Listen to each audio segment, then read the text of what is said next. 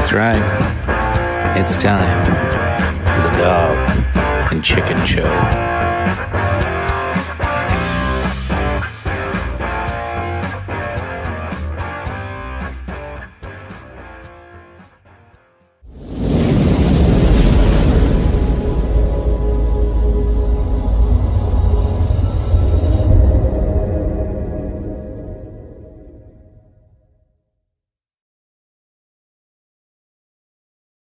Welcome back, ladies and gentlemen. This is episode 58 of the Dog and Chicken Show. Phil is muted to start it off, so we're doing this the right way. Oops, sorry.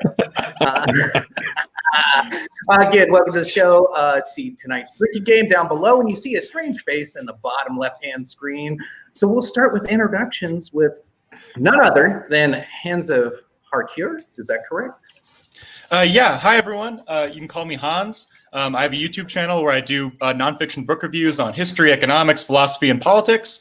And I'm really thankful to the guys for having me on tonight. And I'm drinking rum and Coke, and I got a couple of shots of Fireball waiting in the wings. Oh, wow. Bringing up shots. I like him already. Damn. Nice. Damn. Tell me what you got tonight. I'm sorry. I'm a little taken aback by Hans's intro there. If that were Phil, it would have taken at least another 8 minutes, and we still wouldn't have gotten to the point. So I'm sorry. Right now, I am finishing off a bottle of Dalmore 12 in hopes of getting a later age statement to replace it. Ooh, which will I get? Ooh. Can't wait to find out. And of course, the one, the only Phil KOE. How you doing tonight, sir? Thank you all. I'm doing wonderful this evening. Thank you all, everyone in the audience, for joining us. This is an amazing event where we have come together to discuss the issues of the day. I am the devilishly handsome outlaw himself, your king of extreme, Phil KOE. Tonight we have not only the one and only Chicken, where you can find him at Big Bucket Entertainment, Tony G, where you can find him at Revolutionary Wrestling Podcast, me at KOE Nation. We also have Hans of Harkir gracing us with his presence. Thank you very much, sir. And this evening, there we go, and Tom is in the comments. This evening, in terms of what I am drinking, I am putting the power in you, the people's hands, because I have three choices. The people or the room. I will be drinking either wine, whiskey, or cognac. First one to call it out in the comments decides what I drink tonight. And also, what do you got there? What do you got? What's the selection? I have Kendall Jackson Chardonnay. Kendall Jackson Chardonnay. No matter how much you hate to admit it, if you drink the grape, you're going to come across some KJ. It ain't bad stuff. For Scotch, the Dalmore 15-year aged, the Alexander Murray Co. collection. And for Cognac, Courvoisier VSOP. Cognac de Napoleon. Courvoisier. Yes, we got a vote for whiskey already. Whoa, there we go. It's whiskey. Good job, sir. We have whiskey. So we're drinking some whiskey this evening. Awesome. It is a damn fine whiskey. No, real quick, I guess I didn't say what I was drinking. I'm finishing off a bottle of Templeton Rye right now. I don't have much left, maybe one more drink. But I'm going to have a couple of glasses of scotch with you boys tonight. My favorite, my Jura Superstition. And then I'm going to switch to beer. And I didn't plug this on our last episode. This is probably my new favorite beer. This is out of Wisconsin. It's called Spotted Cow. This stuff is just amazing. Let me get a little closer to the camera there. Spotted Cow out of Wisconsin. This stuff is so good, so smooth. It's pretty potent, though. It'll get you drunk, that's for sure. I love how you're starting out with Templeton Rye, and after episode 50 went off the air and we did an hour-and-a-half long rye flight, you're like, yeah, I don't think I'm going to be drinking any rye anytime soon. Literally the next week you finished off the bottle that Bill left. Yeah. So, and now you have another. So that really stuck. Yeah. Yeah, that's how it goes. I'm a bit of a drinker for sure. So drinking game, the words down below. I want to give a little context to a couple of them. So in Nebraska, they had signed petitions to allow legalization of a certain Schedule I drug, and the Nebraska Supreme Court just struck it down. Yep, because that's what we do in Nebraska. We don't like helping people that actually might need it. Fuck them. Fuck them, assholes. I have some overcome that shit with the power of your mind alone and Jesus. What do you got there, Phil? I have some kinfolk that live out in California, and they've been, way ahead of any other state on the legalization front. And I kind of joke around with them. It's like, nah, Nebraska, Missouri, and like Alabama and Kansas. We're going to be in a race for last place as to who's going to cross that finish line, unfortunately. So I'm thinking Kansas. Kansas is... They've got a good reputation of being, like, for lack of better terms, teetotalers. That's where a lot of the teetotalers came from the original temperance movement. So that's a good question, Cole. Who the fuck lives in there? Well, 2 out of 4 on the screen, so that accounts for 2 out of 4 ain't bad. Yeah, so I joked with Tom one time, like, Tom, if this COVID thing ever gets done, it wasn't a joke, I was serious, but it's like, if we ever get done with this thing and there's a big event, sporting event of some kind that happens in Atlanta, we'll totally do a meetup. And if there's for any reason you happen to be out in Nebraska, I'm sure you got a ton of them. They're going to just be falling from the sky. All these reasons you need to be coming to Nebraska. We'll totally meet up. So yeah, I gotta do a quick shout out. Tom's got my back in the chat all the time. Anytime my camera sounds like shit or my mic sounds like shit, you guys just go, oh, it sounds really bad, but you don't tell me what it sounds like. Right away, Tom's like, dude, it sounds like it's your camera mic again. Fixed it. Boom. Done. Thanks, Tom. I told you it sounded off before we even went on the air. Yeah, it sounded like you said, I can hear a bunch of background noise. Like you didn't say. I'm sorry, I'm not like in your back pocket fucking fixing things for you. I was just trying to help, and apparently your boy crush on Tom. Sorry. Well, you don't love I'm me. going to be playing a little bit of Tom tonight. I'm sure on we're some of the like conversations. 2/5 of the population, sir. Hey, Tony, did you remember to turn the light off? The one Nebraska light? Did you remember to turn it off? No, hang on, I got it. Shit, all right. I was questioning if his kids were interrupting again. I guess we'll pop him out of the screen for a second until he gets back. I'm sure that's what's going just on. A little bit. Or he's using it as that was a great segue. But so let's dive on in. And before we do, Tom, Hans of Harkir, thank you for, God damn it, I'm going to be doing that 3 more times. Hans, thank you for being here. Hans of Harkir, we appreciate you. Is there anything else you'd like to get into an introduction before we dive on in, good sir? I think Hans has one of those stickers, the one to his to the side there. Did you vote twice? Or you plan on voting twice? I have not planned on voting twice. I'm still waiting to mail in my ballot because Pennsylvania doesn't have early voting through mail, and I just moved out of the state, and I plan on still voting absentee, because I don't have time to get set up here. So, I mean, that could definitely be a problem. I think there's a certain interesting concept of voting twice being a felony, and inciting people to vote twice is also considered a felony. So it's really weird. Like if a public figure would say something like that, especially like to millions of followers. Well, yeah, it's the context that matters. Again, we can get into more of that. And Tony's back. Oops, I just kicked him off while he put himself back on. We're fighting over control of the screen. No, it's funny. It's funny. We have got into that a time or two on this show, Han. Such things, and it's odd. It's almost like the best way to go about this would just have an objective system where everybody has one ballot, and on the day that we vote, we show up there. And unless you're an absentee, we don't have a mass mail-in voting because we can't guarantee a lack of fraud at this point. You could say I'm a dreamer, but I'm not the only one. Whoa! There's no fraud going on. Come on, it's a myth. It's a myth.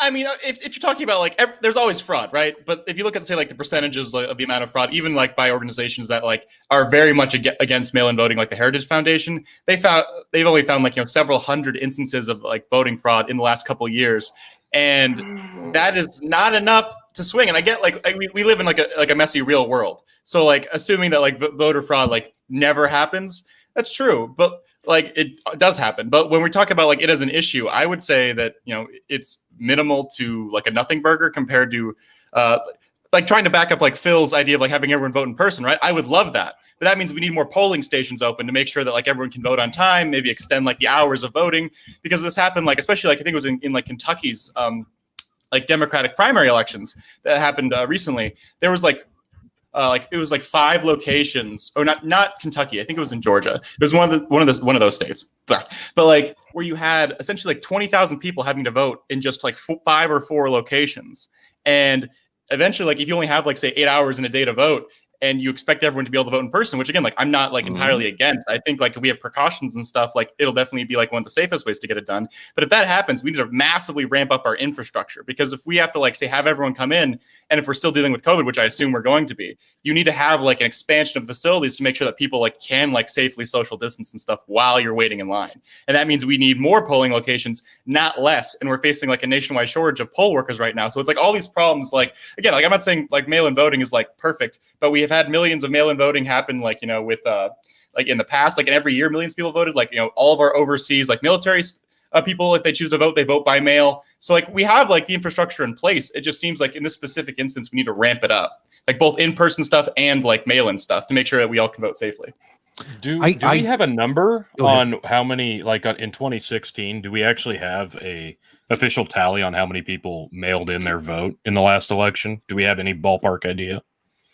I can do a quick Google, 1 second. So while Jamie, he's can we looking that pull up, I don't. Yeah, Jamie, can we pull it? No, I don't disagree with Hans, and I brought this up to Phil, I think, in our post episode 50 show, which we haven't released quite yet because I got to edit a lot. We were really wasted on that one. But brought this up to Phil. We were shit-faced. I brought it up to Phil that I made that exact same point, that how do you expect certain areas to be able to get enough people in to vote when there's not enough polling places?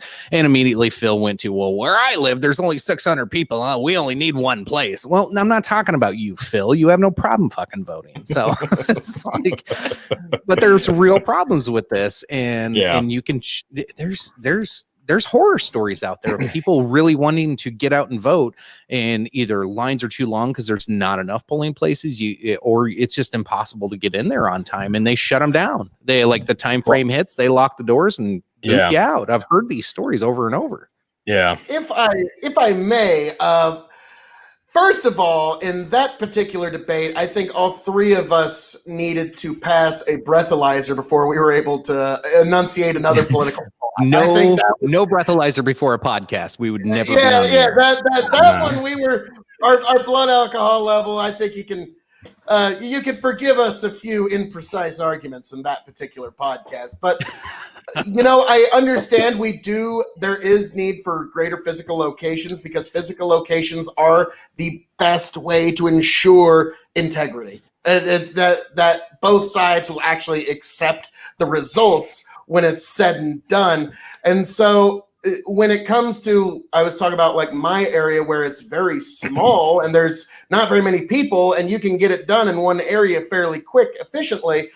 And then when you get to more metropolitan areas, there is that trade-off of how many polling stations are appropriate and how much of it is, the DMV is also not very efficient in large cities. This is the trade-off of having a high population density in certain spots. So we have to find that over a quarter voted by, you know what? That was absentee ballots. So, I mean, that's totally fine. But mass mail-in voting, I just don't see how we can do that efficiently. And go ahead, sir. I found some of the data for this. It's from Pew Research stuff. They have roughly 1 in 5 voters cast a mail-in ballot in 2016, a steady increase from 1996, where 8.2% of voters did so in the states that it was allowed. Wow. So, like, not everywhere, like, obviously has mail-in voting. I think it's most states. But what that means is we see and have like a relatively large infrastructure for at least millions of people. So it seems like relatively normal to like just try and expand that capacity as opposed to like saying that it can't possibly work. And then going off of what Phil said, that there are like issues with populations in terms of cities like and having like effective polling locations. But I would always like in those cases like skew like by overshooting and having too many polling locations, right? And, like having like 20 people at one compared to say like a backup where you have thousands of people like supposed to go to a single polling location in like an 8-hour period on a work day. So like it just feels like if you have to like skew towards one side, I would always be more generous with the number of polling locations. Like, and again, we're limited by the amount of poll workers, right? But that you just need other incentives to get people to work as poll workers for 2 days. So I think another reason it's probably not a bad idea to have more locations, especially in some of these specific areas. Wouldn't anybody think it's probably pretty likely that you're going to see a lot of people just kind of crowded around specific polling places to maybe prevent people from trying to go in to vote? Just a worst case scenario. I mean, we're seeing it daily for no other reason than. You mean the eventual outcome? Tony, the likelihood of what you just said there, it's some polling station in America is pretty much 100% at this point in the climate that we're at. Like, am I saying something controversial here? Like, no. But I think there's ways of dealing with it. I think you're going to hear about it a lot this time around. Just given, like you said, the climate. I want to throw this comment at Phil, just because it's Tom, and I love watching them two go back and forth, even if it's in the comments. But get him, Tom. No, actually, Attorney General Barr has actually even said that there is a very big difference because we're talking about the entirety of the election now being decided by mail-in voting. And again, I'm sorry, but is the argument that the post office is efficient and people don't cheat when it's easy to do so? Like I don't understand that argument at all. It seems like the argument is, if we're steel manning it, is that we've successfully done mail-in voting for millions of people in years past. We've had extremely low levels of voter fraud. It's something where it's like 0.001%. So nothing that could ever like actually influence like even statewide elections as being an issue. So it seems that those two things, if you like take them into account, it seems like the safest option if we're going to get more people. Like, what's the difference between, say, if you had 20% people like vote by mail in 2016, which is like, I don't know how many people voted, it was like 40 million, right? So let's say instead of like 20 million people voting by mail in 2016, we have 50 people vote by mail, like anyone like with a pre-existing condition or underlying problems like that. And then we doubled capacity. But I have like so much faith in like the infrastructure of our nation that if we like just put our ass into gear, put a little bit of extra funding towards the post office, we could get that done in like the next like 2 months instead of lollygagging around. And then suddenly, we won't have everyone vote by mail, but the people who physically can't vote without endangering themselves, it's something like, like half of America has like a pre-existing condition or some shit. Like you really want those people to be able to vote from home or like vote from like a non endangered thing. It's like I have a lot of relatives and stuff who have like type 2 diabetes and shit, and like they're super vulnerable to COVID. So it's like anyone that has like any sort of like pre-existing condition, like you need to like have that option. Like again, like I don't assume that everyone's going to vote because like the same sort of like issues that Phil brought up about like being nervous about like, is my vote going to get lost? Like, is it like potential like for like fraud stuff like happening? So like I get that not everyone's going to do it, but I think we have the current like infrastructure. We just shouldn't break it. We should make it more expansive, specifically for this election cycle. And again, we can talk about the post office and like the history of it. Like I would contend that it's much more of a public utility as opposed to like, a public company. And I think it has immeasurable value for people, especially those like living in rural areas, for like exactly this purpose. I've got the Tony's the mailman, by the way. It's just Tony. me. He's I dumping them all in the gather it trash up. can. He's the moderate in Whoever Nebraska. the one is that's dumping the fucking advantages on my steps every week, that's the one I want to know who to be. Isn't that But, annoying? according to Stupid it is. pieces According of to paper. CNET has this as the description. So what's the real difference between absentee ballots and mail-in voting? Typically, absentee ballots refer to ballots that are requested, then mailed when a person can't vote in person, aka this person requested it because they couldn't physically go.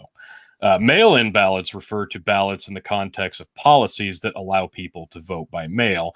And the difference here being, specifically this year, we have a nationwide, worldwide pandemic. So it's just kind of a default. They're offering at a very, very large alarming rate. Hey, anytime I jump on Instagram or to switch my account, hey, did you want a mail-in ballot? Hey, did you want to mail it? I'm like, motherfucker, you don't even know who I am. So I guess that's the big difference, requesting versus being it force-fed to you. And especially like in our small rural town of 2,200 people, we had a big kerfuffle here in the last several years over an expansion to the high school. They wanted to add a weight room expansion, a wrestling room, so on and so forth. We wanted this big multi-million-dollar project. It kept getting voted down because it was going to hurt the farm owners, the landowners, so largely, because a lot of these farmers that own a ton of ground, yeah, it was going to hurt them, but it was the guys that didn't own a lot of ground and really needed to farm that ground to get by, to make the ends meet. It could have potentially bankrupted some people. So the last time out, they kind of snuck this in. They set a drop box outside of the courthouse, and they mailed out the ballots without really even throwing the idea out there to talk about it first. They just did it. It still failed, but like this is just a town of 2,200. That's kind of what we're looking at on a nationwide scale here. Like if you jump on social media, you can. I'm getting the message. Hey, do you want a ballot? Do you want us to mail you a ballot? I've already gotten mail that said, do you want me to mail you a ballot? So it's kind of being shoved at us, like forced at us. And I think that's where a lot of the concern comes from. Real fast in like 10 seconds. This is the Squirrel Master Classic Championship belt I won this last winter. It was for hunting the most successful, killing the biggest 5 squirrels that weighed the most. Thank you very much. I'm a hero. He killed some rodents. Now, Bill's got a bigger belt. If I may, also just last This will be weekend, 5 minutes, by the way. I folks. won the Revolutionary Wrestling Podcast Championship from that rapscallion ne'er-do-well Tony G, and I have become the official champion, the undisputed, multiversal world's heavyweight champion, the champion of You this can mute or him any other anytime, universe. Thank you, sir. So yes, Can I? Oh, fuck yeah, I can. I forgot about that. Yeah. around for the better since I've won this belt. Mute gate is real. and- Let's get back on topic. But yes, check us out Yeah. over at Revolutionary Wrestling Podcast sometimes, folks. It's good fun. Yeah, it was a pretty controversial title win, so that's all I'll say. Whether by inch or mile, a victory's a victory. Catching up on some comments here. So Tom says, yes, we'll do it on a bigger scale. That doesn't mean there is a difference in the name. So I want to clarify that is different states have different regulations on how they allow whether it be an absentee or a mail-in vote and verification process. Some have none, some have very rigorous ones. So maybe let's pop it up. We're talking about universal mail-in voting as described by Nancy Pelosi, which is, from what I understand, there's like no regulations and no verification. That is what scares me. Now, I understand And I agree. I'm in the midst of moving. I don't know if I'm going to have a permanent residence where I'm going before November. And I was a dumbass and didn't register to vote in the state that I moved to after the last election. So I'm like, do I spend the money and the time and register to vote here, even though I'm going to have to change my license again and register to vote where I'm going to have to move possibly before election day? I would rather just request a mail-in ballot. Maybe this is just because I'm a lazy bastard, and I might be taking advantage of the system at this point. That's fair. But if Nebraska would allow it, I'm going to ask for a mail-in ballot and just mail it in. I'm just going to mail mine in. I know Phil's going to hate me for it, but it's well, given the circumstances, voting is important enough to you that you're going that extra step. Some people aren't going to even bother to do that. I tripped over the first step. That's why I have to go an extra step. But to be fair, but you're still making the effort to vote, which is really the important thing. So yes. I'm doing my basic civil duty. Yeah, exactly. Yeah. What an awful thing to do. Go ahead, Hans. I think I haven't read like her specific proposal on this, but say like in terms of like universal mail-in voting, I think there is a good idea in terms of just making it easier for people to vote. So there are issues like making sure that the election is secure, making sure that things can be counted like within like a specific amount of time, making sure that if you request a mail-in ballot, then you can't like vote in person again, right? Like there's like different things like you should be on your polling place. Kind of like Trump had said, hey, if it's so secure, do your mail-in vote and then try to vote again, because if it's that secure, they'll turn you away, right? I understand like the framing of why like you would like that's the most like absolute charitable position like you could grant to him. I would still say that asking your supporters to do this like it's a haphazard experiment. Like there's no control. There's it's pretty dangerous, isn't it? Yeah, it is. So it's like I don't want to give him like brownie points for like a pretty fucking stupid idea. Like I think like so it's like.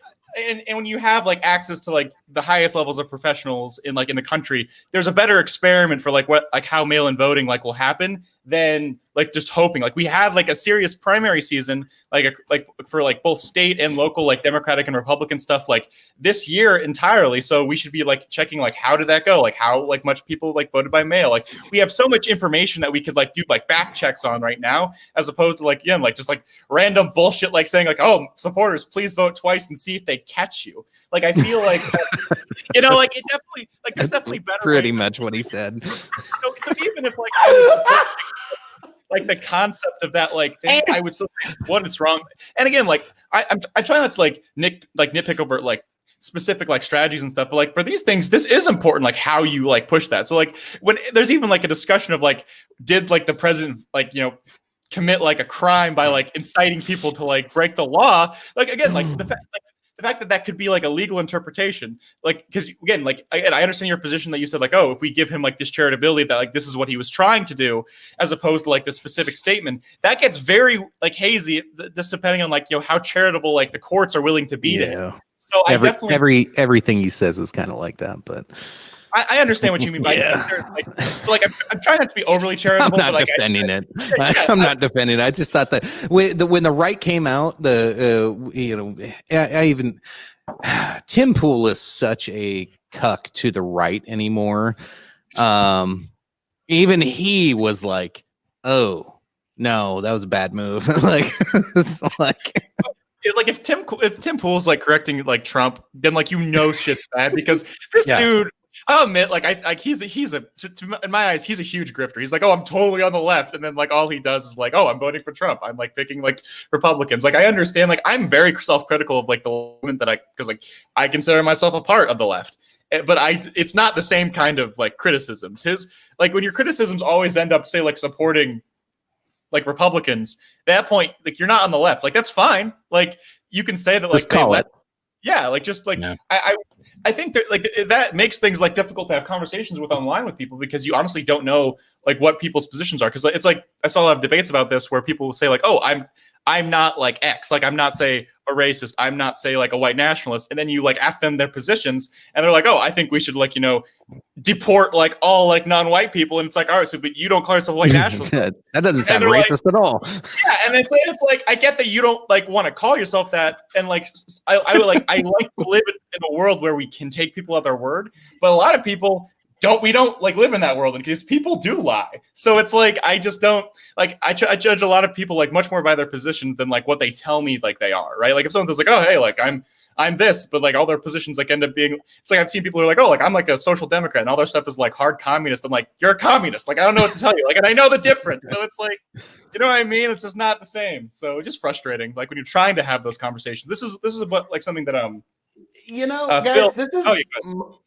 this is my kind of take on Tim Pool, and I want you to kind of go along with me here. This is Joe Rogan explaining what happened to Andrew Dice Clay. Now, I don't know if you know who this guy is. He's a comedian from the 80s. He's hickory dock. And you can't say most of his jokes. So. Yeah. But long story short, he used to just be a guy that would come up on stage and he'd do a bunch of different characters. And the Dice Man was just one of his characters.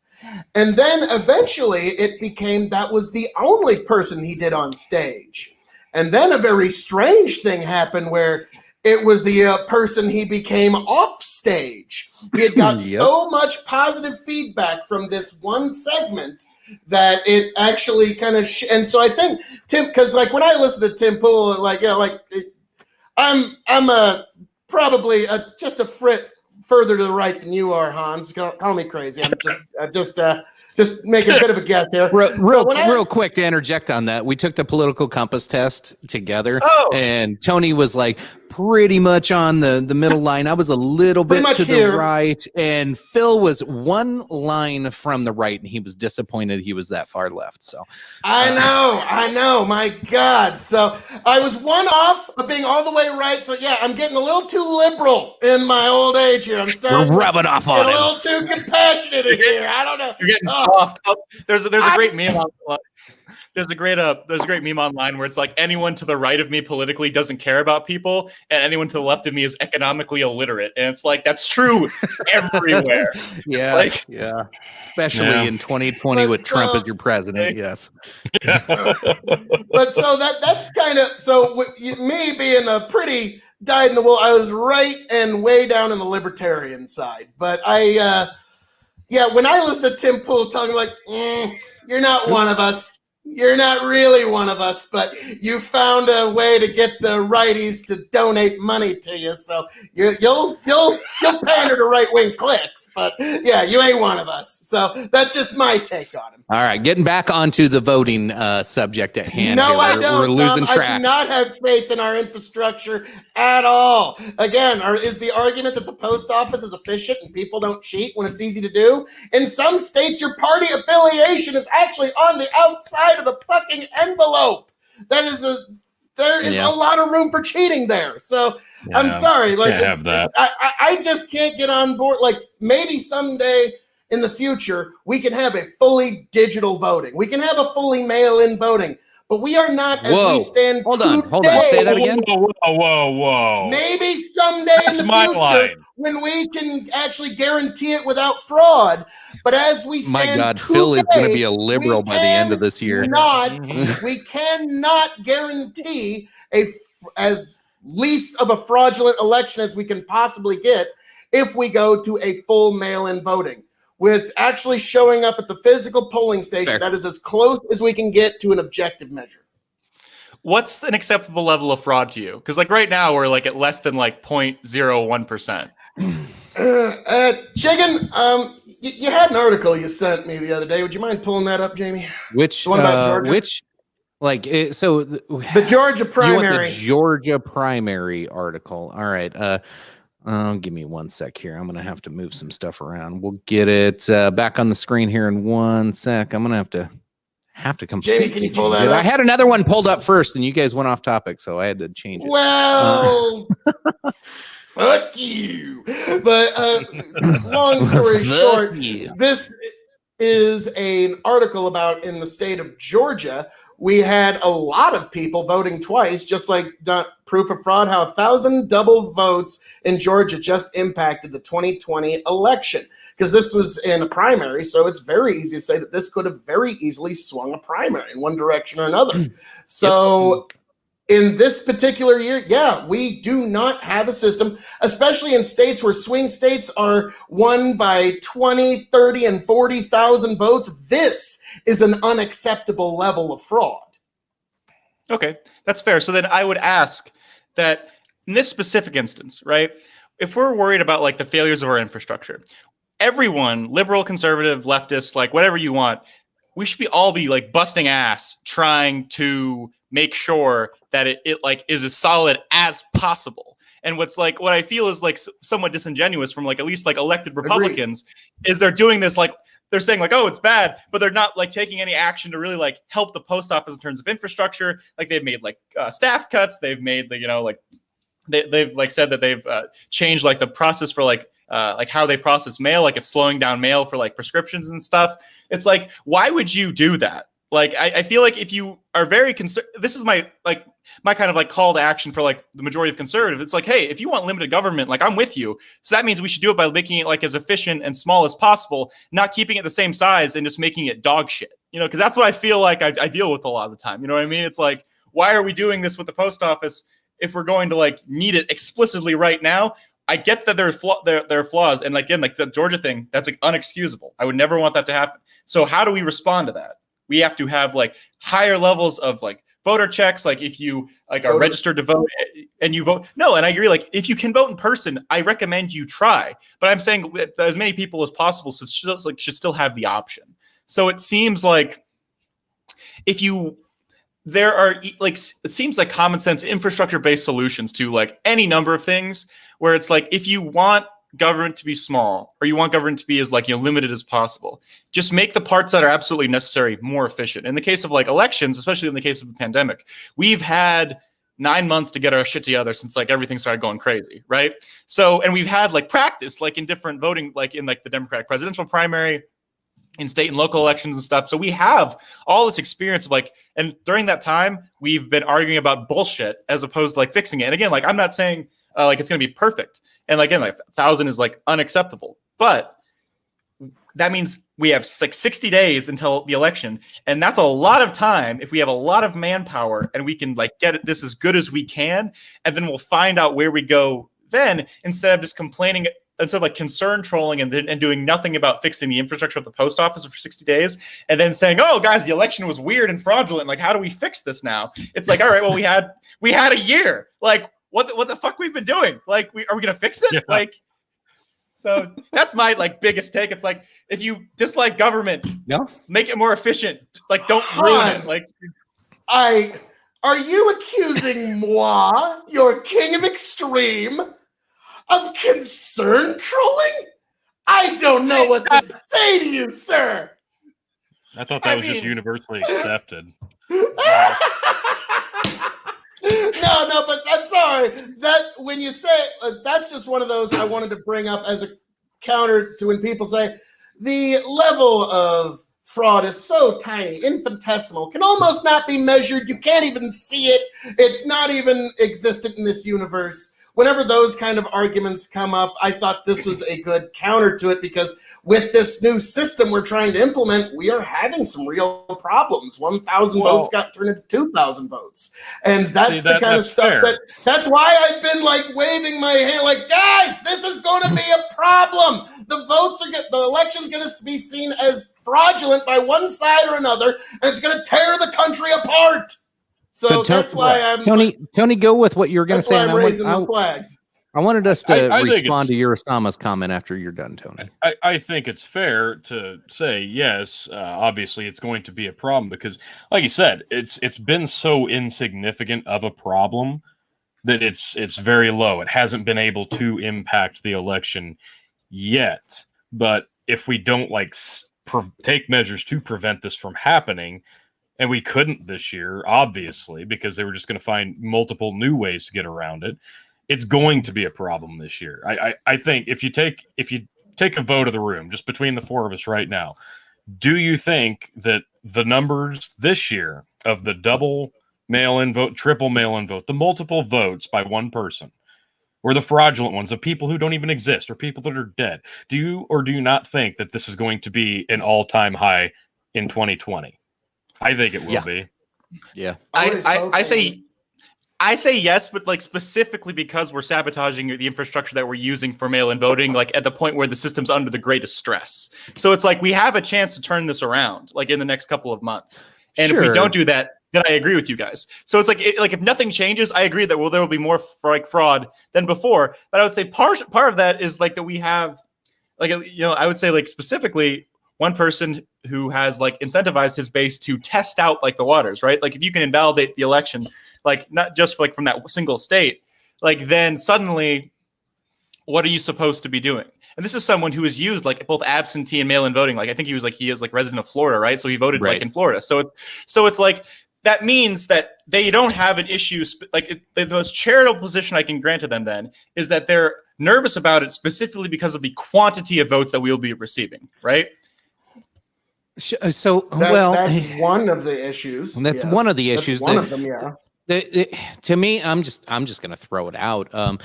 It depends on who you listen to. If you go to CNN or watch what's that douchebag's name, David Pakman, who's just a Biden. Oh God, I don't want to get that way too early. I don't want to drop the C word too damn early. He is. Everything is just Trump this, Trump that. Orange man bad. Anyway, but like depending if you watch them, Trump has a 12-point deficit against Biden in the popular vote. Well, why do you keep talking about the popular vote? That doesn't matter. When you actually break it down and you look at, say, what it comes down to electoral college and put that together, and of course you got your swing states, but you try to quantify it. So Biden could still have a 1 to 3% lead, and there's still more likely of a chance that Trump wins the electoral college. Then you get to 4 to 6%, and then it goes down to Trump winning is like 35% chance. So when you start doing electoral college, because that's what fucking matters, that's why the right is so concerned about this, because we know it's going to be a close election and Trump's likely going to lose the popular vote. The way it's looking, the polls do look that way. Maybe not. We'll see. The silent majority may come out. But the evidence, I think the silent majority is bigger than it's ever Jesus, been. I didn't think that would be the contentious part of what I said. But we'll see what happens. We got 60 days. We got a lot of shit happens in the next 2 months, right? This shit could go either way. God knows what could happen. But that's why the contention's so high with this mail-in thing, and all it is a ploy to get people to not trust each other, right? That's all that any of this has ever been for the last 6 months is don't trust a Democrat because they want to burn down your city. Well, don't trust a Republican because they're obviously racist. That's all of this ever fucking has been. All right? Like, sorry. I just showed you my fucking hand and threw it out there and tell me I'm wrong. No, I don't think you're wrong. We do have some comments though. We need to touch on. Yeah, we got to catch up. I did want to address Urasamas here. They're making so many changes to voting that half the country is against it. That just seems plain wrong. Don't disagree. There should agree at least a bit, and they may be trying to egg on even more division with it. Boom. Absolutely. That's exactly what I was just saying. Yeah. Washcloth, welcome back. I did like that too. Anything you want to say to either of those comments, fellas? Before we move on, there's plenty of other ones. Let's not let the Supreme Court decide who's president again. That would be nice. Yeah. I would just as soon now the problem is I think Pennsylvania is going to go to the courts. Just regardless of who actually wins that night, it's going to the courts, guaranteed.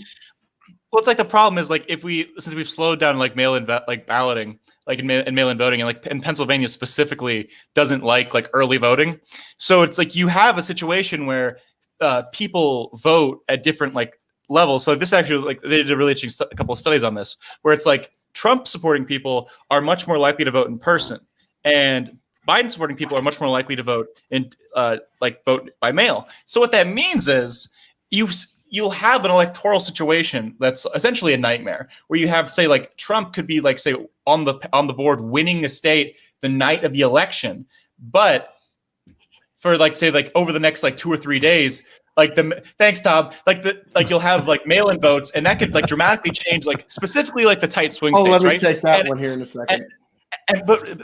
We've never like specifically had a situation like that where you have like a potential contention, because here's what's going to happen, right? So like whether it's like legal, whether it's like real or not, right?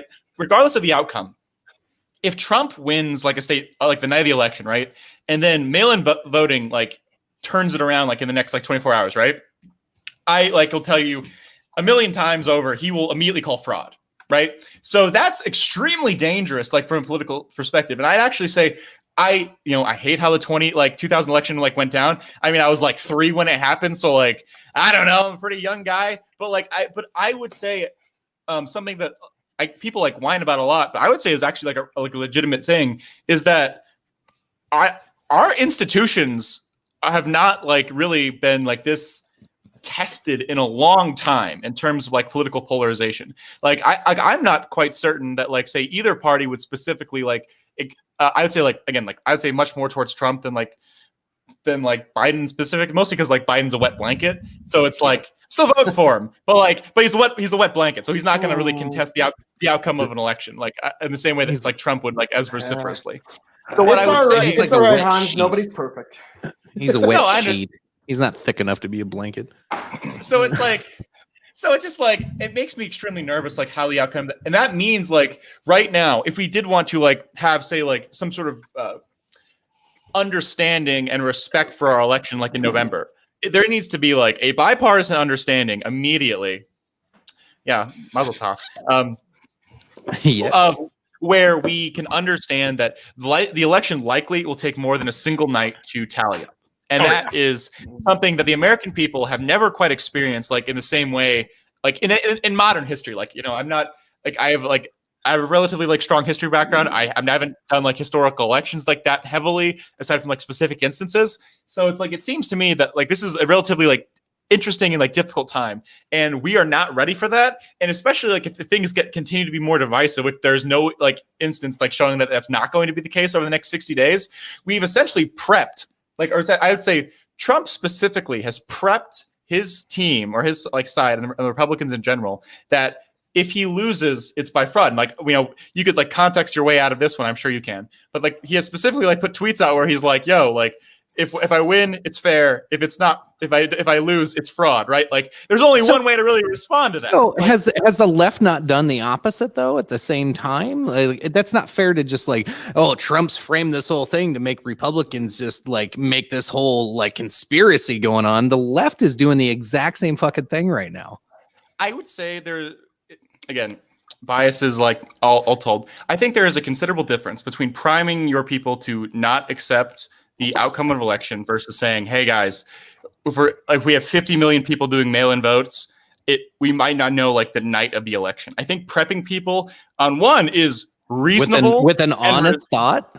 Yes, I think. Okay, so I would say like Biden Democrats. Okay, so in terms of like my political like theory of politics, very few people are honest. Everyone's very much concerned with power. Like I don't just mean like, like everyone wants to be like a dictator. What I mean is like wielding political power is like a serious thing that a lot of like political scientists and like regular people don't really understand. So when you talk about say like wielding like the power of like the courts or wielding the power of like the Justice Department, like decisions that Barr and Trump make like are specific like instances like where they're wielding power, like whether they choose to like use their executive branch to like weaken certain institutions, whether it's like the EPA, other things, like if you like install somebody that like doesn't do a government's function, that's wielding political power in a way that like most Americans don't really understand. Because like it's not legislative stuff.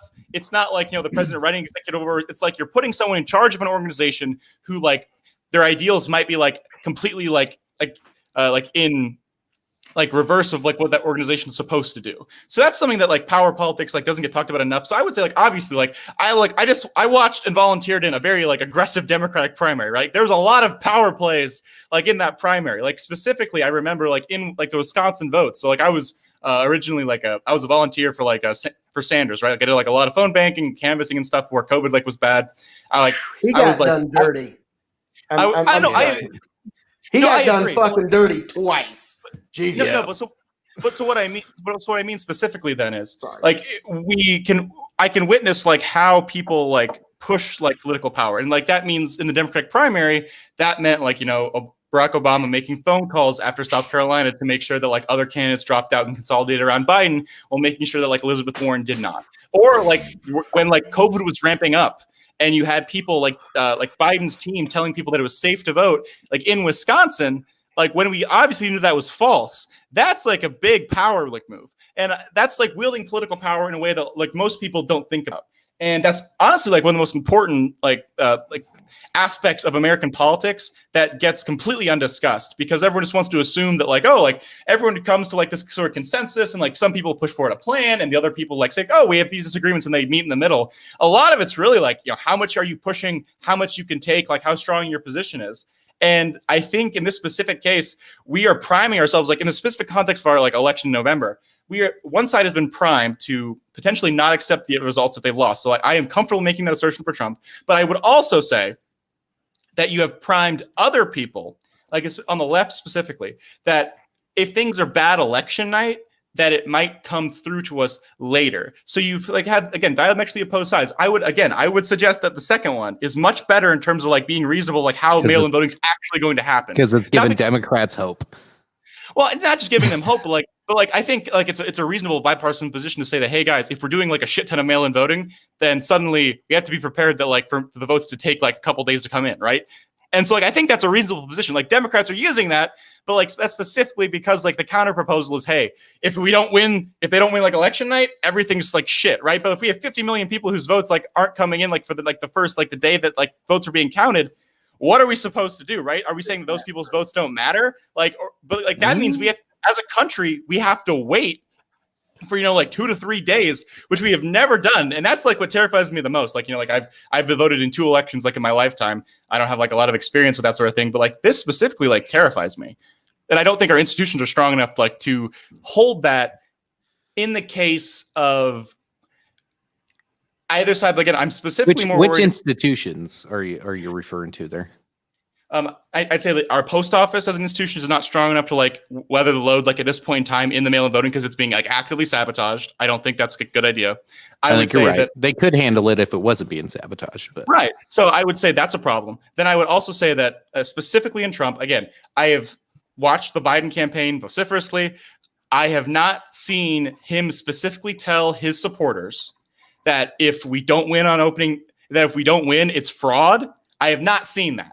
So well, that's again, because you missed his coded wording. He said, "Waffle bitches down my knee. Corn cob was a bad boy." But that's what he was trying to say. You just missed. I understand what you mean. My counter to that would be he doesn't really need to when he has a sympathetic media that will say it for him. Where it's like, are we going to have the military remove President Trump? And in regards to priming people to not concede an election, Irasama has a great point. I mean, whether you disagree with it or not, there's millions, tens of millions, probably 70 million people in this country that would agree with the idea that the Mueller and the impeachment hearing and all of that was really just Democrats not willing to accept the fact that they lost 2016. And like a Super Bowl team who your guy lost just barely, you're trying to find ways to push your guy over the top and still say you can still take a moral victory. And so that's, if you're talking about priming people to not accept an election, there's a lot of folks on the left that have been primed for 4 years now to not accept an election result at all. So that would be my counter. Well, they didn't accept the last one at all. That's why we have been trying for 4 years to impeach the president on any grounds possible. And it's been a swing and a miss so far for 4 years. But they didn't accept the last election, even though they couldn't do anything but accept it. Then the goal shifted from, well, we can't contest it now. So now it's just about getting him the fuck out of there by any means necessary. And it didn't happen for him. So now we've come to election season. And conveniently, this is going to be one of the most controversial elections probably the most controversial by the time it's all said and done. And when the dust settles, like Phil said, nobody's going to accept the outcome because there's so many variables at play here that everybody's going to cry foul. And then when the next tally is counted up and it shifts in a different way, then the other side's going to say, oh, well, we didn't really mean that, but we're okay with the results now. So now it's okay. And then the other side will cry foul. It's going to be a fucking disaster. And I can't wait to see it. I think So Tom's got terrible comments once again. Yeah, fake news media, defund CNN, kill all black people, Trump 2020. Would you like to go on the take me out of record, context Tom? just because Now, I here's read the that? unfortunate reality, Tom. Actually, Richard Spencer, the country's most famous racist and white nationalist, Just has endorsed officially Biden. Joe Biden and will be voting a straight Democrat ticket. So I'm afraid, I know you thought you had a great troll line, but it's just been crushed like a autumn leaf in the wind. But if we care about context, like if you like watch like as to why he like has that position, he literally said the reason why he's voting Biden is because Trump has failed and he's not effective enough at like doing his like white nationalist goals. So like that was like if we give a shit about context, Thank you, Richard Spencer. Trump. The state of California is trying to rescind civil rights legislation so people can actually be discriminated against. I'm It's sorry, actually on Hans, that was ballot the this worst particular defense fall. of it. And so yeah, that's like, right that's up real. Richard Spencer's alley. So I can understand why he's. I'm saying voting that was the straight worst Democrat. defense of it because it just proves that Trump's not racist. That was No. like that. Or not No, racist Furthers enough, the idea that he's depending on not your- racist. okay, so okay, And he let- thinks let- Biden let me expand. might be more racist. No, and help him Hans, I cause understand, but you ain't gonna out troll the king of troll. I mean, you just I'm not trying gonna to. go What I'm there. specific. No, I'm what I saying he's not specifically gonna. Okay, so like let me give you an example as to why he thinks Trump is incompetent. So his like actual goal is that Biden like gets in, and then the next like a Republican like guy who's like Trump style Republican, like I would say like it's like say either Senator Tom Cotton or Senator Josh Hawley. I'd say they're both much more intelligent than Trump is. So like I would say that his goal specifically, this is kind of what some people like on the left did like in the last election, was that you like put like the opposite side in, hoping that like it incentivizes your side to grow like in power. That was a failure for the left, like from 2016 to 2020. What does the right need more incentive for right now to grow in power than what's going on with the media and these institutions that we keep talking about? Like the right is growing faster than ever because of what's going on right now, because of arguably Trump. Even if they don't like Trump, I've seen never Trumper lefties switch to the Republican Party because of the shit they're seeing going on across the country. It has nothing to do with Trump, but they're supporting Republicans now, not Trump. But they'll support Republicans because the left has moved so far left, and they really have. Like it's really hard to argue that they haven't. You like it's. But it depends on what issue. So like if you're talking about so like issues that matter.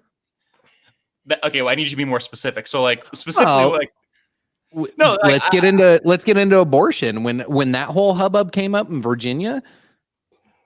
Oh, like the anti-abortion law where it was like yeah. Okay. So that was terrible for the Democrats. I know most Democrats don't believe that necessarily. Some do, some don't.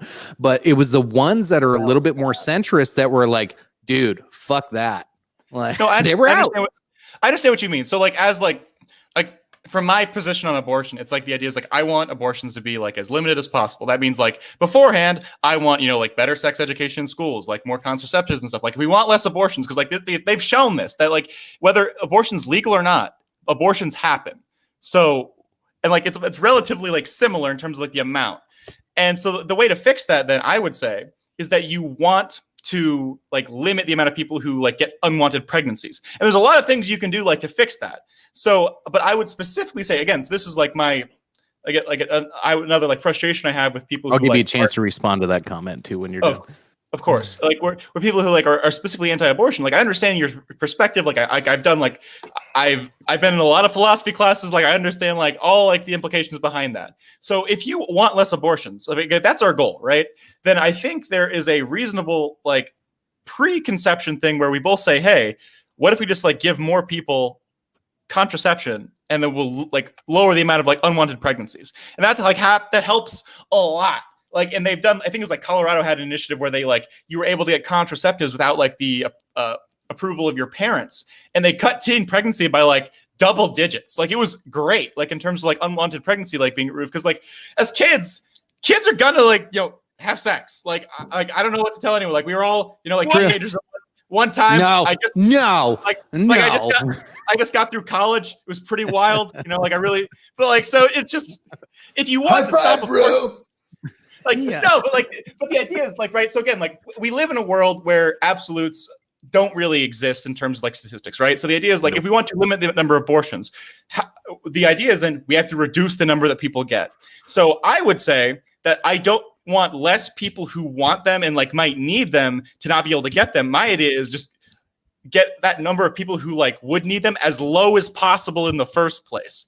And at that point, like it's like like for all of her faults, like she's a corrupt war criminal, all sorts of stuff. Like Clinton said, like one time was like keep abortions like safe, legal, and rare, as opposed to like back alley clothes hanger abortions.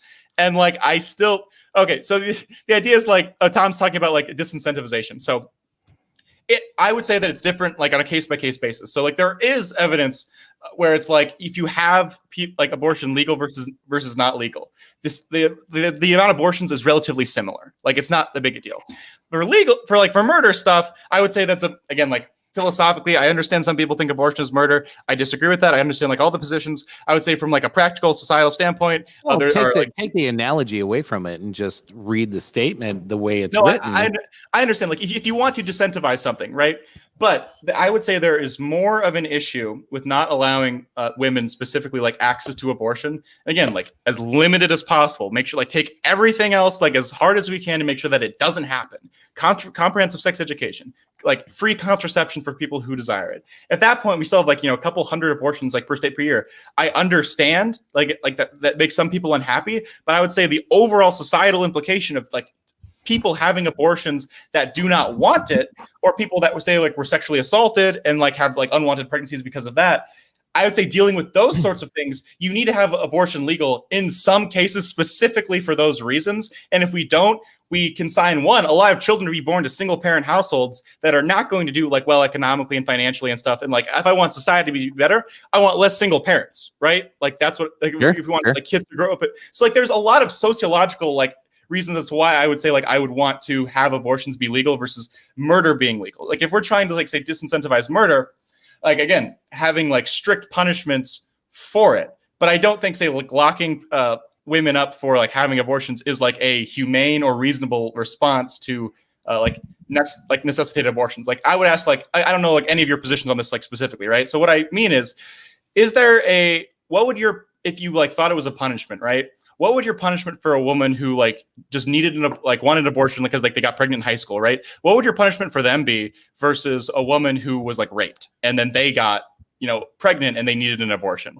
Like, would you say that one is worth like imprisonment and one is not? If not, then you've agreed to me that like there is some context where it should be legal, and that means like it could be something as simple as like your partner not telling you like they're using contraceptive, right? So what I mean is it seems like there's like there's a spectrum. Again, like I understand like people like bilateral choices, like either it's good or it's bad. If my goal is like to limit it, I don't want like an abortion like clinic on every corner, but I want to make sure that like we do all the things beforehand to like to limit the number of people who might need it, and then make sure that it's available for the people who do need it for those specific circumstances. So first thing I want to say, folks, those of you on YouTube, make sure you're subscribed, like the video, all that good stuff. We found somebody who's longer winded than Phil. Fucking thank you, Hans. Oh, that sounds like a challenge. I'm really sorry. I have a tendency to ramble. Like no. It's good because we can follow it. Like it's good because what's the I can't remember the phrase. I busted into the Scotch and I can't remember, but those who use uncommon words shouldn't be trusted or whatever. But you speak everybody's language, which is good. So even though you speak fast and you speak a lot, it's understandable. So I appreciate that. Thank you, Hans. It wasn't a slide. I was just giving Phil shit more than anything. I was like, I'm trying to No. I was giving Phil shit more than anything. We do have a lot of comments to catch up on, though. We're falling a little bit behind. There's a couple I want to respond to. So there's one I do want to bring up this because I think we skipped over it. Tony, thanks for calling it out to me. Mark Goddard mentioned, did you see the Colorado suing the post office over delays? If so, what are your thoughts? I did not personally see that one. I have not, and I'm gonna go refill my drink. So if you guys want to hit like questions like directed towards either of you three, that'd be awesome. I'll be right back. Sounds good, bud. Rock and Sounds roll. good. Tony, Phil, did you guys see anything about that Colorado thing? I didn't No, hear but about it's it. to be expected. I mean, you Yeah, can, that's going to happen, especially in a state of all mail-in voting on a That's year what I as wanted to ask contentious as about. this. Like, It's just- going to court. just Colorado's strictly mail-in voting, and how long have they been doing that? Oh God, that's scary to find out. That Couple one of- was Because I think that's important when we want to, like, I got to understand that each 50 individual state is a different state. It's a different culture. It's a different area altogether. Things are just done differently state by state. That's why we have states. But I think that's a pretty important logistic to look at in the grand scheme, especially this year, considering how many mail-in votes are going to be sent back in. Yeah. So yeah, that's something we definitely need to look a little bit into. I think that's a very unique I'm and down with important looking into topic. that. Washcloth, when we were talking about Dems leaving to the right, said, I can argue that. I challenged him, and Washcloth, thank you. This is your second week joining the show and commenting, so I appreciate it. Again, we are on Twitch as well. This is only our second I show want to on respond Twitch. to this one. He says, because I'm actually left wing and find I about said something terrible. The And decrepits. find the Democrats completely disappointing. Democrats are just 90s Republicans. Phil, go ahead. I want to respond to this. There's a lot that's correct with this washcloth because I've noticed that the Democrats, the far left of today, really does resemble the far right of the late 90s, in which you've got a lot of humorless, easily offended people that go, you shouldn't say that. That's inappropriate. You're not allowed to enjoy this. You're not allowed to enjoy the that. righteous. You're not allowed to enjoy this either. So it's very strange how it's come full circle. And oddly enough, support for It's Trump is turned the into hang on. The support for Trump is the new punk rock. I don't know how we got here. I don't know how we did. But I'm sorry. Like Hans, you might have missed it, but no, the far left really resembles the far right of the late 90s. That offends me. You shouldn't say that. You're not allowed to enjoy this. That's very inappropriate. And so yes, the far left really does. It's odd how it's all come full circle, and now the far left is easily offended, humorless fucking buzzkills of any party. Funny how Hans that is works. chomping at the bit. Oh, I'm ready. Okay, so Go. again, I totally understand that there are certain people on the left who are like ridiculously humorless. They like are easily offended. They don't like dealing with people who like disagree with them. There's like an issue that's happening like in the left right now of whether or not like we're an activist space or like specifically a safe space. Like I'm someone who like wants to push like those ideas like and try and like have like discussions with people. But other people like find the left like an inclusive space where they can like feel safe to be themselves and like not be like discriminated against or some other like shit like that.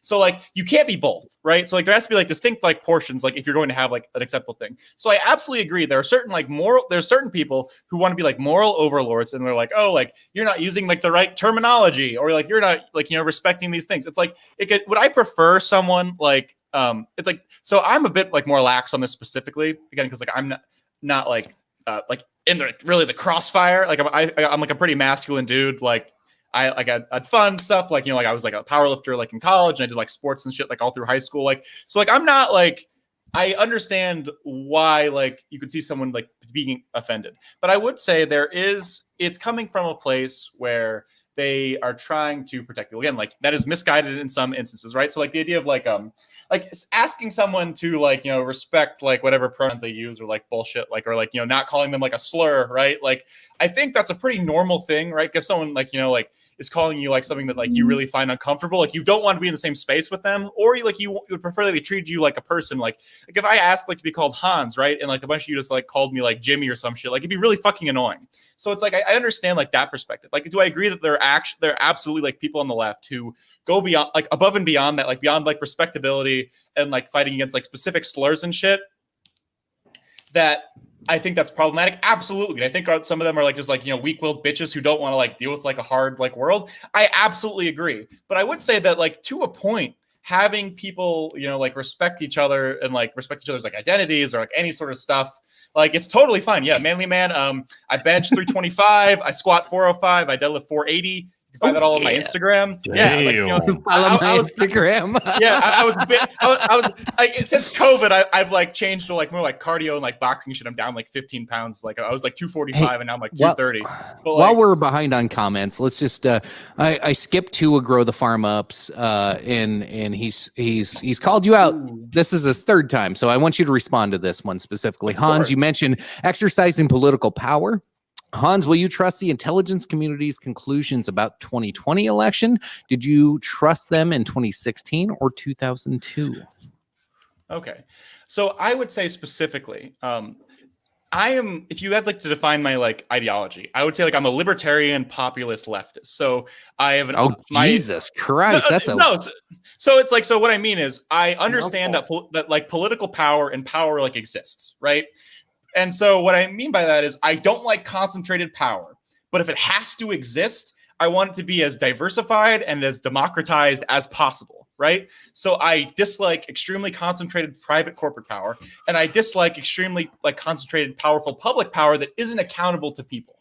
So what that means is I am nervous about the intelligence committee. Like I have done a lot of reading. Like I know exactly how like, you know, the United States like intelligence like community has like destroyed like left-wing governments the world over during the Cold War. Like I did a lot of reading on South America. Like that shit's bad. Like I totally understand. Like I have a personal incentive of like distrusting them.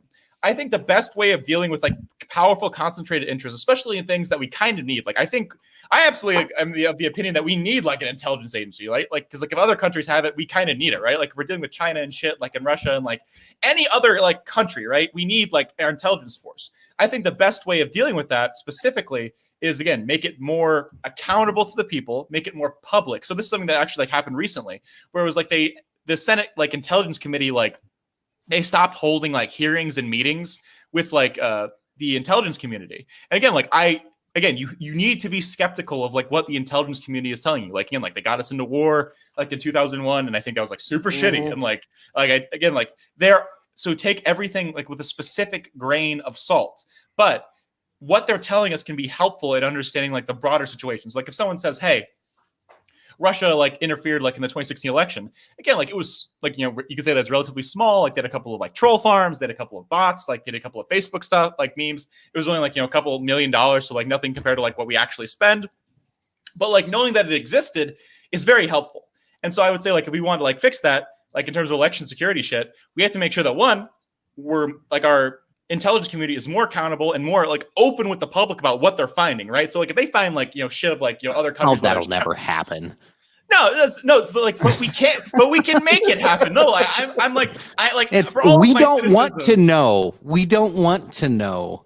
We got to start wanting. Otherwise, like we're all like most people. I'm serious. Can't, it's the you can't handle the truth. Like that's the truth though. Most people, if they knew half the shit that was really going on, even the shit we talk about, like there's people out there that don't understand half. Like I don't think most of us are disagreeing on anything tonight for the most part, other than maybe abortion and a couple other things. We'll get back into that. There's still a lot of comments there, but like I was about to say, we hadn't kicked that culture war dumpster fire quite hard enough, have we? I have like so many more topics. You know what I've found out and what I've realized so far? We're an hour and 13 minutes in.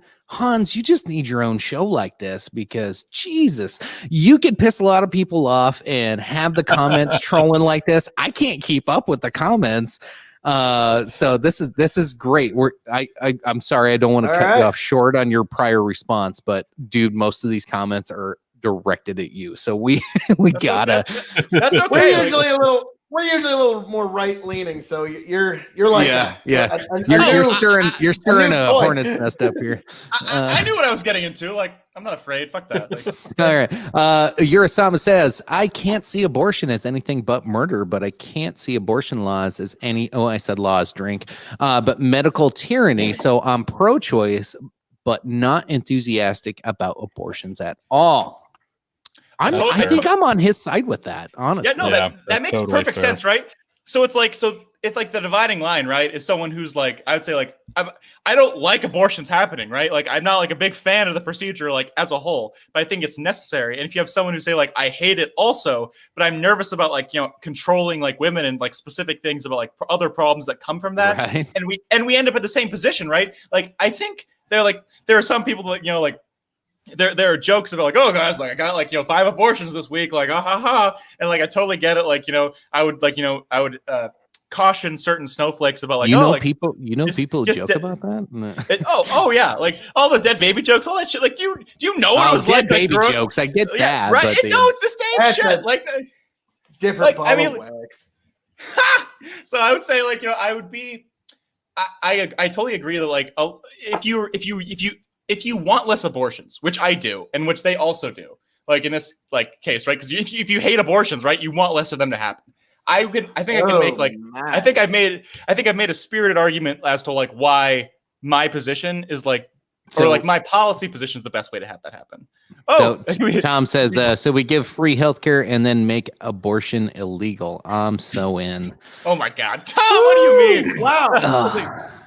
I think Tom, he likes to set people up on these impossible exchanges. Like, so which one you gonna choose? Which one you gonna take? And Tom likes the debate things. Now, I do want to respond something to you, Hans, in our gun control debate. This is also in keeping with this question. Dude, now, how did we go from Give me a second. We went from mail-in votes to abortion. Now we're going to guns. What the fuck is going on? Let's go. How this works, bro. That's how I'm trying to keep this shit on track. So, we still got comments to go through. Damn it, Phil. Emmy fucking who? So Hans, you were saying if I had somehow, and I don't believe I did, but This just in response better have to you, something to do with I had something. somehow argued myself into, if we're going to agree that we're going to have a Second Amendment, I've somehow argued myself into free healthcare or universal healthcare. I know I'm being very uncharitable to your argument here, but I'm just trying to summarize it in as few words as possible. But my response to you is, even if I did, which I don't believe I did, don't give a shit. Enjoy your free healthcare. We ain't touching the Second Amendment, yo. Yeah. So that was my response to that. So that's what it was. Our own kind of choice thing, and that's just my don't give a shit. Enjoy your free healthcare if that's the case. I'm All we ain't right. touching the Second Amendment. Let's So, get let's to the roll next through one here. these comments. Amanda pops up and says, Amanda, welcome back. We haven't seen you in a while. Hopefully you paid your rent. If you tried to tell men what to do with their bodies, y'all would be outraged. So don't tell me what to do with my fucking body. I like, it's hard to argue with that. Dude. I mean, just think of the mask. Not Travis did immediately.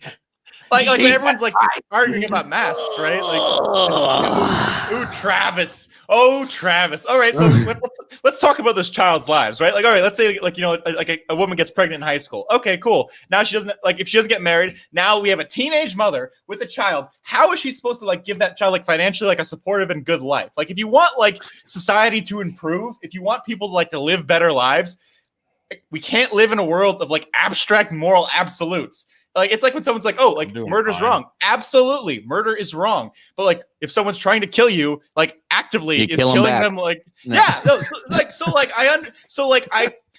it's frustrating to me, like specifically because like I have like certain like, it's like everyone has principles, right? But I think most people don't do like the second like level of thinking where you're like, all right, so how do I make those principles like practical in reality?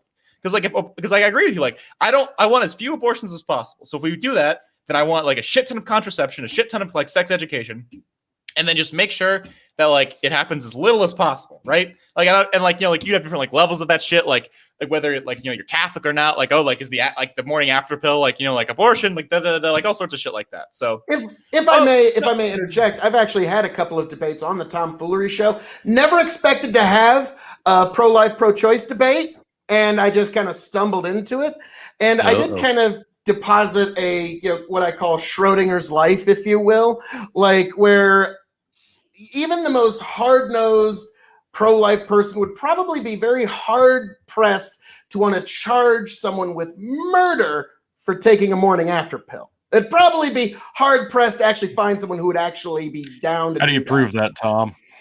And on the other side... Have you met the Pope, sir? Like, Okay. Not this last one, trust me. And then on the other side, even your most hard-nosed antinatalist would get a little queasy at the idea of terminating a pregnancy the day before the baby is due. So somewhere in there, I don't fucking know. That's for other science-y fucking people to figure out. But somewhere in there, and we haven't figured it out yet, there will come a day when we do, but somewhere in there lies the truth. So that's where I'm at for now, and I understand both sides because they're trying to be I understand both sides are coming from a place of compassion in their mind. So it's very hard to. I don't know how old this comment is, to be honest. He's talking about when I was talking about how the old 90s Republicans are now the far left of today, how they're humorless and you can't take a joke. And he's calling it horseshoe theory. I just call it the pendulum. It's eventually, what's old is new and what's new is old. And that's fair. And it's kind of like Amanda brings back 10 up. years. Oh, go ahead. Amanda brings back up, sure, it's my choice as long as it fits your guidelines. That's not horseshoe, that's horse shit. Oh! No, that's actually pretty good. So Shots like specifically fired. for Amanda, right? So if we're talking about like different trimesters and shit of like when like abortion's like acceptable, right? So it's like if we're like again like limiting abortions, limiting like the harm like from like abortions, right? Like Travis, I see you, Travis. All right, so it's like again, so Travis said morality still means something to some people. So just for those listening. So it's like from like a legal perspective, I think the best way of like dealing with like, like late term like abortions, right? And like trimester stuff is that if it does happen, it has to be because either like the life of the fetus or the life of the mother is in danger, right? Because like at that point, if you wanted an abortion, you should have had access to it for the last like 2 trimesters, right? So it's like, I also like agree with like Travis and it's saying like, oh, or like, I don't know who said it, right? That like I don't want late term abortions. Like if a late term abortion is happening, it has to be because like we weren't able to get them access to one like the last like 2 months and like it's medically necessary for their survival, right? Like I think it's very easy to like be against late trimester abortions, especially like up until like the day before, right? Like at that point, like it's just like a birth, but like or like it's killing the baby. But like so like what I mean is if there's a spectrum, and like and Phil alluded to this like specifically, is that there is a spectrum of like where do we go, right? And I think I'm hoping that the position that I'm pushing, or the position that like I can get like certain people, I can get like Travis or someone to agree to, is that we both want less abortions. Is that like we make them as like rare as possible by all like the preventative stuff. And Hold then on, we I just gotta make pop sure. a washcloth comment real quick as you're saying that. Oh my God, washcloth! You're making us all look bad. Stop it! Like He says abortions rule. Let me eat us the fetus. The fetus. Oh God. Oh, Wow. no. I think that was. I never knew really that think rhyme that was until right sarcastic. now. Wow. I'm assuming. I'm as He old also as I says am Tom's right a now when I figured masturbator. that one So. out. Master debater. Yep. Master. Master. Sorry. Yeah, we have a lot This of is fun the on here, Hans. If you high-minded can't tell. content you come here for. This is good. Yeah. Is it too late? Sorry, I threw you completely off track. That was my bad. No one in the government is being held accountable for anything. So who is going to hold the intelligence agencies accountable? Nobody. Never going to happen. And then prior to that, Grow the Farm Up said, so Hans, your solution is to let CIA tell the truth. Otherwise, I'm going to have to go back and play your response at half speed, man. You got to put my comment up using 400 words when 40. I don't know what he said after that. Yeah. But Hans, I'll give you a that's, second to respond because both of those were attacks on you, buddy. Okay, so what I are we gonna like we hope the CIA tells the truth? No, we fucking make them. And like how you do that is elected officials who like are in the legislative branch use their power and use their energy to have important hearings and subpoena people and like actually impeach people. You can like impeach not just the president but like other unelected officials if they're like fucking shit up. So like specifically like you had extremely powerful legislators like in the 1920s, 1930s who attacked like certain financial elites like Andrew Mellon, who was like the Treasury Secretary. Like he ran the US economy for 12 fucking years and they beat the fuck out of this guy. Like this guy was the most powerful, wealthiest man, most connected dude in America. He was the head of like 600 different companies through like all sorts of means. And they bodied this asshole. And that was just legislative committees and the Justice Department. So what I really want, again, so I like the idea of adversarial like centers of power. So if we have centralized power, like in the case like the CIA or like a legislative body, I think they should actively be in contention with each other. And I mean, like the legislative branch, Right. I want legislators who take these people. You want a to fourth task. branch of government then? Not exactly the fourth branch. I think like the fourth, like Kind a of state, sounds like like it. like, oh no, I just want I want the current branches that exist to fight a little bit harder. I think there's a problem with Do you think the our modern- CIA is not already fighting against the judicial, executive, and the legislative branch? Are they not already fighting them? I would say that they support like specific policies, and like the people inside of them are connected towards different power centers. Again, and I distrust and dislike the CIA. The FBI right? is infiltrated. You want more of an FBI instead of a CIA? I think the best way of is not in my worldview, I never just trust someone to be good, right? I always trust people to try and hold others accountable. And again, sometimes people fail, but a lot of times Most if you people fail. But if you're dedicated and you have a knowledge, it's shown that you can make work. There's Robert Patton or something like that. He was a congressman in the 20s and 30s, and it was from 20 all the way through 1970. He got taken out in the Nixon Watergate era. But he was one of the bulldogs who got crazy amounts of financial regulation in place. They took the big banks to task after the crash of 1929. You can our legislators have that power. A lot of times they just don't exercise it. And so what I'm really asking, in the case of I would say a Congress as opposed to the presidency, right? I would say there's been a dramatic increase in the power of the presidency for the last ever since it's been inducted, right? I want Congress to grow some fucking balls and whatever some we all do. Serious. We all do. But what I mean is that means you have to put people in charge or put people in power who are adversarial to certain forms of government that are treating that are more nebulous or more potentially corrupted or more potentially nefarious, right? So the case of the CIA, I want legislative people to hold them to account. You want term limits. Term limits are less important. I would say more. I understand the term limits is a argument. good start. I would say the most important thing is is removing lobbying powers, to make sure that people. Oh, who are, that too. Yeah, so I agree. if I have to do both, because here's my if you just have term limits, here's my problem, right? You have a bunch of people going through revolving door bullshit. Someone will come in, they're in the pocket of whoever is in charge of their district financially, or just Wall Street, or whoever is bankrolling their state finance and stuff. And then they come in, they do their bidding for 2 years, and then they leave because term limits, and the next person does the exact same fucking shit. So it's if you really want to fix things, you have to attack. That sounds like a presidency. No, I agree. Ooh, yeah, it is. So the way of fixing that, right, is you attack concentrated centers of power. In this case, we're talking about concentrated financial power who fund elections. I think the best way of making our system less corrupt is making again one of the things that corrupt it, specifically money from either dark interests or specifically overly powerful private interests, to be weaker. And that means that the Congress people are more accountable. Hang to the people on that there, are though, Hans. Hang on, though. Hit me. Don't I am you know fucking ready. the Hold on. Supreme Court? Good night, Wires Cloth. Thanks for tuning in. All right, dudes. Night. Abort Tom. Ouch. Wow. Ouch. Damn. Now, Hans, Tom, you got another don't fan. you know the Supreme Court, one of the most hippie rulings they've ever done, corporations are people, man. And I've seen that. and so don't you know that now I do understand money does equal speech. You can't really limit if I'm king of extreme, one of the most dashing and wealthy men of all the world, that's just a future prediction.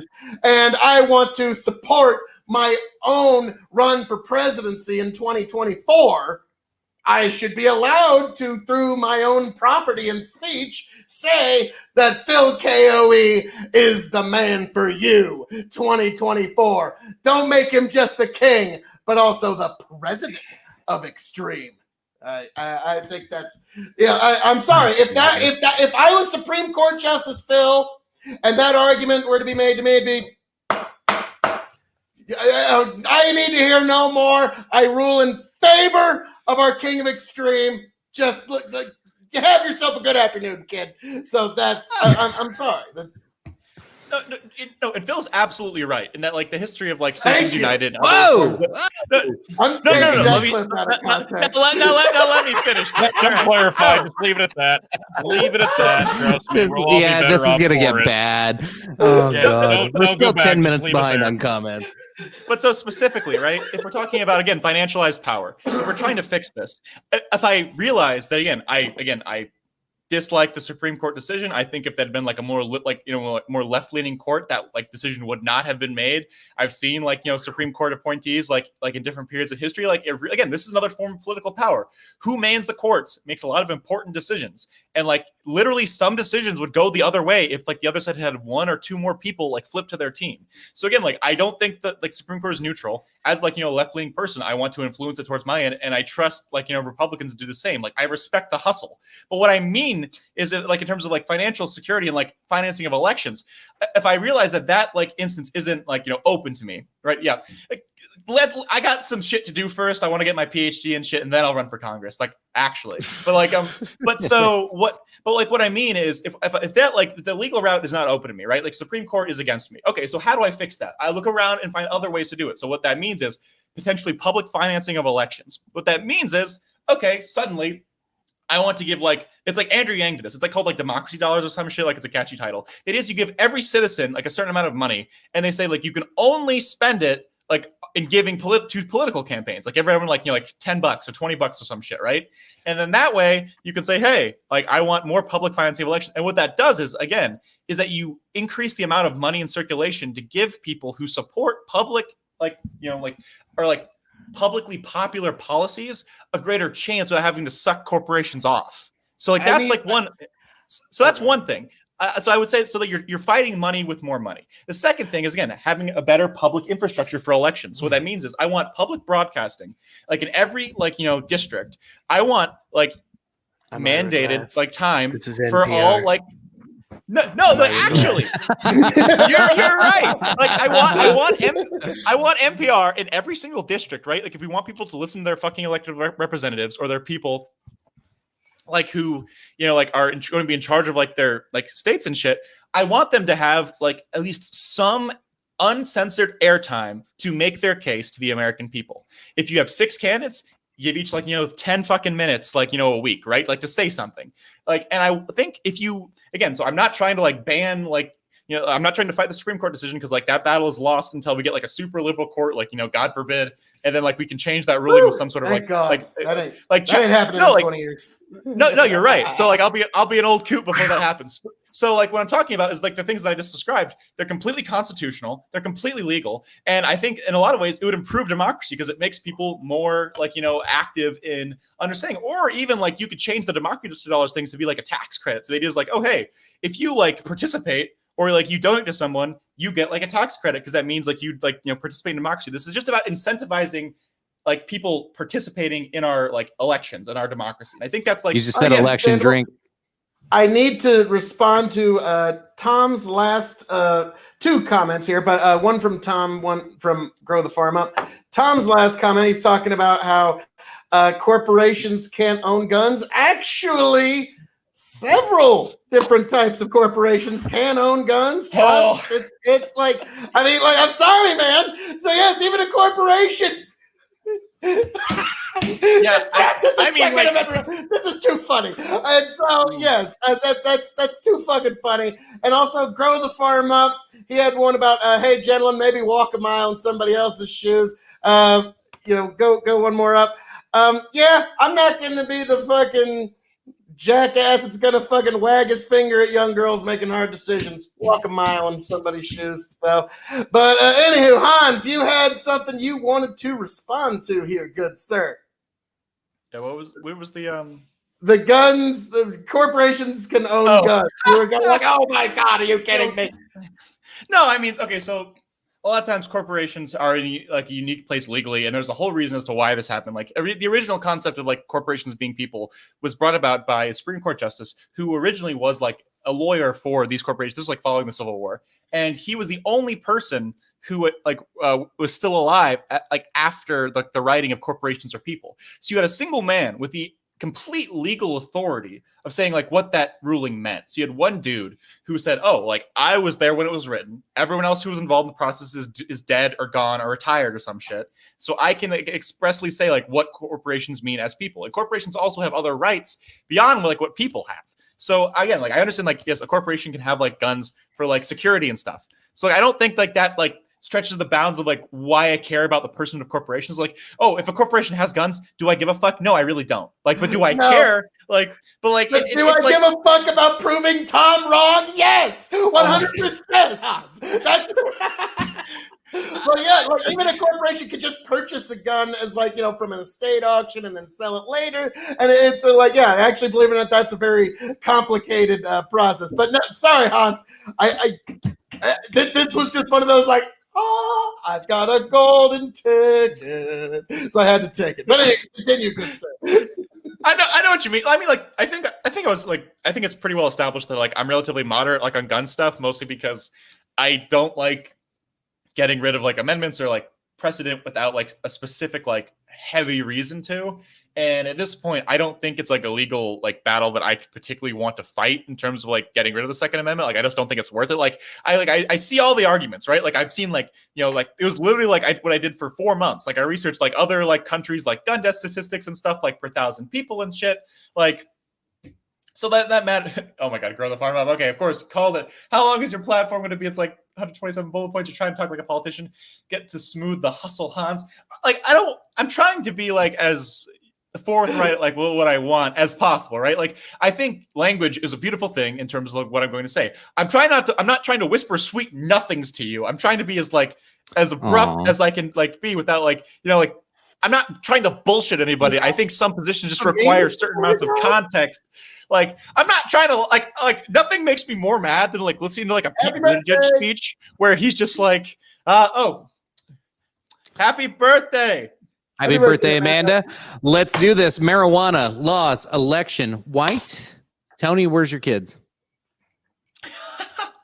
Yeah, I understand anybody in he's their on mute. desire to protest, Tom, but nobody has the right to initiate force against another person.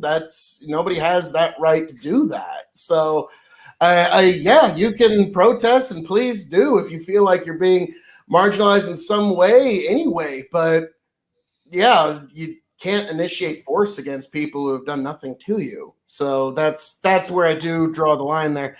And yes, happy birthday, Amanda, from Tom. So yeah, and the protests of the day. Yeah, protest if you want. It's just getting force.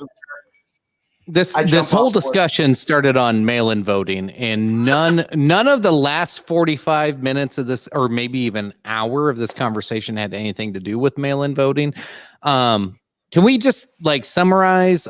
I don't think we all necessarily completely agree. I think we have some agreement on some things when it comes to the mail-in voting process, but I personally feel there's benefits, but there's risks at the same time. And I think we're all getting played by both parties on why it's good or why it's bad. So I guess we go around the room. Final statements on why mail-in voting is good or bad. Tony, let's start with you. You haven't said much tonight. Can't get a word in edgewise. No. Yeah, well, I'm used. I'm really to it, sorry. guys. No. That's my MO. That's why I'm here. I'm here to sound stupid after they argue. But no, I think there's obviously benefits and there's going to be downfalls, no matter how you look at it. We did discuss how no matter how this turns out, it's going to be used as an excuse by either side. That's a foregone conclusion. It's a tool. It's chess. We're still playing the same game. Just the pieces have changed a little bit. It's good if you could regulate and actually limit the number of ballots going out and make sure that those numbers are going to people who actually need them, who aren't going to manipulate it and then go vote in person or request another one through some other means, because it is happening. It has happened. We're seeing it happen, and it's going to be at an all-time high. And I think the worst thing about it is probably the fact that this is the year where the floodgates are going to open.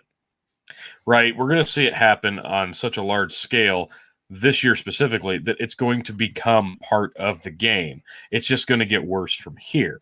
So how do we go about fixing that? One idea would be automatic registration when you turn 18. If you go sign up for a driver's license once you turn 18 or a certain age, there's different ways to do it, and we're not there yet. I think the system's a fucking old, broken down machine. It needs upgrading. Should we be voting online? Fuck no. That's just not realistic right now. Should we be only mail-in voting like Colorado? I don't think so. There's still definite arguments against that, and you're going to see that tenfold this year. I think it needs upgrading in a big way, and eventually it's going to have to happen, or we're not going to have people voting at all. So on one hand, yes, mail-in voting is getting more people interested. It's getting more people voting, but it's allowing manipulation to happen on a larger scale, and we're going to see it happen. Go ahead. All right. So we'll move it over to. We're gonna move it to Phil. We'll let Hans have the last word because I know it's gonna piss off Grow the Farm Up because he's still commenting. So I like controversy. I love controversy. I'm Let's sorry have that it. I talk so much. Like, what do you want me to do with my words, bro? Like, should I speak? Like, what do you No, want? Phil- from No, me? no. Like, It's But fine. Phil- it's fine. Phil, Folks? Hans, you guys wrap up this topic because we still have three other topics to get to, and we've spent an hour and 40 minutes on this already. So as fast as possible, We've please. kind of touched on every, dumpster fire, political culture war issue in this first hour and a half. So, I'm actually pretty proud of this, gentlemen. But what I will say about mail-in voting is there may come a time when we can have greater technological advancements to bring a greater precision to voting. But unfortunately, we are not at that point. That is not the order of the world today in 2020, so we can actually ensure the least amount of fraud in an election. The mailbox was never intended to be the ballot box. So don't be a bit surprised when there's imprecisions along the way. And like we saw in Georgia, 1,000 votes became 2,000 votes. God only knows how much farther that can spread from state to state. The only way that we can ensure an election that everyone will actually accept is if as many people as humanly possible physically go to the polls and vote. And then we will actually know who the people actually chose, not which side could game the system the best.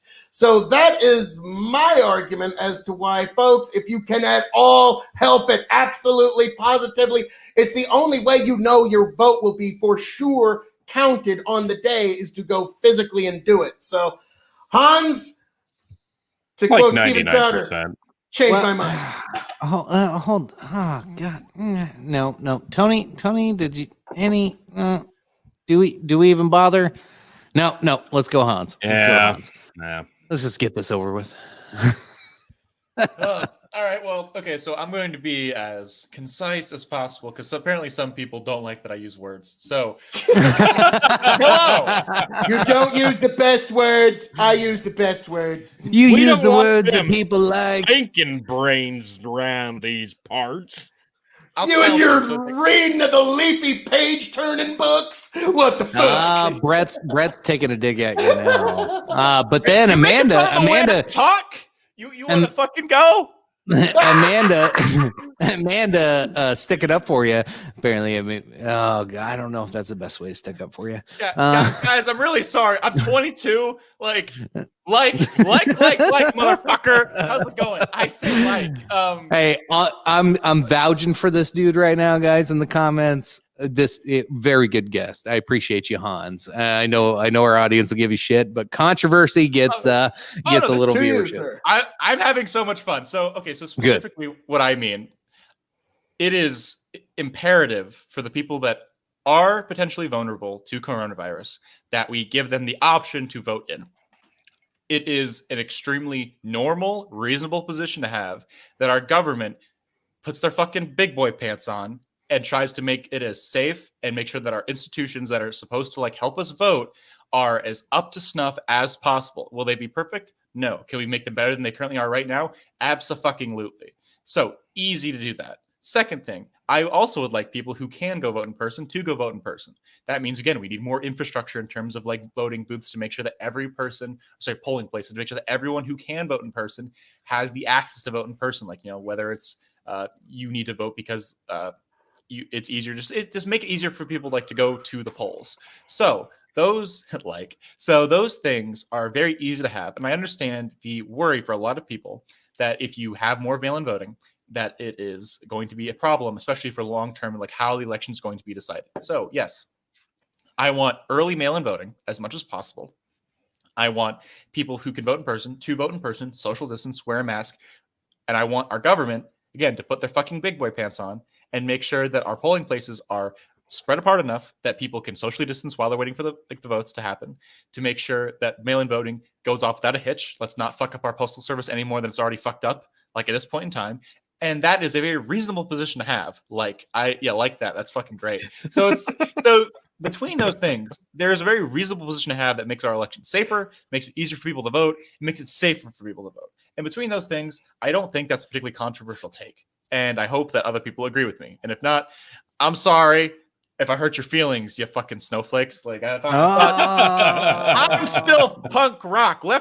Leftism's totally punk rock. Fuck you that. Like Leftism can be punk rock. It can be. I got Hans with that one when I said Trump support is the new punk rock. That that hurt. Bullshit. He's the new counterculture. Is there anything more trolling, subversive than being a Trump supporter now? He's the new counterculture for the youth. Truly. Like, as much as you hate to say, I know.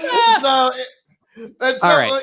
Again, it does kind of boil down to that meme, though. It's like, if you can go to Walmart, you can vote at a physical polling location. So I understand. So if social distancing and masks work, we should be able to do this safely. So we saw it earlier in the comments. Eric Knievel posted that he's got prior health conditions. Last year he did vote by mail due to those conditions, it sounded like. But this year he says that he's willing to vote in person, even with his health conditions. He's I don't want to. I don't like giving anybody's medical issues over the internet. That's why I didn't post it. But he stated his medical condition, and if I had that medical condition, I would think twice about going out in public if I were him. But he's willing to go out and vote in person and not mail it in because he feels so strongly about it. Now, is that irresponsible or not? That's debatable, but it's a personal choice at that point, right? And I don't think any of us four on the screen can criticize or, I don't know. I was about to say, I can criticize anything. Watch your tongue there, good sir. Watch your tongue. Anyway, let's move on to the next topic. I want to shit on this dude from our home county. So Hans, if you don't know, I'm from the same county. All three of us graduated high school the same year in the same school.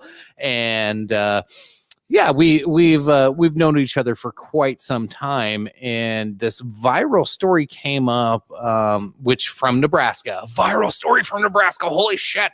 Like, we all get excited about things like this. But unfortunately, this was not a good story. Especially in today's climate. So without further ado, any of you that know us or know where we're from know what this is. Obviously, found an article that blacked it out, but it's fuck the N-words. And underneath, you can't really see it on there. It says Trump 2020.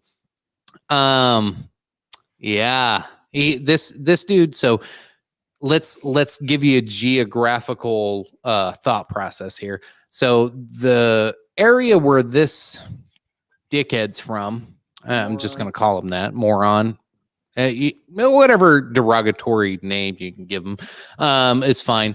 Where this guy's from is about an hour and a half away from wait, Lincoln. let me just sprinkle a few allegedlys in there, just so now we can say whatever we want. All right, we're good. Sure, whatever.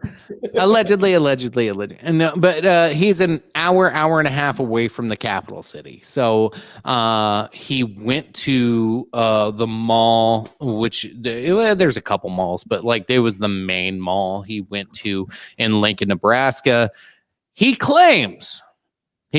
Now, I don't have the picture available right now. I wish I did. I didn't prep enough for that part of it. But prior to this, he had the exact same colors, handwriting, everything on the back of his truck. And it said, Tony, Phil, do you guys remember what the original one said? It said all lives splatter was what it said. Yes. And it was the same Written. red, blue, and white on the back. And he posted it on Facebook like a week before. And then a week It was on after, just like, Snapchat. some vandal did it to me. I didn't do this. But like, Yeah, I'm sorry. This guy's story, he says he went into the mall, and this was not on his truck when he went into the mall. He was in there for 20 minutes, comes out, and somebody wrote this on the back of his truck. Multiple people posted it on Twitter, Facebook, all kinds of social media saying this is unacceptable. Of course, today's climate, like, holy shit. Well, just any climate. If you saw that, you'd be like, dude, what the fuck? What the hell's going on here?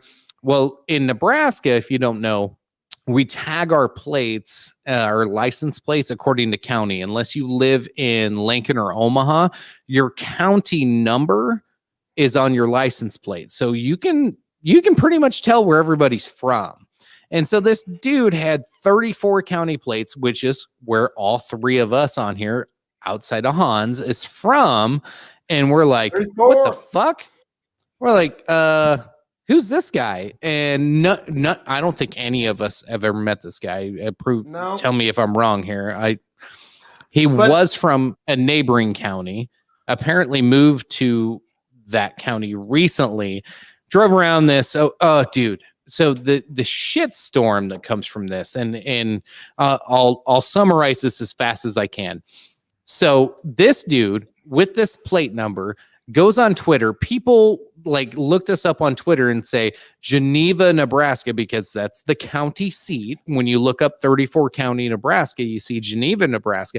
That's not where he was from. He was from, well, he lives in, well, I don't want to give up where he lives. I'm not doxing anybody on here. But he, you can we find can say this out. where he allegedly lives. Well, Let's not do that. Like, let's not. I know, but anyways, fuck this so guy like at the same time. people doxed him online, but improperly doxed him because we have all these keyboard Twitter warriors that think they know everything. I haven't even read the comments. I'll get to that. Amanda's latest comment's pretty fucking good. Oh my God. It's not seriously 34. I wouldn't be surprised if it's my ex-boyfriend's truck.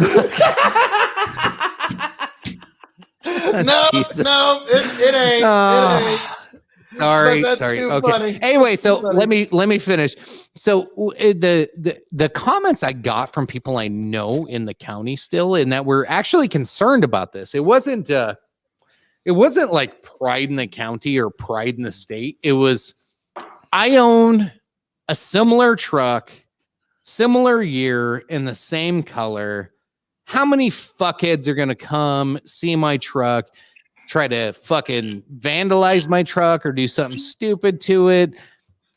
The fact that, okay, when we just got off the topic of election fraud and the turmoil in the US when it comes to elections, that's the first thing that came. And the people that mentioned this, and I'm not kidding, the people that mentioned this are not political.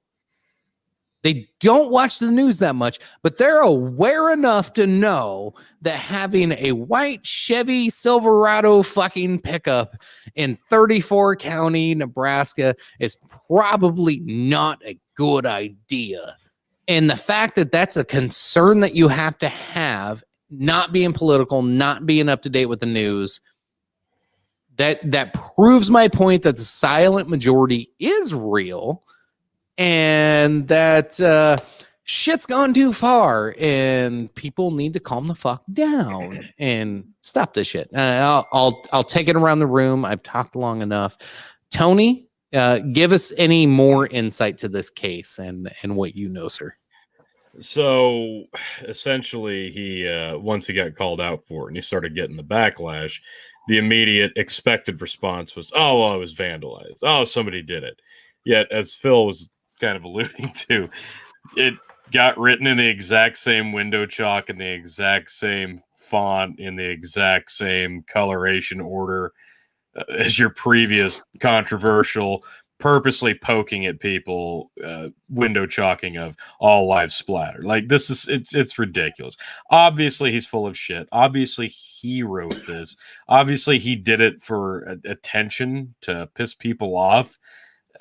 Nobody should absolutely take his word for it that he was vandalized. He wasn't vandalized.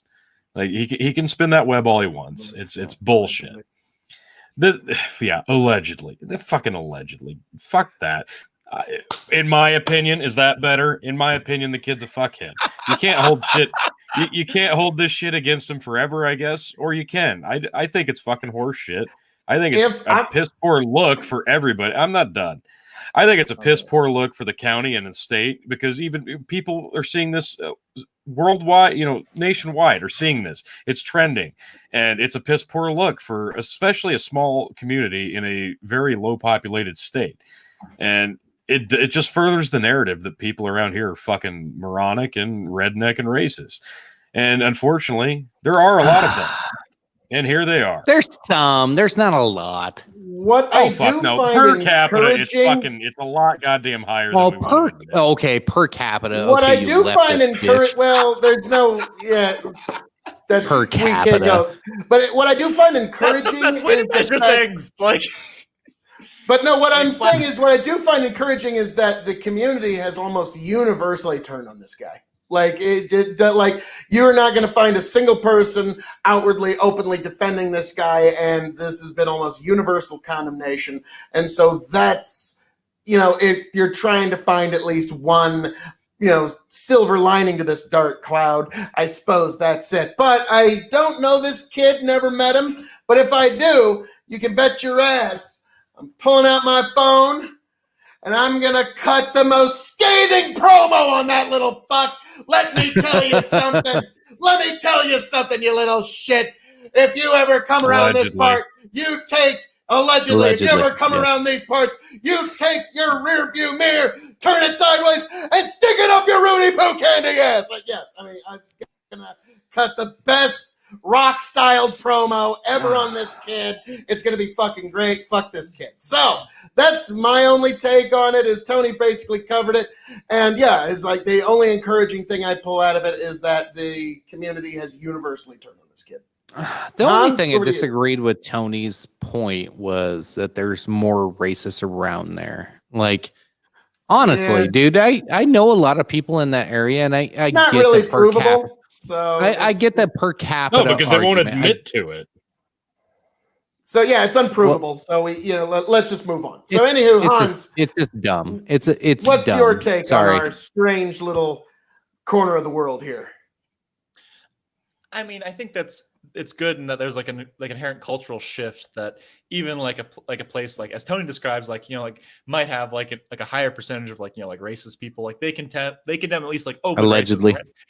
Allegedly, I think that is like a good cultural shift for like America in general, and that like places, even like in like like the backwoods areas, like I come from like a rural town in Indiana, like I'm happy that places like that are like, oh hey, like open racism, that shit's not okay anymore. Like I get like there's a lot of work to be done and like about like inherent biases and shit, but I'm happy that like that community as a whole has like condemned this person. Like I think that's one of the best ways of like like changing like minds of people is like, yeah, like if someone's like a racist piece of shit, let's bully the fuck out of them. Like that's like, oh, like you think it's cool, like just like to say that people are terrible because of their race, like fuck you. Like what that's great. Like I'm happy that the community was like tell this kid to go like piss off. Like that's really important. Like I think like if you have like a society that says like, oh, like certain things are not okay, And as a whole, like we can agree on that. I think that's pretty good. And I think like this shows like a positive movement for like, like a smaller like Nebraskan community that like, hey, open racism against like, Black Americans is pretty shitty. And like, we're not okay with it. And like, I really appreciate that. So, like it's fun. So I appreciate it. Like, Sorry. it's like, I don't know why. I yelled lights because my wife just came out to the garage and shut the fucking lights off on me. And I'm like, fucking lights. Sorry. Untouched. I really she did that appreciate last week too. No. I think being like conscious of like our own biases, even like if we're not perfect, right? Like I don't think anyone's perfect. Like everyone said like something like that, or like they've had like opinions of like different people. Like that's totally like okay. It's like the idea of being better, right? Like the conscious desire to improve yourself and like make your communities more hospitable to other people. And I get like that. Not perfect. no one's perfect, and so that community like. Yeah, I'm a perfect champion. Han, they You make a good summarized point. it well because I was ready to go to battle with Tony, but you're right because his original point was like, yeah, we should shit on this, and that's probably what we should focus on instead of, maybe some of his separate claims, and maybe he has some claims that are legitimate that I want to argue, but we can do that on our own time because that's a personal matter in a smaller community.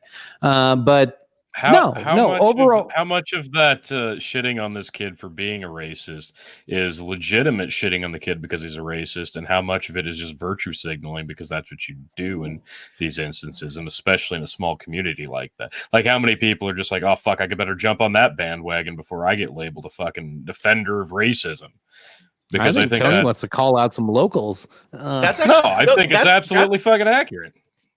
Tony, that's actually a really good point in that. I consider most things like consequential in nature. If someone is acting what I would consider like correctly in that they're not like being racist, I think whether or not like they personally harbor like racism in their heart, I don't give a shit. Like if they are acting correctly and not discriminating against people actively, that is a step up than them being like openly racist and bad. I think in like a personal level, we should definitely try and change hearts and minds, and failing that, bully the fuck out of these people who are terrible racist people. But from a societal perspective, if all the racist people just stopped being openly racist and were quiet, that would be an improvement. It wouldn't be perfect, right? That's still bad. I think it'd be more terrifying actually, but I think I would disagree. Like, not trying to. Like, I'd rather know. I like the idea that as something becomes more like open and acceptable, that it's bad and that it can encourage people on the fence to pick something. I want it like societally to be shown that like, as I keep saying, like, I'm really sorry to everyone in the comments who I'm like this. You know what, Hans, like, tell us what you like want to say, like. So teasing. Have fun, dude. Just keep talking. Don't fucking worry about the comments. We never do. It's good. So what I mean for this specifically, I want these people to be shown that they need to be better. And if I would say that people who can be openly racist, that encourages people who are silently racist to be more openly racist. And there was a lot of criticism of this, of like I would say of Trump, that I agree with, that in 2016, calling Mexicans like, rapists and criminals, again, contextually, it opens up the floodgates for people who are more racist. And so what I mean by that is if you have a bunch of closeted racists, so people that were like, are mad about like, still mad about like the 60s and shit, like in civil rights and like segregation ending, those people who harbor those beliefs, who pass those beliefs on to their children, but they were hiding. I don't want those people to be have a resurgence, like publicly and politically, because I feel that those people having like a societally accepted voice is bad. I don't want to normalize or accept like racism as an opinion, right? I want it to be like as ground out as fucking possible. I don't want people to be able to say, like, oh, I just think like African Americans are less than white people. And like, that's terrible. And I don't want that to be a broad accepted idea. And the only way to do that, or there's two ways to do that. One, you slowly make people less racist. And I totally agree with those ideas. And we have to push people against their biases to make us all better people. We all have biases, and I think that's important. Second, again, I really do think that if you make something less socially acceptable, less people will move towards it. So if I want less people to be racist, I want it to be known that being publicly racist will get you bullied, will get you ridiculed, will make you stop talking. And again, like if you hide in the corner of the internet with your other racist buddies and like talk about it, that's better than like open like neo-Nazi or like racist rallies, right? It's like I think that's better. Again, like I don't think like those people are good and we should like work to change their minds. But I definitely think as a political force, I would rather have it underground, not gaining steam in the public sphere, not being considered a publicly acceptable ideology. And again, this is all about. Oh, go ahead. So you're given a pretty good argument for the reason of it's okay to have a cancel culture is what we're leaning into here. That was a hell of a segue. Five-star segue. Yeah, 5-star segue. I disagree with it because everything's so taken out of context today, and it goes back to the media. When you want to bring up Trump, take it back to the media and actually read what he says, look at the context. And yeah, sure, Trump sounds like a racist when you take all of these little quotes, but then you listen to the whole conversation, you see his body language, you see the whole like perspective of what's going on. You're like, oh no, that wasn't racist. There wasn't much of that was racist at all. That was him promoting this or that or whatever it may be. You can argue him to death, and that's not what we want to do tonight. But that's you're leading in. God, Phil could do this for 20 hours. I'm not kidding. But the fact that so let's say an average day Joe like us. Now, we've said plenty of things that people on here could take us out of context, including you. Like, oh, absolutely. Yeah. So if somebody just took that little clip, say Dr. Hans is running for Congress, and they pull up a clip of the Dog and Chicken Show 10 years from now, and Hans said this. Well, no, like, let's go back and watch that whole thing. I'm going to appreciate it because I'm going to get a shit ton of views and I'm going to get a lot of clicks and likes and all that good shit. But that aside, but you see what I'm getting at is it's really easy, especially today in the age of everything's on tape, everything's recorded, and us being on podcasters, like, okay, like I joke with Tony and Phil all the time that there's no way any of us could run for office. Phil denies this. Phil says I definitely could. He doesn't know. I'm sorry. Phil, you don't know. Be elected like governor of Nebraska, okay? But like, you know, Phil, you don't have the footage. You don't have the footage that Tony does. If Tony wanted to put me under, he could. He's got a lot of footage on me.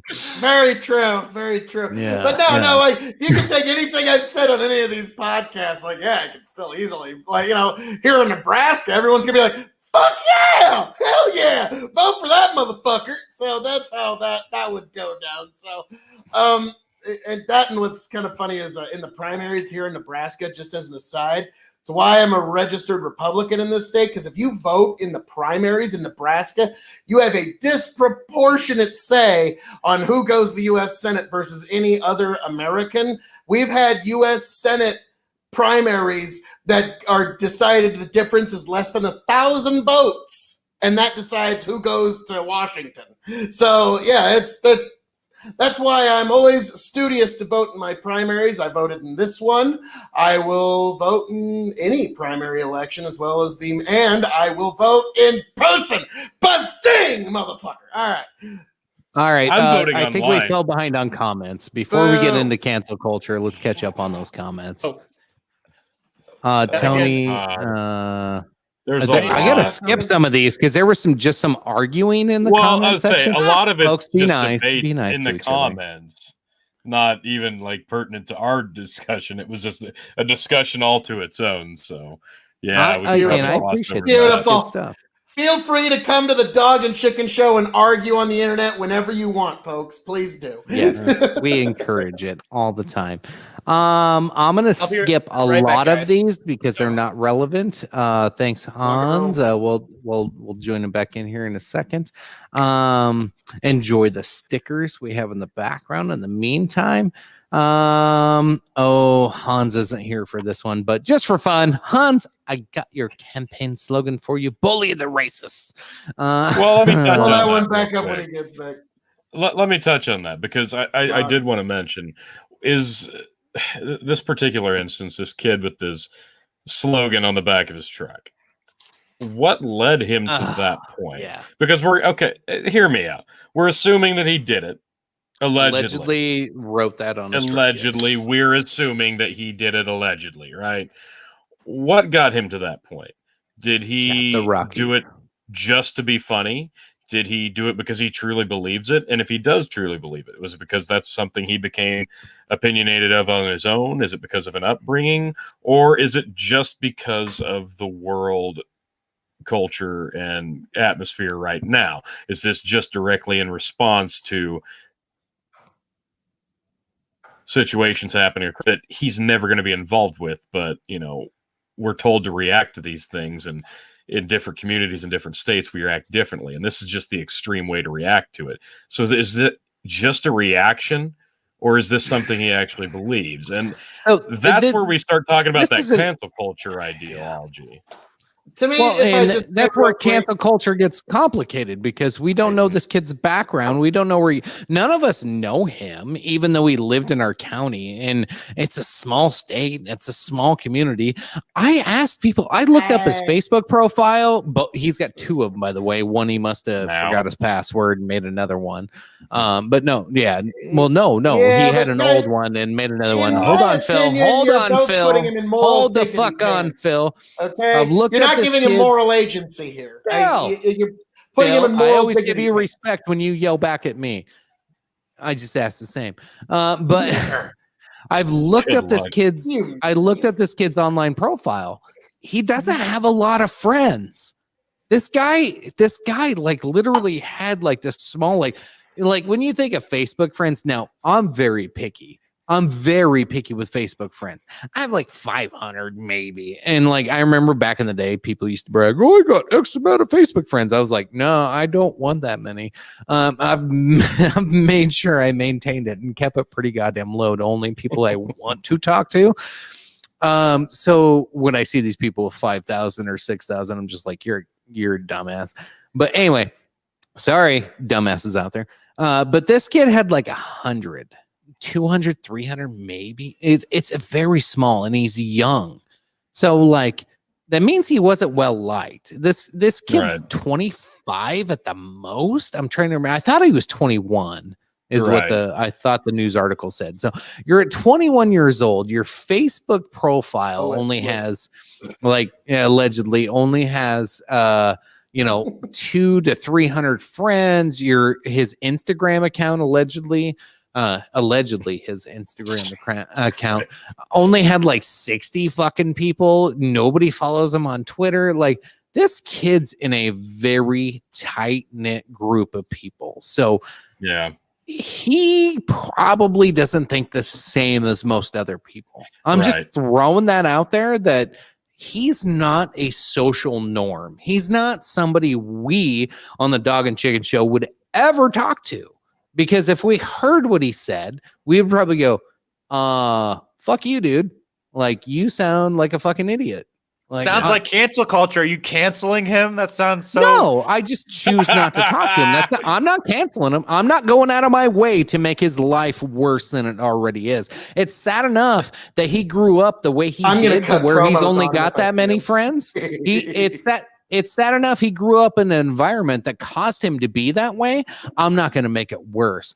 I might shun him because I don't like his political beliefs or ideology. Yeah. I don't want to associate with that. That's not cancel culture. That's just called not allowing him into my community. That's a difference between cancel culture. Cancel culture causes you to lose your job. And any self-respect you might have in anybody else you may know that think you are a good person, ruins your credibility on anything you might say that might be intelligible. it doesn't sound like this kid had any of that to lose. So you can't cancel somebody who had nothing to cancel.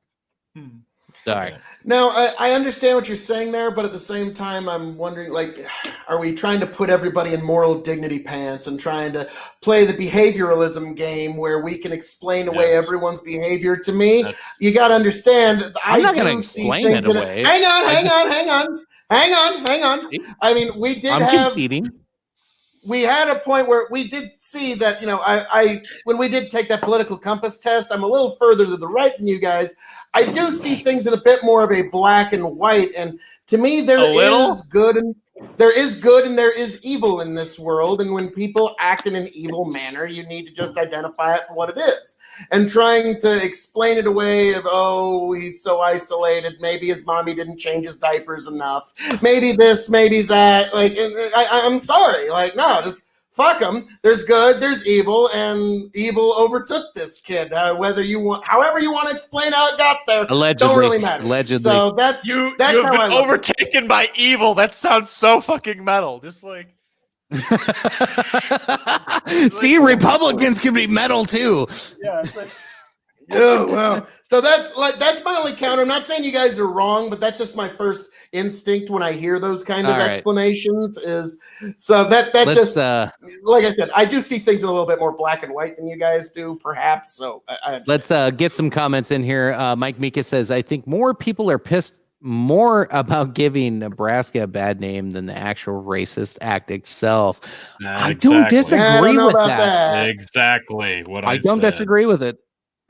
I didn't. Yeah. I didn't read the second half. I was just agreeing with it. Gave Nebraska a Oh, bad name. shit. I don't know. I didn't mean to pull that one up. I don't. No, it's fine.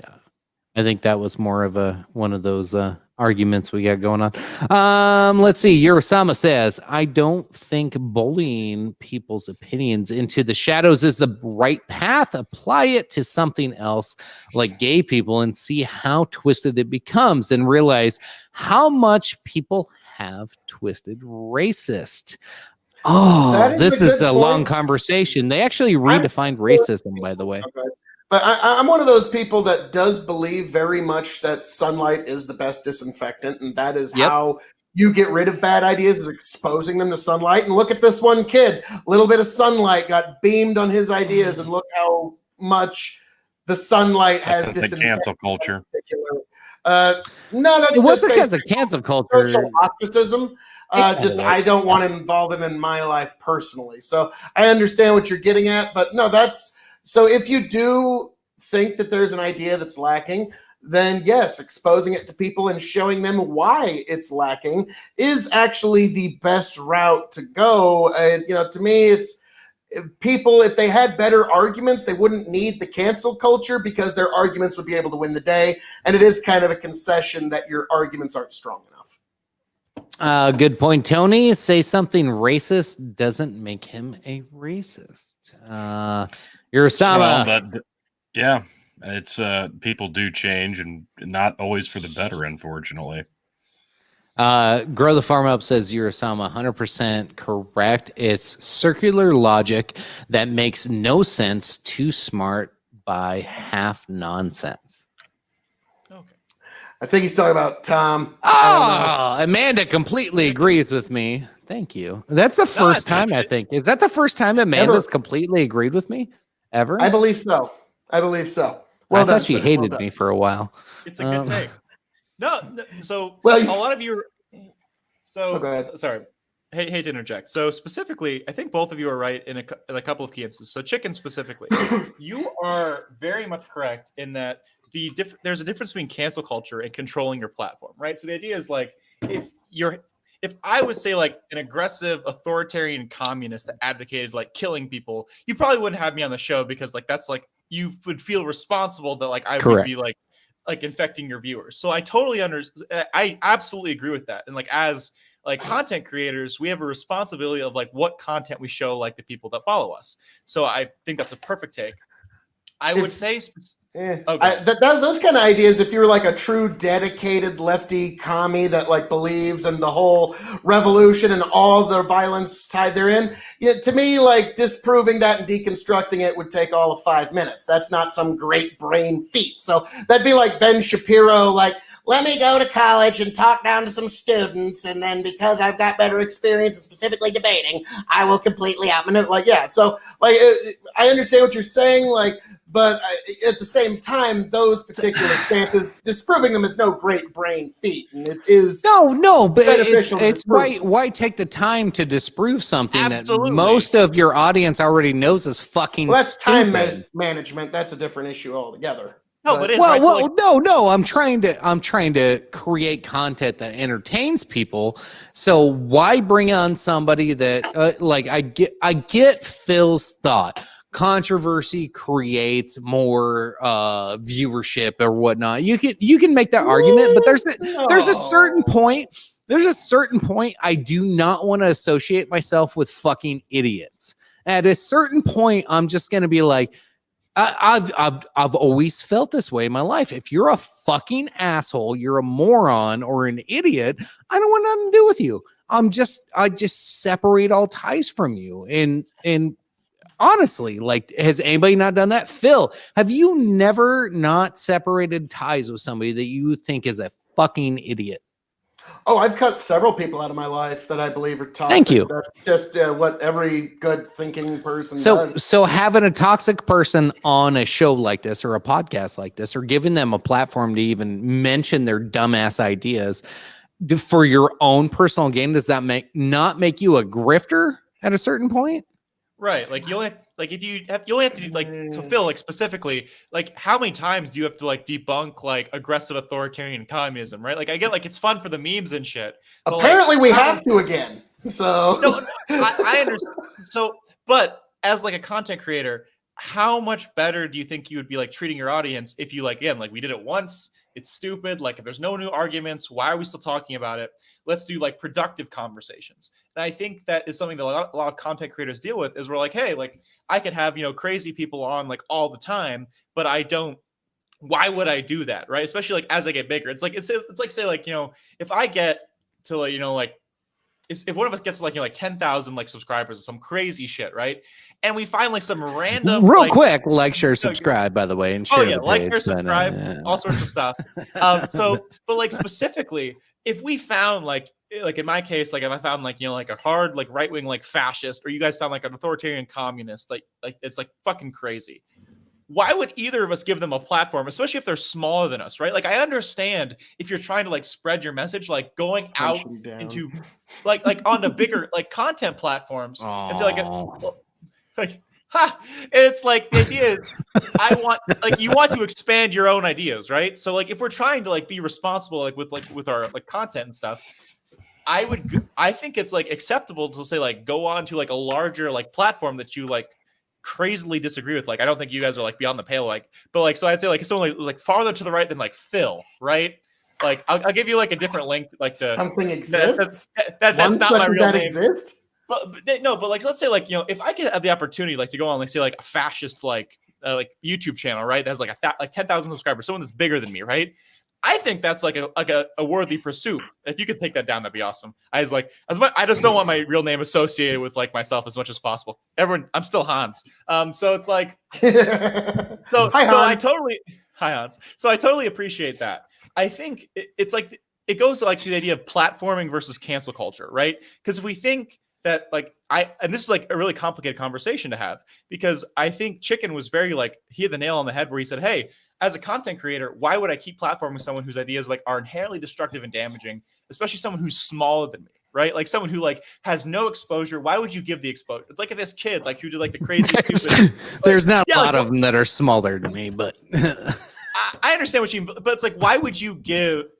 I'm cute as hell. Yeah, I'm fucking beautiful. Look at that shit. Like I'm a solid 8. But like what? But I'm liking this Hans. This Hans is way better than what you put on your show. But I'm pretty intellectual on my show. But like specifically, right? Why would you platform someone who you think is inherently dangerous? Like, and you're giving them more of a voice, right? Unless you're specifically dunking on them. Like even if like Sure. there's an idea of response, right? So Phil responded to one of my videos recently, and that was really fun and it was really great. But that was a really important thing in that like if I would say like a dangerous human being, right? Or like a dangerous, like my ideas were bad, like very like destructive and like stupid, right? Why would Phil ask me to come on his show and talk about it as opposed to say like just bringing on my video and then dunking on the video, right? Like we have a better relationship in that because we respect each other a bit more. But say like I go crazy like communist, right? Why would he bring me on aside from like specifically dunking on me? And there's this really common thing with content creators where Intervention, try to talk you out of it. You know, like, bring you back from the dark side. Like, but specifically, this is something that a lot of content creators have where you can respond to content without giving them a platform. So what that means is you can respond to like what they put out, like their videos and stuff, without bringing them on your channel and giving them a view. And as like a private person who controls like your channel, you have that responsibility and you have like that idea of like what you're allowed, what you should be giving to like your audience. And I think that's something that a lot of content creators don't really think about. So I totally understand why we wouldn't want someone who's like crazy, like on the super far left or super far right, you wouldn't want to bring them on this channel. And I think that's something a lot of content creators have. And I think that gets kind of conflated with cancel culture. So specifically talking about cancel culture stuff, I don't think not bringing someone on your channel is cancel culture. Because why would you do it if you didn't want to? If you didn't see something like important coming out of it, why would you bring I them don't think on, that right? was ever the argument, though. Like, restricting. I'm not saying it is. Social media just because of their ideas, because they might be talking about something that, you know, the majority of people in a certain field might disagree with, or they're bringing up an idea that might be considered dangerous. You know, like, again, it's who's to decide what's the harmful speech, who's the harmful speaker, and what will be the damage thereby. I mean, there's no one that could possibly decide that. And so to me, there is a very big difference between us not bringing somebody on our show, because this is like the Studio 54 of shows. Like, you got to be pretty fucking cool to make your way in here. But there's a very big... Real quick, Phil, Amanda. Oh, go ahead. Thank you. Thank you, Amanda. Love you, Phil, but there's no way in hell I'd vote for you. I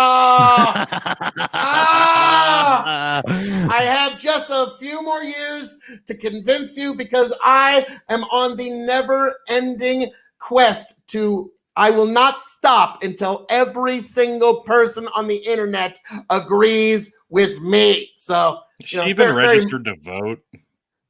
I don't know. Oh, God, that's the next claim. Hey, Amanda, go register to vote. Yeah.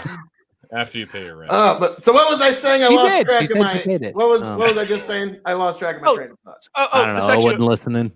This is actually an important question I had for Phil. So a lot of these like people who like who aren't like big content creators like us, right? Who, oh yeah, cancel culture. Okay. Who like say things and that are deemed like bad or like whatsoever.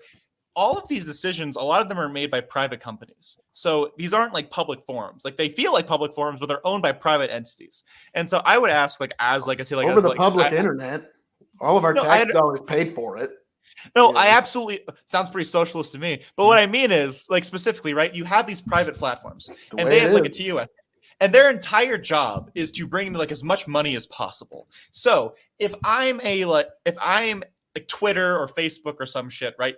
Either way, like Facebook leans more to the right, Twitter leans more to the left, where you have a terms of service, Thank right? you, Urasama. Thank you. If I may, for just one moment, Hans, can I? That's not what it was bring it- supposed to be. Thank You're supposed you, to just take that Urasama. slide, I give will a thumbs bring up, and let freedom fucking and Hans keep liberty talking. to all of you Jesus in Christ. 2024. I learned my lesson. KOE, the champion and the champion of the people. So you will see Never a true again will I do people that. ticket 2024. It's all you. Never Hans. again am I ever going to do that. Oh, you're Liar. I gave a slide to Tony. There was a positive comment, well, a funny comment to Tony, Yeah. and Tony was like, "Yeah." While we're going through the conversation, then I give the same positive slide to Phil, and Phil's just taking shit over. Anyway, Thank you. I Hans, love you all. I love you all. sorry. No, Hans, I'm sorry. It's on you. It's okay. So this is like an actual really important conversation that as society we really haven't had yet. So you have these private entities who their entire job is to make money, right? If I'm Twitter or Facebook, I'm just pulling in dollars. As a private corporation, that is my entire job. So I have to make decisions. That's like my channel, Hans of Hark here on YouTube. You can find me. I make book reviews every week. But so specifically about like these content creators and these content platforms, their job is to make as much money as possible. So they have made the decision that from a capitalist sense, or from any like money making sense, you have to go for the biggest audience possible to make as much money. Like there's other ways, but normally the most like easiest way to make money is to expand your audience. So what that means is if you want to have people come on your platform, you have to make it a safer space for certain people who would otherwise like either like minorities or they're marginalized. Like, so if you have a content platform where it's equally accessible to Nazis and Jews, eventually it'll be overtaken by Nazis, specifically because Jews just don't want to be there. Like if you're persecuted for your like specific belief, you don't want to be on that platform. So if I'm a content creator or a content platform like YouTube or Twitter or whatever, if I'm trying to make as much money as possible, this is where capitalism like actually goes like on like specifically the side of say like deplatforming people. Is the idea is if I have to get rid of 2% of the population, let's say like 2% of people are either like hardcore commies or hardcore fascists or like whatever the fuck you want to talk about, right? That's like the real problem. That's like the issue of like dealing with these people. And so as a capitalist, if I want to make money, I am totally willing to get rid of those 2% of people to make sure the rest of my community feels safe enough to spend their time and spend their money in my location. So if you continue to have these private entities, that's really what's going to keep happening, because they've decided, like, you know, through like evidence and analysis and like all sorts of stuff, that they bring in more money by like, you know, getting rid of the 2% of like people that are super crazy problematic. Because again, the terms of service for like YouTube and other content platforms are pretty fucking broad. Like you have people like you have like hard left, like anarchists on YouTube. You have people, I'd say, like, you know, Ben Shapiro and Steven Crowder, who are pretty hard right, in my opinion, on YouTube as well. So you have to push really hard. Oh, come on. Here on the political. You haven't watched Hard Right. Right? You don't know you think Hard they're Right right, gets. man. I've seen Hard Right. So what I mean is, and even some of them, like Black Pigeon Speaks, is like, I would say like he's a white nationalist, or like any sort of like stuff like you have. Like I would say, but even within that spectrum, right, there's so much stuff. Like you have to be absolutely crazy to go beyond those spectrums. And if I'm like a content platform, especially a private one whose entire job is to make money, what am I supposed to do? Like, am I supposed to like let these 2% of people on, whether they're communists or fascists or what have you, and let them like distort my platform and make me lose money? Or am I going to do like the reasonable capitalist thing and say, hey, get the hell off my platform. You're scaring all like, you know, the Black people and the Jews and like the gay people away from my platform. And those people also spend money. Like there was a time. Well, what's your response to the comment here? The government is in constant contact with social media giants about what they allow on their platform. So I'm against them having the unchallenged power of censorship. What are your thoughts on that? Oh, that's absolute. So again, so if as long as we have private platforms, I am very much against a like ministry of truth, or the idea that the government should say, this is exactly what's acceptable. This is what's not is acceptable. That's very dangerous, especially for anyone who's like not explicitly in the center. It's like saying, if a hard right government took control and they had control of like what was acceptable. I keep saying, I said like twice, so calm down. I said it twice, but so specifically, what that means, like if I'm like sorry, I'm fucking with you now. It's okay. If I'm worried as a lefty about being deplatformed, I think that's like a real issue, and I don't want that to happen. And if I was on like the conservative right, I would also worry if like a left-wing government took control and was able to enforce that on me. So it seems like the best possible option that we have currently, because again, we live in a muddy, messy world where nothing is perfect, and we can't make complete perfect like judgment calls on what's acceptable and what's not. That if we have if we have 98% of like people that's acceptable on this platform, and if you go just far enough that it's too crazy, if you're suggesting that the Jewish people control the world and they're trying to kill all white people and stuff, or if you say that if you're advocating for violence against like everyone, obviously, geez, right? Yeah. If you want like a crazy authoritarian communist revolution, and we kill half of the American population, I think you should be deplatformed. I think like even as like a regular person, I don't think those ideas are really worth like talking to. But I would also say, as a private content creator or a private content platform, why would I allow these views when they're absolutely hurting my bottom line? Because we're living in capitalism, and again, like I dislike like some of the problems of capitalism. Like I'm not trying to like be a cuck for capitalism, but like as long as we're living in the system under like the current thing that we are, I think terms of service are extremely generous in terms of like what gets like cut off or not. So as long like if you can't follow those rules, I need the chat to make sure cuck for capitalism was a proper term, because I made cuck for Republicans as a comment earlier and I got shit on. So guys, like long term, I've read a lot of like theory and stuff. I'm sympathetic towards socialism. I would consider myself a democratic socialist, but I realize a lot of hard material realities right now. Like if I want to improve capitalism, there is like, it's very frustrating. So this is actually something that I deal with a lot, is there's people on the left who don't want any fixes in capitalism. And their whole idea is if we just let it get bad enough and people suffer enough, we'll fix it. And I'm thinking, in that time, how many people are suffering? Why can't I make like the living conditions of people that are currently living better, as opposed to like just hoping that things get so shitty that we have some perfect proletariat communist revolution that it sounds like absolute bullshit to me. It really does feel like, hey, why don't we, like, I can, give people healthcare now, and I can give people access to education now, as opposed to like worrying about some random revolution that will never happen. It just feels very self-defeating. You do make an Phil's excellent been point there. slighted a lot tonight on comments. So Phil, Well, you have the floor. But Phil, you what have I the was going floor, to say but is I want you to to respond to a couple things. Alrighty, but I was going to say I do understand what you're saying there, but alrighty, let's bring it on. Oh, not that one. This one. Well, that's actually fascinating, because the Supreme Court has ruled that the baker does not enjoy the free right of association. He does not have the right to determine who his business can and cannot associate with. And so I find it fascinating that on the same coin, our social media companies do enjoy almost a perfect and full right of freedom of association. So if we just had one consistent rule set across the board, I would find that a much easier framework to work with. So Okay. That's my take on that. And Aristama, I think a good solid list of rules for what gets banned is fine. So people know what they're getting into when they join a social media site, instead of a lofty TOS that slowly picks people off, which I do understand that, because most of the censorship really does seem to go one way, doesn't it? It seems to be one political persuasion that seems to be getting the TOS vast is term brunt. of service.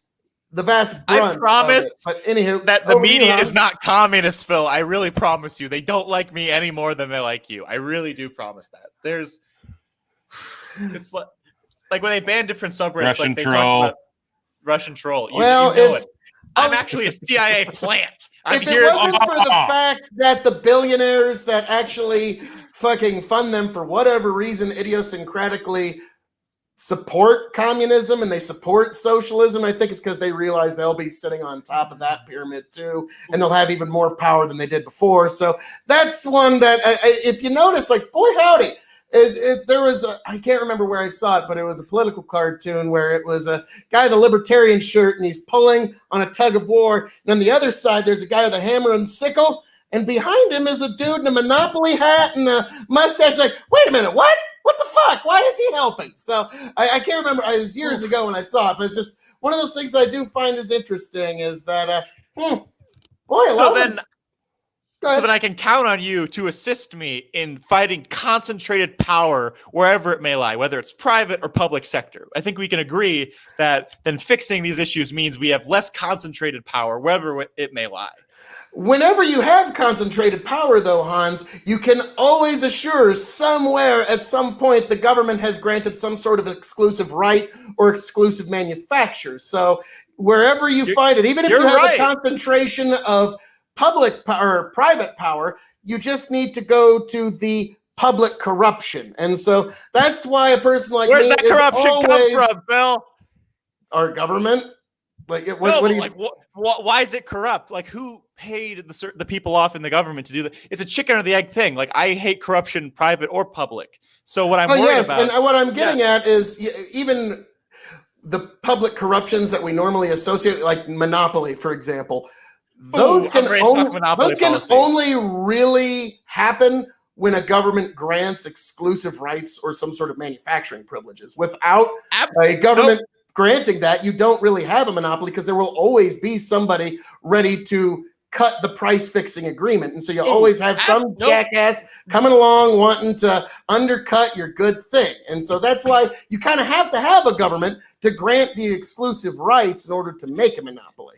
It makes it easier. So I absolutely grant you, this is a two-part response. I specifically grant you that it is easy as hell to have a powerful monopoly if granted specific rights by the government. But I would also say that if private power continues to consolidate, which it always does in the absence of anything that pushes it apart, without government intervention, there will always be consolidation of power. And you see this, whether it's Amazon, whether it was Standard Oil, like in the 19th century, if some... Vote Hans. You're damn right. I mean, I'm not there yet, but like, let's say like We've got an election. 2040, that'd be awesome. But like, but specifically, you have always concentrations of power. So this is something that's inherent in capitalism that I'm not saying is like a horrible or like horrible thing. If you don't mess with the system, the person who's winning will keep winning, right? So let's say like Phil and I like get into a fight, right? And he starts kicking my ass. I keep getting hurt. And he's like doing kind of like what we just seen. Yeah, and he's doing fine. But what that means is he now has more power and I have less power. And if nothing changes, he is in a constantly better position. So like if I am a business and I keep growing from like a $1 million company to a $10 million company to a $100 million company, and there are like young upstarts that are trying to stop me, right? If I get big enough and there's nothing in like the government that's stopping me, I can keep beating them because I have enough seed capital. So subsidized capital always beats unsubsidized capital. So what I mean is, if I like run an oil refinery, right? If I like run gas, like a gas company, that is more government intervening and creating a monopoly, though. No, okay, Dalton brings up a good point. The color contrast is throwing him off. That's pretty funny. So what I specifically mean is, as you keep consolidating power, it is easier and easier to maintain that power. If I control, like, say, 10% of a market, and I grow from 10% to 20% to 30%, at 30% of market share, I can sell at a loss for a long time. Like, I have a lot of excess money that I can hold off. So this actually happened like in the 19th century with Rockefeller and oil, where you had other oil companies that weren't as big as Rockefeller. And what Rockefeller did was he would sell at a loss because his company was so big that they could eat the loss strategically for a period of time that the smaller oil companies had to sell or give up. And then all of a sudden, now they're a monopoly and they can raise their prices back up and start controlling. So this is about power. So business strategy is also important compared to like regular capitalism. So I would say that neoclassical economics doesn't really talk about this a lot. But so that's something that I would say that the only person or the only entity that can fix that is government power. And again, I don't like that. But if we're talking about regular people, I don't think like a standard human being, like a regular person, can break up a powerful like monopoly that is being ignored by the government. So what I mean is, if we want to stop Standard Oil, we have to ask the government to say, hey, we should break up Standard Oil into multiple pieces that can all compete with each other.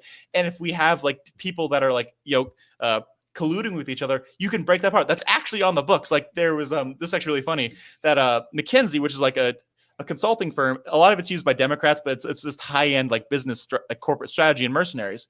And they got indicted for price fixing the prices of bread.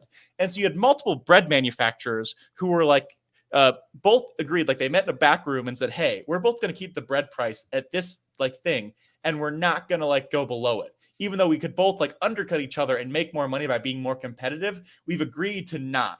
And so that thing is very common in like business and in politics. And again, I respect the hustle. Like I understand like that's always going to happen. So yeah, but if that what's lasts your- for any amount of time, there's always going to be somebody that comes along to undercut this agreed upon Wrong. price. Because seed capital is extremely important. I don't Well, like if hold if on, Amazon, hold on. oh, sorry. What's your response to Tom here? That's the entire story behind Amazon selling at a loss to make more market share. So this is exactly what I said before with Standard Oil. So Amazon, for the longest time, they have made zero money because they keep selling at rock bottom prices, which is great for consumers. Like I absolutely agree with that. But it's volume. You got to have volume. No, it's volume. But so they've crowded out the market. So what Phil is suggesting is that I'm trying to steel man you as much as possible. Is that there will be a competitor to Amazon that can rise up if Amazon like starts like raising prices and being shitty. But I would contend Wish, Overstock. No, I would contend Walmart. That's specifically if someone doesn't have the seed capital for like what to do with Amazon, they can't come in. So like if I'm like if let's say like I'm super like genius, like new upstart like tech guru, and I'm trying to beat Amazon. If Amazon just decides, hey, Hans, I can sell at a loss for 3 fucking years, and there's no way you can beat me because my seed capital is in the billions, and there's nothing you can do about it. And I'm going to sell at a loss and grind you into dust because that is like strategically beneficial to maintain an essential, like a working monopoly. That is what I'm concerned about in terms of regulating business. I'm not saying that I like the idea of like, I also agree with Phil that I hate like government mandated monopolies. The first monopolies that Adam Smith talked about were government monopolies, like an alliance between government and business. And I hate You those. need two. one to actually have a monopoly, is what I would contend, is that you really can't, there's no real example that you can point to throughout human history of a pure monopoly that had no government intervention whatsoever. It just, there's really never been an example of it. And so I think it would be very fair to say that you have to have a centralized government in order to allow a true blue monopoly, is what you're saying. And even when you're Phil, you want using to your read Tom's? yes. Tom Pinion says, yes, all cable companies have been colluding to keep prices high. Light bulbs used to be the same price until the government. Yeah, those cable companies. And you know how much everybody's not watching fucking cable anymore. They're here at the Dog and Chicken Show. They're watching live streams like they should. Like, share, subscribe right here to the Dog and Chicken Show. Like, share, subscribe to Hans of Hardcore. Like, share, subscribe to me at KOE Nation. And like, share, subscribe to Tom Foolery Show on Nobody YouTube. cares about MSNBC's opinion. Wait a minute. But specifically, Hang like on. Tom brings up you go first. Tom has this comment that Tom Yeah, that's has, the, one you of know. That's the literally it. That's all of it. Well, okay, so we're talking about collusion to keep prices A high, competitor and came price and undercut gouge them. the public, Hulu, and that's a bad Netflix. thing. I swear to God damn it, where am I? There I am. I swear to God, he just said Hey! something last week about it's okay. The fucking medical industry is allowed to price gouge just for the price of insulin because they're allowed to make money. But apparently, light bulb manufacturers, that's not a good thing. No, okay, I so don't they're know. both wrong. So no, you're Well, you're hold on, Amanda. onto it so Amanda good. said- Like Amanda's comment makes a good point. Like, who's actually like have cable? Dude, I was one of the first people that went to streaming years ago. Fucking Tony used to give me shit about it when I dropped Yep. cable like over 10 years ago when Hulu first started. I'm like, and when we were in high school, I always God damn it, I catch so much shit for this every time I say it, but it was like I said in high school, if I could just pick 4 channels that I actually watch, because you get 60 channels on basic cable, I only watch 4 of them. Can I just have 4 of them and pay like $10? Like, I would be willing to do that. I should have started my own company. Guess what? I missed the fucking boat on that one. And Hulu started up, and then Hulu got corporatized and fucking and it went all advertisement and it went to shit. Hulu used to be really good, but I digress on that one. But no, yeah, like who's still got cable these days? Who's still doing this shit these days? Who still gets their information from basic cable? And Well, it's to watch Raw and SmackDown. That's it. I'm not talking about small America. I'm talking about all of America. I'm willing to bet a vast majority of Oh shit, we lost. YG. Hans had to step out for a second. I'm willing to bet a vast majority of Americans countrywide are not watching Fox. Well, they might be watching Fox, CNN, and pretty high MSNBC, ratings. but they're probably not watching it on actual news. They're watching the clips that they put on YouTube, or they're watching the clips they see on the internet.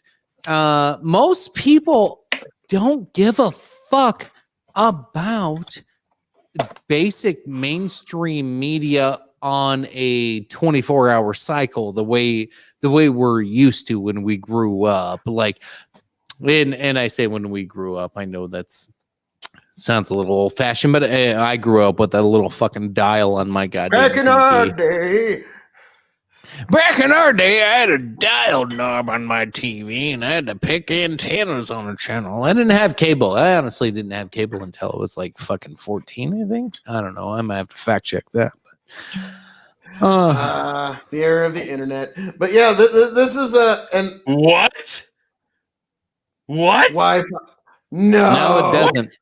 No, it doesn't. Yeah, you can. You got other main. Hold means, on, but hold on. Go up to Melanie's. Fake news. Fake news. Go up to Melanie's comment. Just one up. I want to respond to this. You got it, Tony.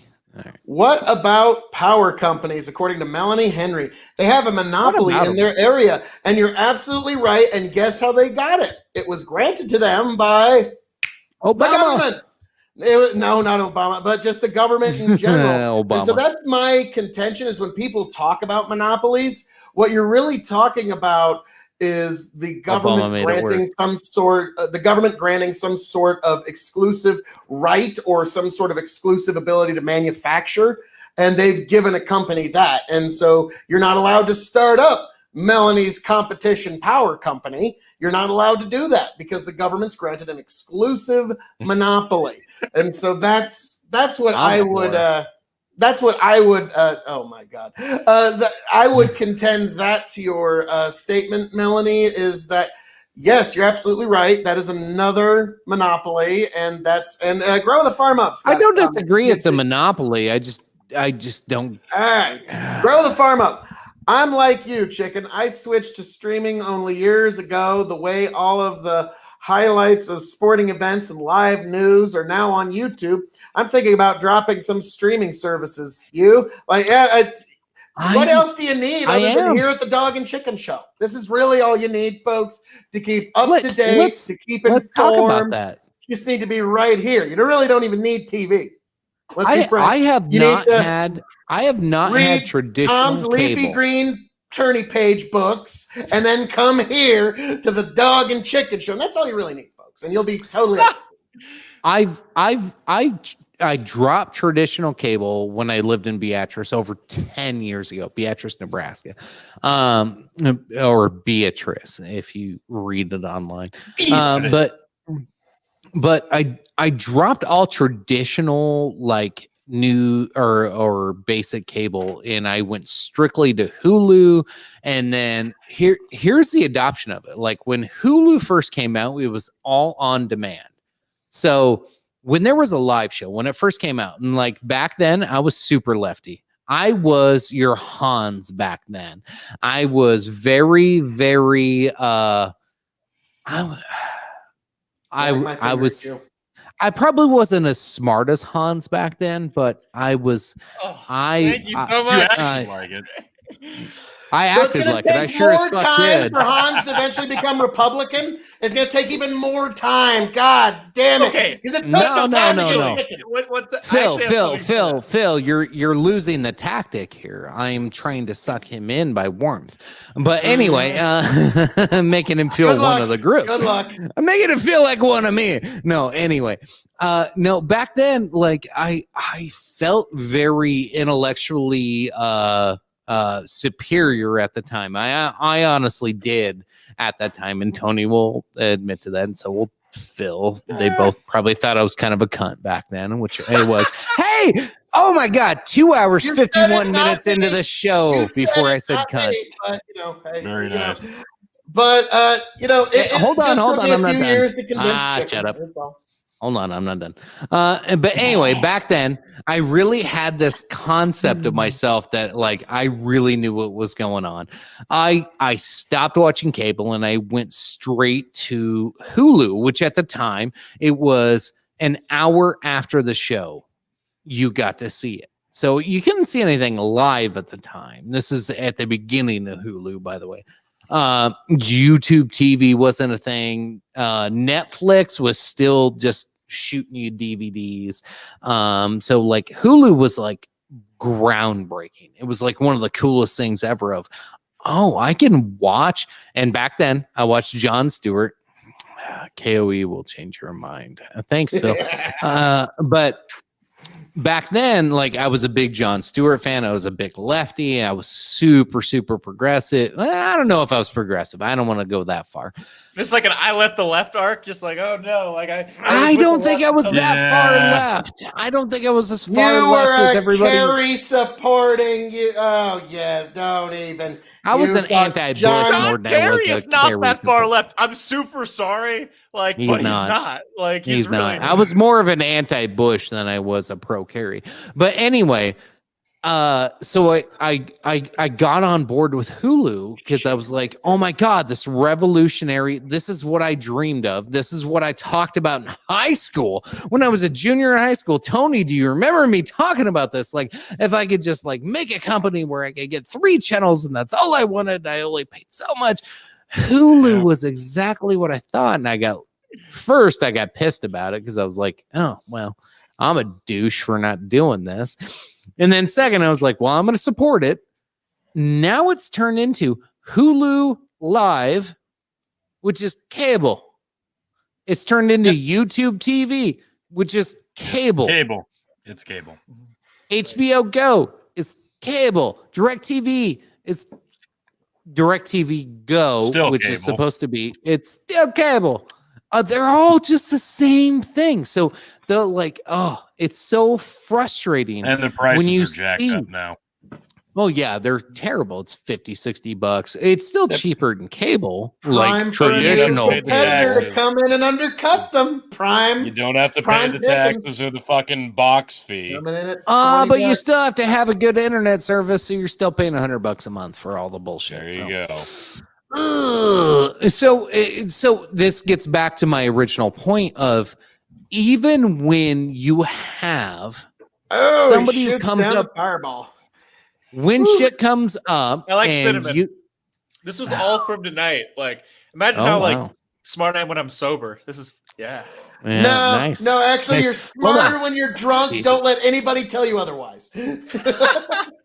Anyway, the point I'm trying to make is no matter how much entrepreneurial bullshit you try to spit at anybody, corporations still run shit, and advertising and all the bullshit is still there. We seen it with streaming. We seen it with Hulu. We seen it with all these other companies where they came up with this brilliant idea.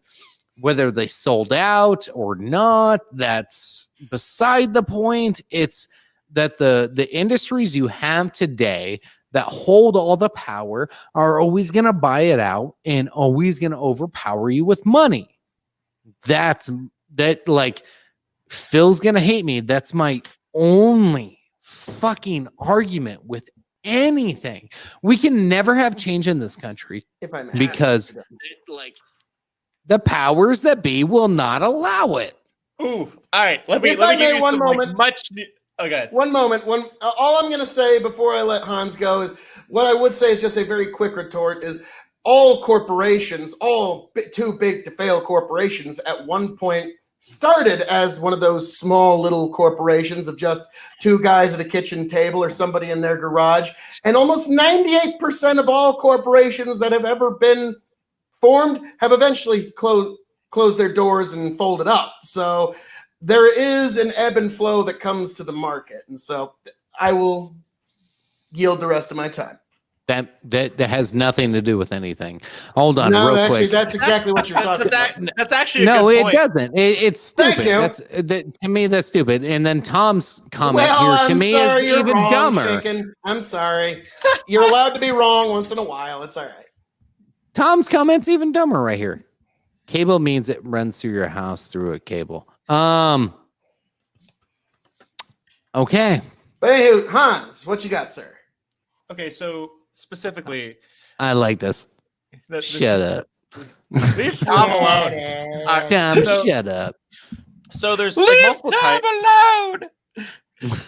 So there's multiple different types of government or private entities that control different markets. So you have monopolies, but you also have to say oligopolies. So this is where we deal with in the United States much more than monopoly power. So monopolies would entail that like one industry has more than half the market share of any like particular industry. Even like I believe Amazon doesn't even have 50% of like online sales.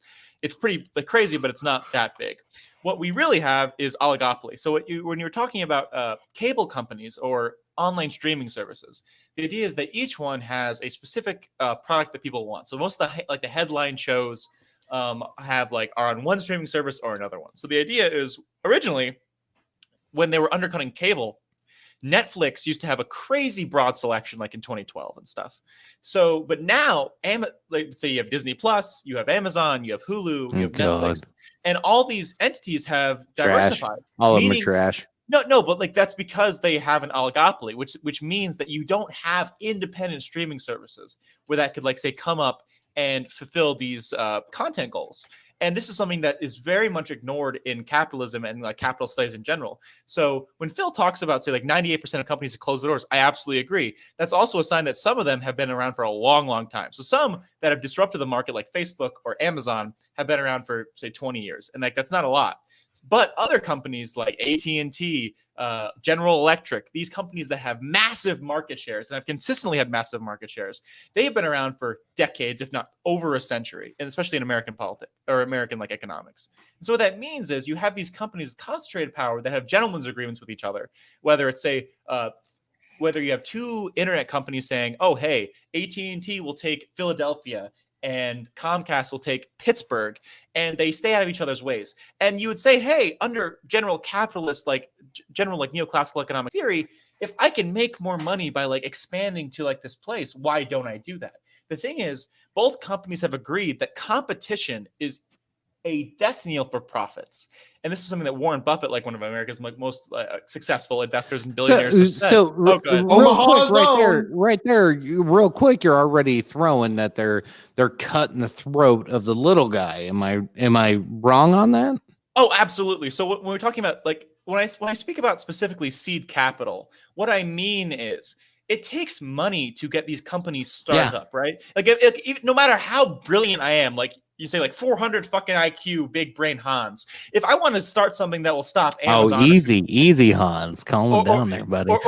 Or compete with Amazon. It doesn't matter because I don't have the seed capital to do so. And when we talk about corporate strategy, seed capital and the amount of money that you have is extremely important. And this is shown both in American economics and in global economics. So let me explain what I mean like by both examples. So in American economics, that means the big guys like Amazon or Netflix or Hulu or whatever, whether you're an internet service provider or you're a content provider, if there's like a young upstart that's trying to upstage you guys, you can really just run your profit at a loss for a certain period of time until they can't compete and are forced out of the market. And that's how like in a single economy where the little guy doesn't get a goat, like doesn't get like to do anything. So essentially when you have more and more consolidated power economically, which is what we have right now in the United States, it gets harder and harder for the little guy to succeed. And I like, if I'm keeping capitalism like as it is, I want the little guy to succeed more, right? So I need to provide some sort of incentive or like capacity for little guys to succeed more. But in an economic sense, like globally, we can also see how this works. So China, if we're talking about this for a quick second, they do a lot of international investment in countries that are either war-torn or like bad, or like you consider bad economic investments. But Chinese companies do it specifically because their government backs their finances. So they're like, hey, we want you to take a loss and set up shop in like this, country in like Ecuador or some shit, right? and we will like deal with your losses, but we need you to do this for the good of the country. And what that means is they can strategically make investments that are bad in the short term, like extremely bad. But American companies can't compete because most American companies, one, are private or like publicly owned. And what that means is they're dealing with quarterly profits. So when I say quarterly profits, it means you have to make decisions based on how much money you're making every 3 months. So in terms of long-term strategy, if I'm like a company that's owned and sold on Wall Street, like stocks and shit, right? If I do any long-term decision planning, I will get the fuck beat out of me by the rest of the market because they're all dealing for short-term profits. But if I'm like a Chinese company that is being subsidized by the Chinese government, I'm going to beat the shit out of every single American company in terms of investment because my capital and my long-term strategy is currently subsidized. So what that means is, so the subsidy argument is just an expansion of the seed capital argument that I was talking about earlier. So capital that has long-term reserves is always going to be superior to people that don't have a lot of startups. Like if the four of us start like a startup company that has like a content platform, and we're competing with YouTube.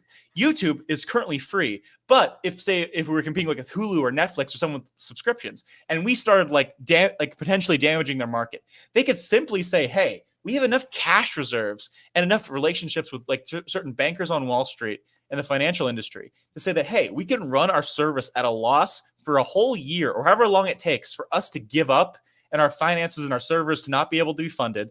And we lose. And then suddenly powers continue to be consolidated in a smaller and smaller group of people.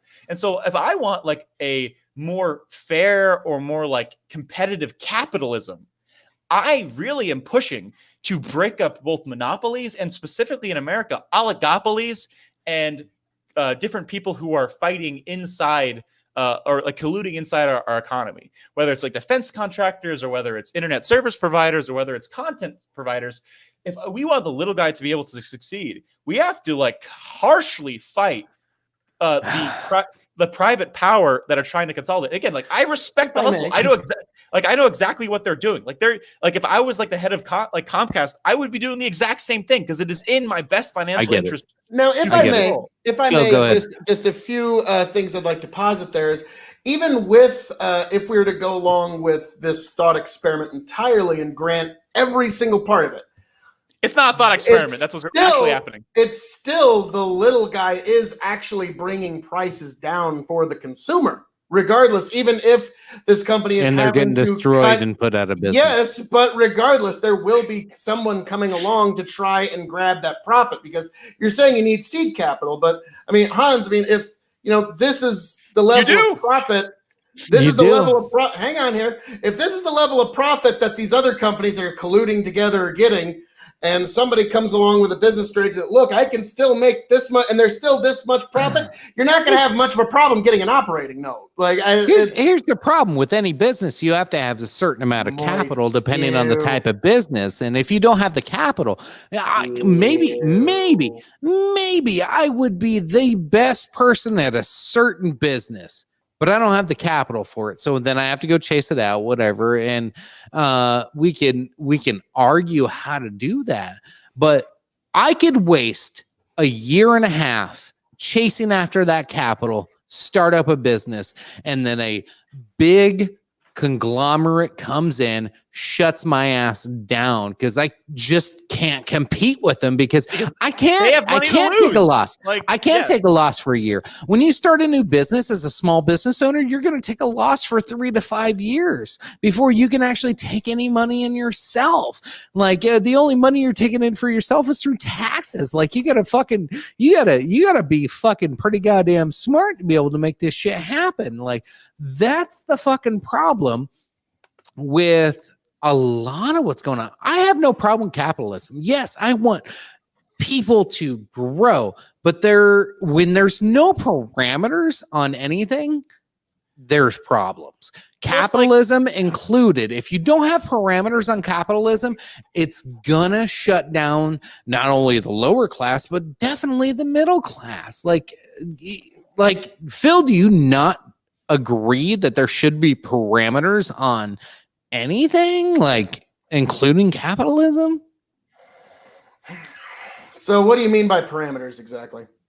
Like, So what should there be guardrails? Like, when people get too fucking greedy, or monopolies, or fucking just too big for your own goddamn good, like, I think you can fucking Yes, the find a government world where shouldn't that's be a granting problem. exclusive privileges. Yes, you're absolutely right. But The even government shouldn't outside be- of those privileges, like it can be a problem. Like it's like even like if like Do you no think government, Google's a problem? absolutely. Like I think if there's Does no Phil? internet.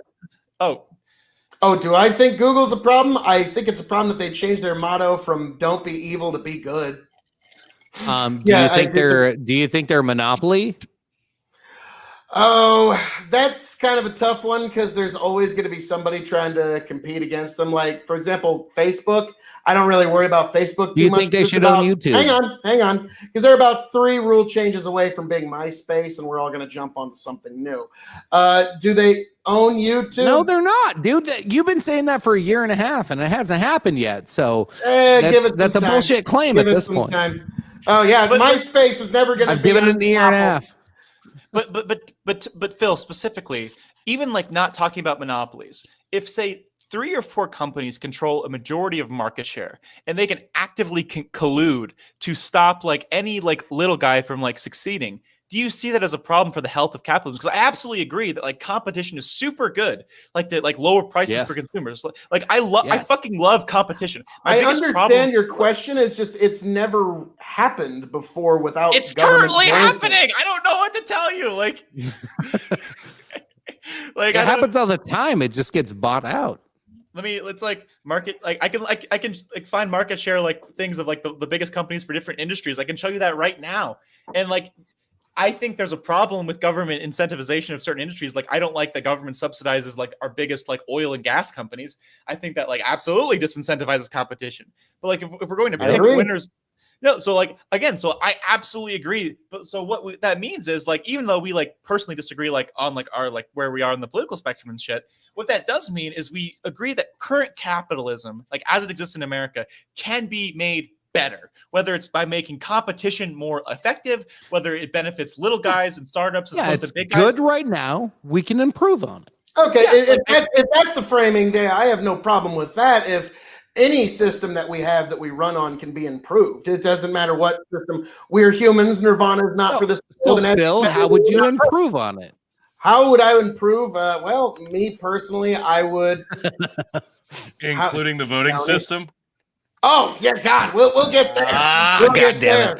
We got But one again, last topic before we go to the post Respect for show. property rights, respect for individual rights, respect for individual freedoms. That's how you improve Oh my God. capitalism. So What did this start? This started off with the racist Nebraska truck driver. did you yeah, expect we- us not to bird walk? Like, have you met like at least the Yeah. 3 of us? And Hans is just We've all fitting right the grown. fuck in. He's done great in our little bird walks here, and it's been fucking fun as shit. So I Definitely check do out Hans love it. Park Thank here you, on YouTube. Hans. By the way, thank you, Hans. You are problem. an amazing guest, and appreciate you, of course. But yeah, You're we coming on we to did him. bird walk a lot. I am doing a terrible job as a host, keeping us on track because. We didn't even talk about that guy at all. Let's get to our last topic, shall we?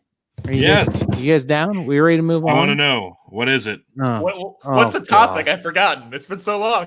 Yeah, I don't know what the fuck. Yeah. Welcome to this the is show. This is what we're going to now. Oh, fuck. This is getting into the deep shit that'll lead to the post show. Post show will be I don't know. I might have actually I think I already posted it to locals. So it'll be ready for you when we're done with the show. If you want to join the post show, you can listen in, join us, and have conversations with us live, or just you can join in the Excellent. private chat there. There's plenty to talk about as always, but this story just has divided people all of a sudden. Remember, do you guys remember like what was it? It was like four or 5 years ago. The whole controversy of the Oscars was they've never selected a person of color for any a year of the ago. No, this came up years before that. It was last year Yeah. it became a big deal because of the political climate we're in. But this has been a Will problem Smith's for a long wife. time. I'm not necessarily against the premise that the Oscars kind of been pretty well. I'm gonna say it, white drink. That's one of the drinking words tonight, by the way. Where are we posting coordinates? What's scrolling across the bottom there? Why do you have coordinates? Oh, I didn't notice that. Oh, oops. They're calling it a drone strike. The CIA found out we were talking about them. They found my fucker! Ah! But no, like, here's my only take on the Oscars is why Let's get to the flying jerky. fuck do we still care about shows where celebrities award other celebrities awards? They're just celebrities giving each other awards. Why are we pretending like this is some, oh my God, the Oscars, the Grammys, the fucking whatever the fuck else there are? Yeah, that's all these award shows are. Like, it's pomp and circumstance that insists on itself. And I'm shocked it's lasted this long. Like, it's almost like an old tradition. Expected thing. It's only still around because it's one of those things that you expect to come around every year, and that's the only reason that these things are still around.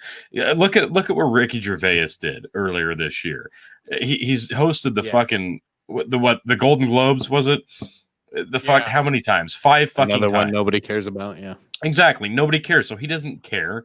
Nobody gives a shit. Nobody's watching them anymore. It's only about celebrities blowing each other and fucking reaching around and just stroking each other off and thanking people, and nobody cares. It's fucking pointless. Like he said, literally, go up there, accept your award.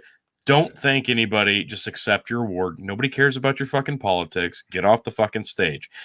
He said what we've all been thinking for fucking years. These so things then what's the don't Oscars fucking do? matter. They fucking doubled down on their bullshit, and well, no, now they didn't double down. They went completely reverse because no, if because anything, it's trying to self-sustain. They're trying to stay important. Oh, they're trying to be woke. Like, this is still an important thing that we should fucking care about. I don't give two flying fucks The who wins the goddamn Oscars award. was- You do your goddamn job. Do I need to get a fucking award every fucking year for doing my job? No, goddamn right I No. don't. Be This is nice. no, you stupid. don't. It's Yeah. nice. Oh, yeah. It's No, it's not. It's nice It to have an doesn't fucking incentive. matter. It's nice to feel good about what you do. I don't need a trophy. Tell me I'm doing a You good job. don't. That's good enough. Tell me you wouldn't accept a it's Slammy. from a guy that's got a fucking goddamn gold belt sitting next to him every podcast. This Shut I the went fuck out of up. my I don't way need for. affirmation. I went as I out of have my a symbol way of my to get affirmation this. right next This to me. wasn't my day to day. This was me going the extra fucking mile. Oh, God but damn it. shoot, your I you got am jealousy rodent. is hard. unbecoming. Oh, God. Your jealousy Oh, is God. unbecoming of you, sir. I get Anyway. it. This level of I championship have glory a belt. can just Like, be wait, over- wait. This is wait. great. I can show you like my lifting belt. I don't have like a wrestling belt, but I have like for like when I do like squats and deadlifts. Like, Oh, do you you want me can to bring that shit slap up? people across Like- the back with that. If you watch Hulk Yeah, Hogan it's matches. like I mean, okay. Full disclosure, I got I've never, a collection watched, of like, the Oscars. fucking whiskey and scotch bottles I could show Well, you. yeah, because you're under 30 years old. Of course, you've never watched the Oscars. Nobody 22 represent. What's up, old representing Anyway, old people. let's get on to the story. We made fun of each other enough.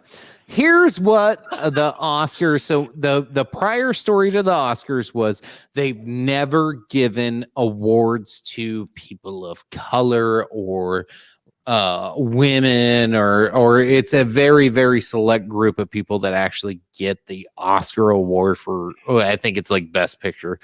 So here's the new rules. Let's read through them. Lead or significant supporting actors. At least one of the lead actors or significant supporting actors is from an derepresented racial or ethnic group, including Asian, Hispanic / Latinx, Black, African American, Indigenous, Native American, Alaskan Native, Middle Eastern, North African, Native Hawaiian, or other Pacific Islander, other underrepresented God, I've been drinking too much. Underrepresented. I got Yeah, you. yeah, that's the word. Yeah, you did the same thing I did. Race or ethnicity. I don't know if you were making fun of me or if you just did it on accident. Oh, I'm not. Doesn't I'm not, matter. Like, I got you, man. No making fun of here. I promise. I'll let I you know got when you, I'm I making got fun of you. I'm pretty in Uh, your face when that happens. Second group is General Assemble Cast. At least 30% of all actors on secondary or more minor roles are from at least two of the following underrepresented groups. I got it right that time. Women, racial or ethnic group, LGBTQ plus. People with cognitive or physical disabilities or who are deaf or hard of hearing. A 3 includes main storyline subject matter. The main storyline, theme, or narrative of the film is centered on an underrepresented group, women, racial or ethnic group, LGBTQ plus, people with cognitive or physical disabilities, or who are deaf or hard of hearing. So All right, that's just the first set. So, That's just what A. the fuck? I So- haven't even so gotten now- into B yet. in order to win one of these things, you have to qualify under specific guidelines of previously unrepresented conditions or ethnicities. That's what this is saying. Pretty much. So why fucking do it then? Like Yeah. if we're only allowing people to win these things if they meet a certain set of guidelines, doesn't that defeat the entire fucking purpose of doing it in the first place? Like, this was supposed to be for best actor, best soundtrack, best producer, director, supporting, whatever the fuck. Like, it had nothing to do with giving everybody a participation ribbon because they met some specific guideline. Why do it? Because people got angry and they had to do something in today's Well, they'll get political- angry again. There'll be another thing to get angry about. I fucking promise you. I'm telling you, I'm telling you, some of the backlash they've had right now is okay. So you are just jumping on board with today's rhetoric and not actually supporting anything that actually matters to what people were talking about. So like they're being called out for pretty much pandering. Sure. Good for them. You know what? Who gives a shit? Because this is a fucking made up bullshit award a that nobody pander. fucking cares for. Nobody It's a gives a pander. shit. Yes, it's celebrities pandering to celebrities. Who gives a shit in the first place? Nobody cares. Nobody fucking cares. Give all the Oscars to Sandra. Oh, she's talented and hot as fuck. Well, that was, I don't disagree with you. How did you make Sorry. that sound dirtier? Jesus. I know. Yeah, no That was shit. already dirty. and You somehow that was- managed to just Wow. you just added some stank on it. Like Jesus, that was Chicken Yeah, is to me- saucy. Stank. See the it's- bonus it's- content we recorded at Phil's for chicken's Yeah. extra saucy material. That was just the first comment that I seen. I haven't read the I other don't ones, get it. sorry. Like, this is Um, now we have to be all inclusive for the sake of being all inclusive. Like, it's not actually awarding somebody for doing a good job for doing something exceptionally well. Like, because that's the whole premise. Now we're just It is. giving awards because you meet a certain set of requirements that we have laid out before we even awarded this thing. It defeats the entire purpose. The whole premise of this thing is stupid. It's always been stupid. It's people patting themselves on the back. It's giving each other reach arounds. It's keeping themselves in the public limelight. It's stupid. And yes, eventually these things are going to be phased out completely. And this is the first step, making it all inclusive. What's the next step? I'm not actually a celebrity, but you haven't given anybody who's not a celebrity an award ever.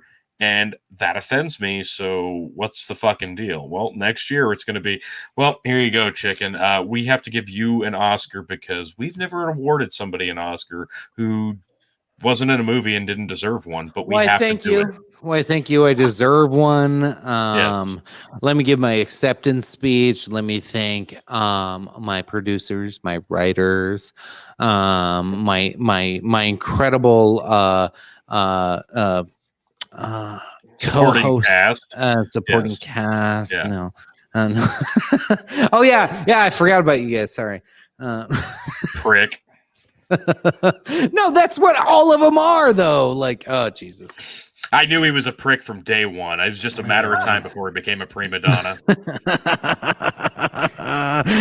hope the fame doesn't nailed change it. you. I hope the fame doesn't change you, chicken. All the fame. I'll probably get more hate than fame, but it's all Have good. Ricky Gervais host every one of these fucking things until the day he dies. Because How about we I just just have want quit honesty. having him? Quit watching Yeah. it. It's Have not even fun. entertaining. It's fucking it's not. stupid. I haven't Yeah. seen one that I thought like I remember like growing up. Hans, I get you're younger. Growing up, like this was a big deal every year. Growing up, we had to watch this. And I remember sitting in front of the TV with my mom, and I'm like, I don't know who these people are. I haven't watched these fucking movies. I don't fucking care. Here's 8 And- French films you didn't see this year. Yeah. Oh God. Let's talk about French films real quick. How about Oh Cuties? shit! I didn't mean We to have trigger to? you. Not to, whoa. Well, How about what- Cuties? what- You guys heard of that one? Oh, No. fuck. Phil knows where this is going. Oh fuck! I don't know. What did I open? Disgusting. Like, Anybody yeah, know about Cuties? the Anybody? fact that Anybody the raise fact your that hand? Yes, Netflix no? was allowed to the fact that Netflix was allowed to fucking air this is a fucking outrage. Oh, That's this all I'm gonna isn't, say on it because I don't even want to say another fucking word about it. Like, Never it's that mind. I'm fucking sorry I vile. brought this up. So I know what it Okay. is. Never mind. Way to go, French films. Thanks, Tony. Uh, My bad. there's a lot to hit on with all of this stuff. So Fuck. no. Okay, so actually, Okay, right, so- leave Cuties out. Leave Cuties out. We'll save that for the post show. God, You oh, can see the I post don't show even- over at Jesus Christ, never touching that. dogandjiggleshow.locals.com. that's shit's disgusting. All right, so It is specific- disgusting. But so Oh, sorry. specifically, right? So I have seen relative good evidence or statistics that having diverse casts actually makes people more accepting, like, of other people. So Sure. if Sure. so, from a societal perspective, right? I would love to have more diverse casts in movies. That means that people who are more exposed to movies would be, like, by proxy, become more accepting, like, of other people because they see them, like, as people. This happens whether or not it's shown that it happens, like, if a person who, like, holds, like, racist views, if they move to, like, a more diverse area, they very likely become, like, less racist.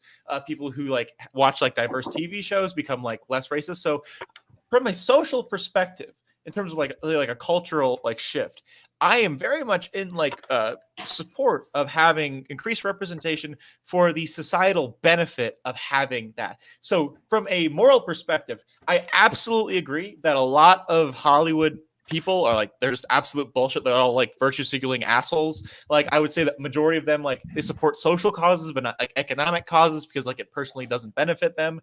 So I absolutely agree, like, as to why, like, they're shit people, like, as like a bearer of this message. But so I think I can hold that belief that they're shitheads that, again, like, are connected with, like, with all sorts of, like, sexual assault allegations and all sorts of crazy stuff, right? That's terrible. But at the same time, as long as we have a media industry, as long as we have, like, people who are making movies, making TV shows, if having diverse casts gives a societal benefit of making people less racist, I'm all for it. There's a much broader argument that this is a piece of, where we say, hey, we want, like, instead of, say, racializing parts, we want people who are, like, just, like, the best for a specific, like, role to get the part, right? So this goes into other stuff where, like, hey, we don't want people to get, like, tokenism because, like, just specifically because they're race. We want people to succeed on their merits alone. So if we want a more, like, merit-based society, or more like and I think that's a pretty reasonable thing, like, wanting to improve, like, a capitalist society like the United States, is to make it more merit. But But- at the same time, only, like, you're not allowed to play a certain role if you're a certain ethnicity or a gender. But at the same time, we're trying to open the door to do that. And Yes. we Thanks, want Amanda. one thing. We want one thing, but we're not allowed to concede this other thing because that would mean giving in as a whole. And You're I talking just trickle want, down all I effect. ever want in any There's- instance is just the purest integrity of the art. I want the best Sure. person to possibly Sure. play a role, or the Exactly. best painter to paint the painting. Yeah, I just want the purest exactly. integrity of the art, and however it has to be achieved, that's what I prefer. So that's just me, and so that to me it's. There's instances where doing such a thing tells an amazing story. And then there have been instances where, casting the wrong person does take you out of the immersion of the story. So it's just Should we have like, cast? there's a big Will difference, though. Smith as Iron Man just because he's an African American, Well, or exactly, should we have let exactly. Robert Downey Jr. do There's- it because he was fucking made for that role? Like, There's a difference between trickle down race- effects for the fucking. I think sole Will fact of Smith the would have fact. knocked that one out of the park. He'd have done. He No. might Like, have done a it'd have good been a job. different I character, know. but I think he'd have done a good No. job. But no, there's there's movies with historical purpose and historical casting as it should be. Like, I don't want to see 1917 filled with a bunch of people that likely weren't actually in that ward. It's not a historical representation, visually, artistically, anything. So it's a art versus racism versus culture thing. It's such a weird conundrum of bullshit that everybody's playing with, and they're all falling into it. The whole thing, I think it's fucking gross. I think the whole thing is gross. I agree, but so like specifically responding to Tony about how like representation, like we want like like the best people like in specific roles. I would like specifically ask how, if someone is like the best in a role, like, or like should we like provide roles that were like for like minority or like gay or transgender or sort of thing, like to white people or like straight people, like to like for the acting purpose, like would we have like a white Black Panther? Like that feels really weird. So specifically, when we're talking about equality, this happens a lot like in historical analysis, where we say, oh hey, we want to improve the station of group X. But then there is an idea of like, oh, hey, we want everyone to be equal, right? It is like we want like equality. And I absolutely agree with that. But what that means is you have to sort of like correct past wrongs. And I'm not talking about like a specific like reparations-based argument. What I mean is if you have like roles where, say like for a long time in American cinema, like for the 20th century, there couldn't be interracial kisses online. I think like the first interracial kiss was like in like the 60s or 70s, like on the Star Trek like show, right?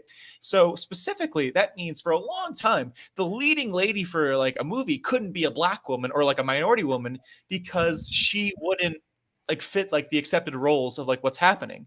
And so in terms of like trying to make like cinema more inclusive or cinema more open to like different people, the idea.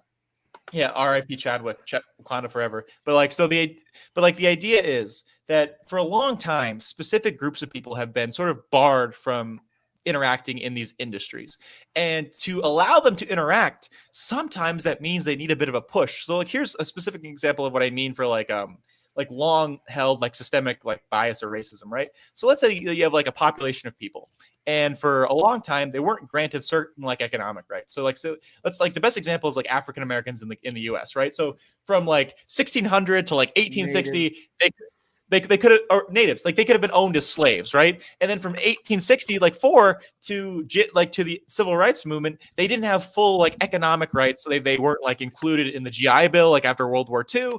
Like they weren't like given like like low level like rent free or like low interest loans for like home ownership.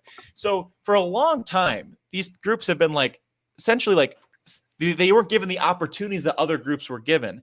And then so suddenly, if we all fix that, right, like we level the playing field, say, hey, there's no active discrimination anymore. But if all of the say the effects of like say 10 generations of discrimination still exists.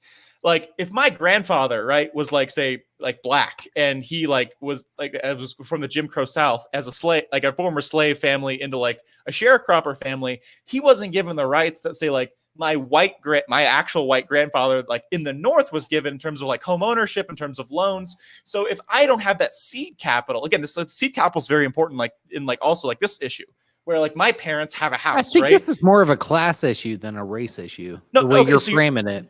Oh, so you're absolutely right that it's also a class issue. But specifically, there are more black and brown people in the United States that are lower class, specifically because of the economic conditions that I talked about. So again, so we fix class issues, right? Like I absolutely agree. If you have like policies that support like lower class people, they will disproportionately help black and brown Americans and like minority Americans, like absolutely.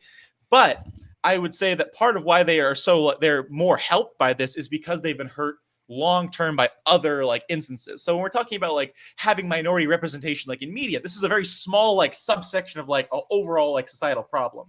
But giving like say more representation to like queer people or black people or like minority people, that's, hey Tom, this is absolutely like good and important for the societal benefits that I talked about, but also correcting like past wrong. It's like if I can give like a sports analogy for like all my sports bros out there, it's like imagine you're playing like a football game, right? And for the longest time, someone like drove like a fucking bolt through your leg, right? And you've been playing football with a bolt like in your leg, right? And at some point, someone comes down the line and takes the bolt out, and there's still a hole in your leg, and they're like, hey, we've stopped putting the bolt through your leg and now you can play normally. You're still going to have fucking problems. And the best way to fix that is like healing the hole in your leg. Because if you just have, say, like, we're going to stop actively hurting you when we spent 2 like centuries hurting you or like discriminating against you or what have you, if we want them to participate in our society, it's hard to expect them to suddenly like perk back up to like perfect capacity, especially like in a single generation or two, when we can see the effect of generational wealth. This is actually something like where it's like black families have. You're mixing short-term and long-term analogies together there, which I mean, culturally. I think it does matter. I'd say culturally, like it's important to have like more like our society like for it was like when's like shooting somebody in the leg and tell them to get back up on their feet and then simultaneously saying do that within 2 generations. Like that's hard, right? No, no, it's not hard. I can have a kid, my kid can walk like in 1 generation. Like I just But let's say that you were denied like the ability to own a home, so you don't have any like home to pass on to your children.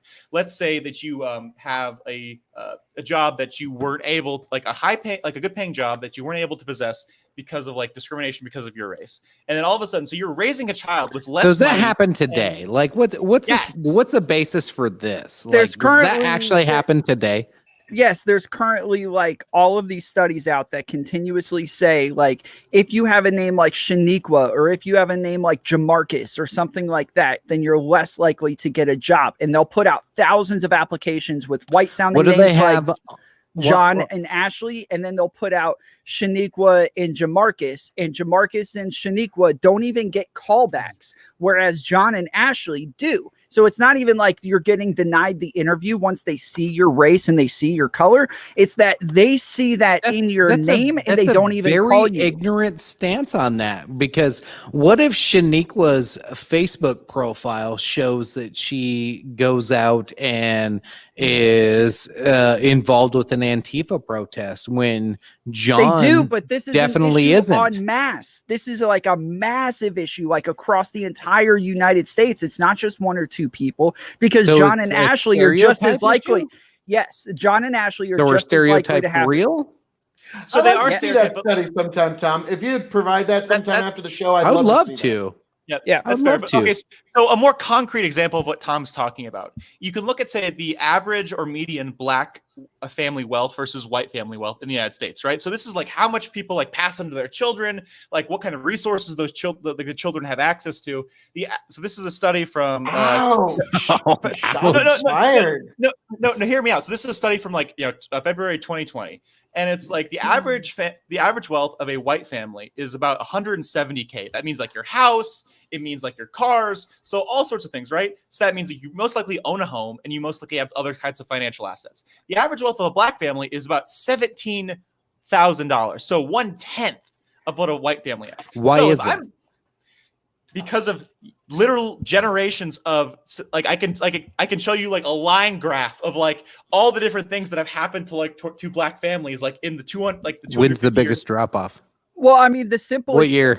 The simplest thing Hold is on, hold something like in the 50s. Hans, Well, I mean, when's Okay, go the ahead. time frame that it drops off? Okay, so so I can do this like bit by bit. So let's say you can't have you can't you're like literally enslaved, like you don't have like full like rights like in your country. And then 1860 happens and you're no longer like allowed to be physically enslaved, but you don't have like other rights like Jim Crow laws and other sorts of things. They stop you from actively participating, which means like, well, even though you count as like population for your like electoral centers, you can't actively participate in democracy because of like poll tests and other like sorts of things that have been like ruled by the Supreme Court as unconstitutional discrimination because like they make it super hard for like.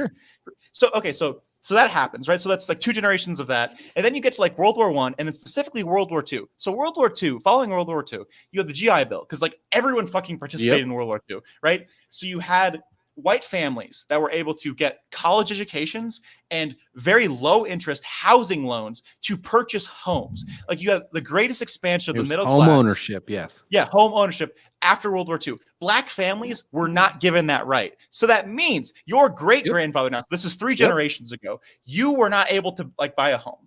So that means they were like white families were able to raise a family in a home that like was financed and they had a good job and they had a good education for a good job to like provide those benefits. If you're a black family, you did the same service, but you didn't get a loan to own a home. You have been discriminated against in terms of like what blocks you can buy a home because of redlining and other sorts of like specific actual like on the books racial legislation that keeps black people from owning certain homes, and private things where white people don't want black people to move into their like neighborhoods. Okay, because, so again, this is 50, Okay, 70 so- years so- ago. No, but that's the biggest one because this is during like America's led biggest to- economic Yeah, boom. I agree. So this I'm is where other agreeing with families- everything so far.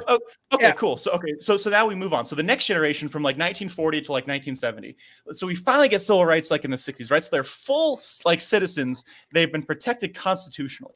That means if you're a white family, if you've like been in like the United States until this point, you have not been actively discriminated against. Like again, like if you're Irish, like in the early 19th century, I understand. If you were German, like in the like the 18th century, there were also some small forms, but that ended much quicker. So they've had generations to build up wealth, right? Generations to like have family housing, have family like estates, and what I mean estates, I mean so like homes and farms. we'll pause at this point. We're in the 60s and 70s, and the African American normal family that is starting to get rights and starting to have a leg up in this country.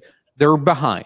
I 100% agree with that. So it's harder. So again, I'm not saying it's impossible. So this is something It's like, not impossible. It's harder.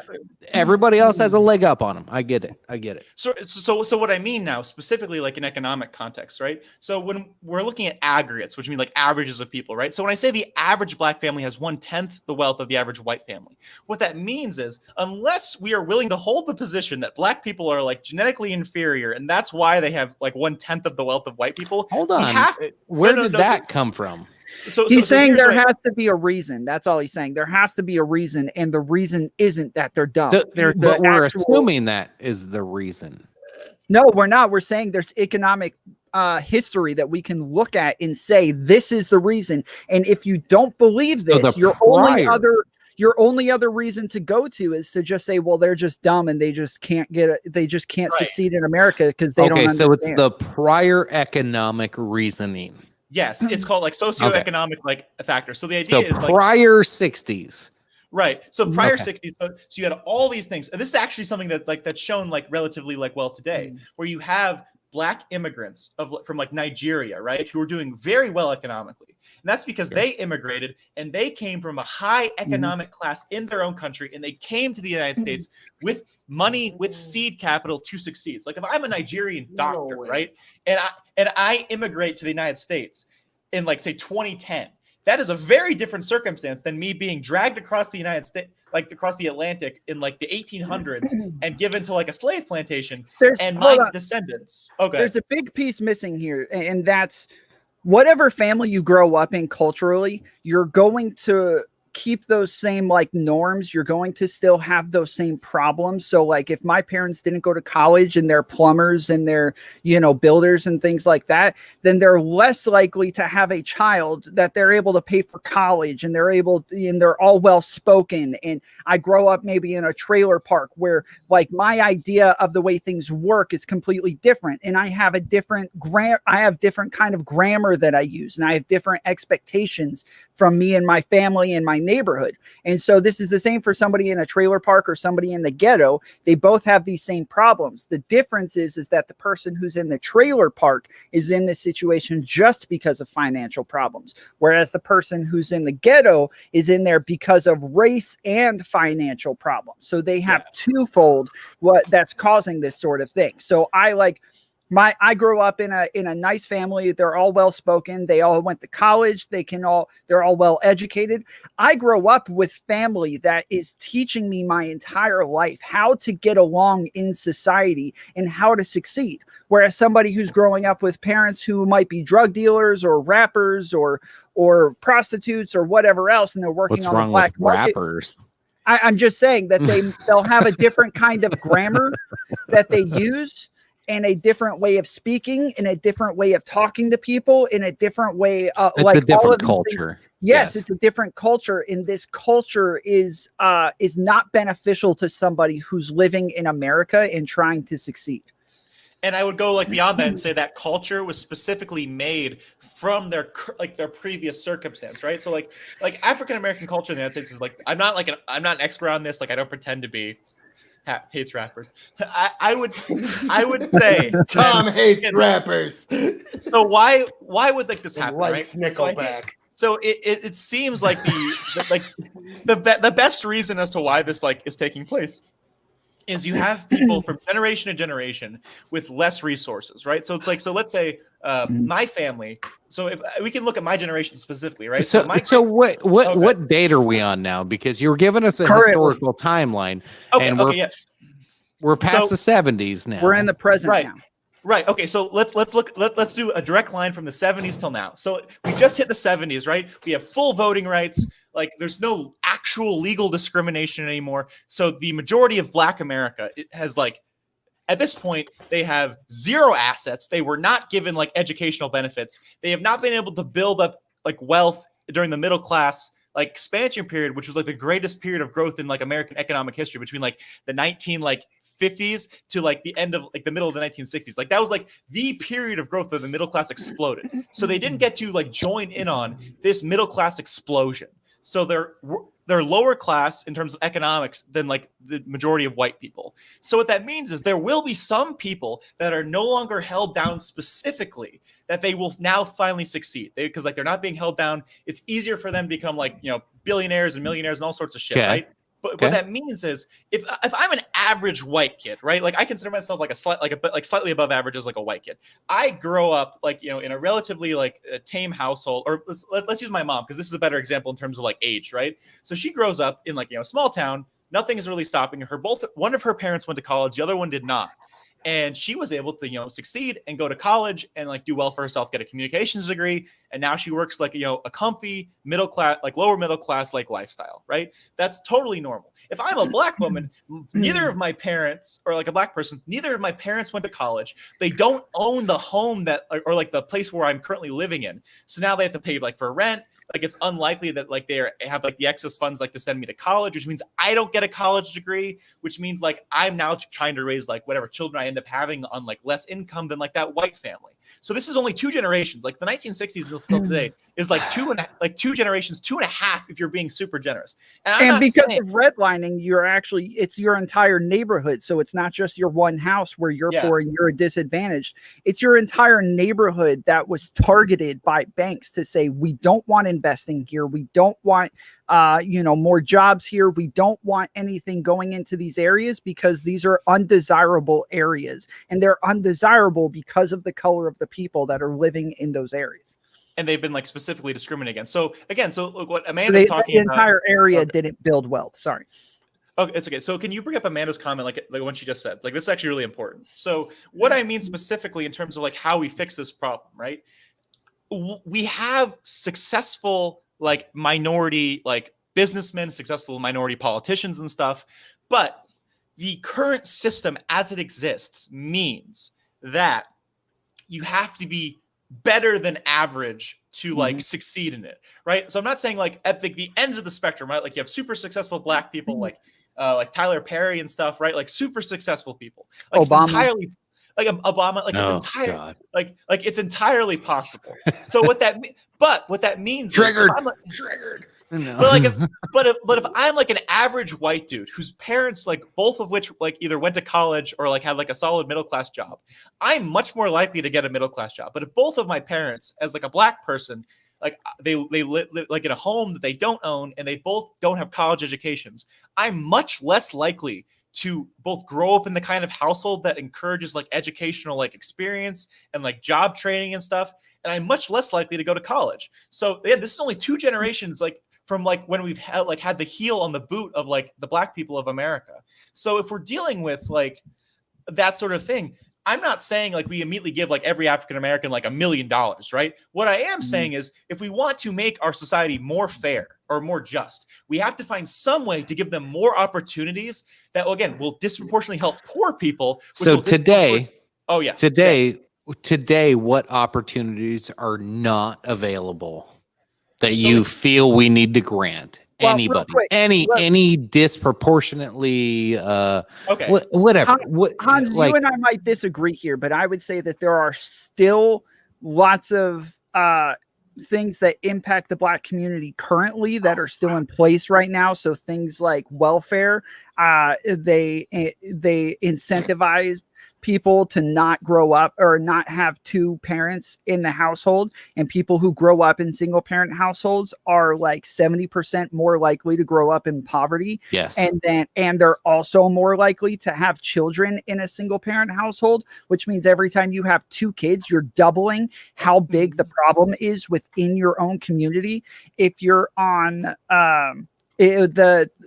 things like Planned Parenthood specifically target minority communities and Black communities. I believe last year the Black community was just less than 13% of the United States had more abortions than all of the white people did.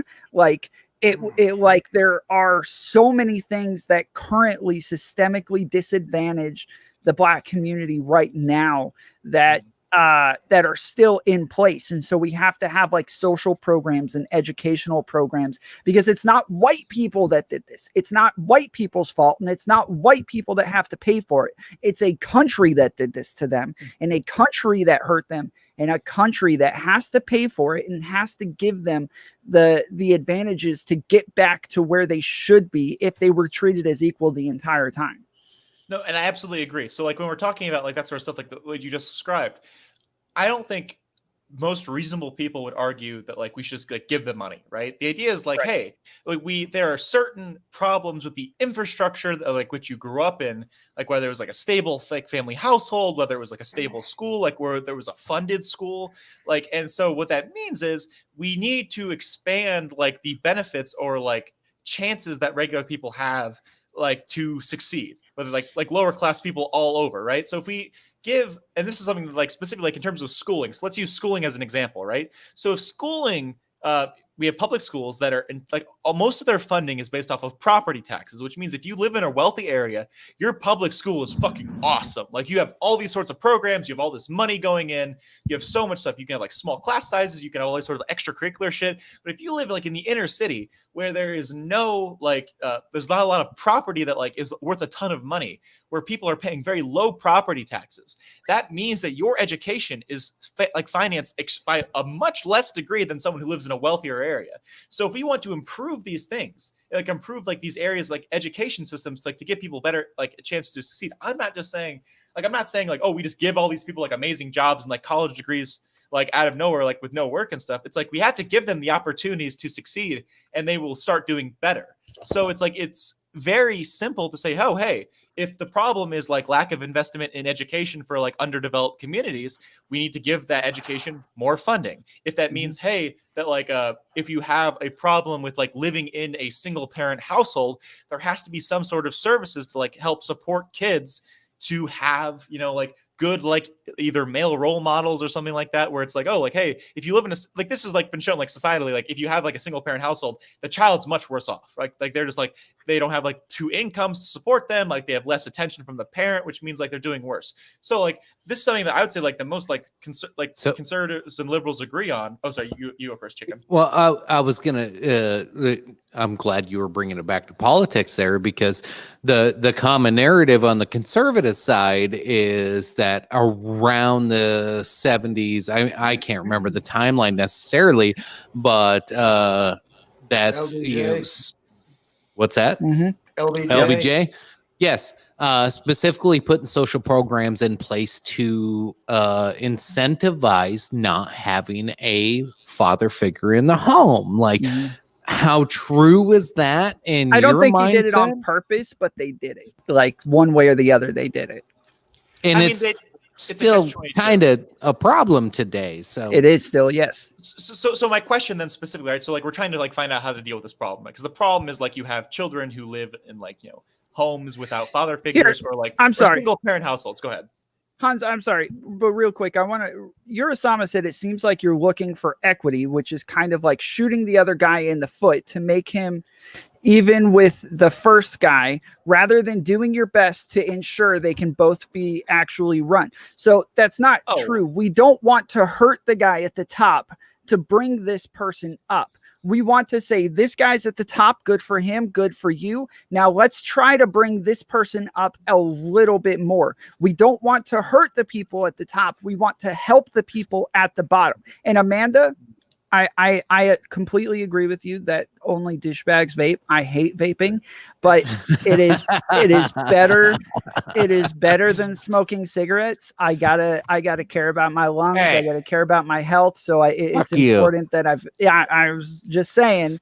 I completely agree. I look like a douche. Both times. Yeah, but yeah, go ahead, Hans. You're right. So like a good example is actually me in this scenario. So, dude. So if you take me for example, right? So I grew up in a like lower middle class household. I was extremely like I grew up like in a small town. The education system where I grew up was not like the best. But I was very lucky through like both my own talent and like my own effort and like 2 parents that like lovingly supported me like in my endeavors.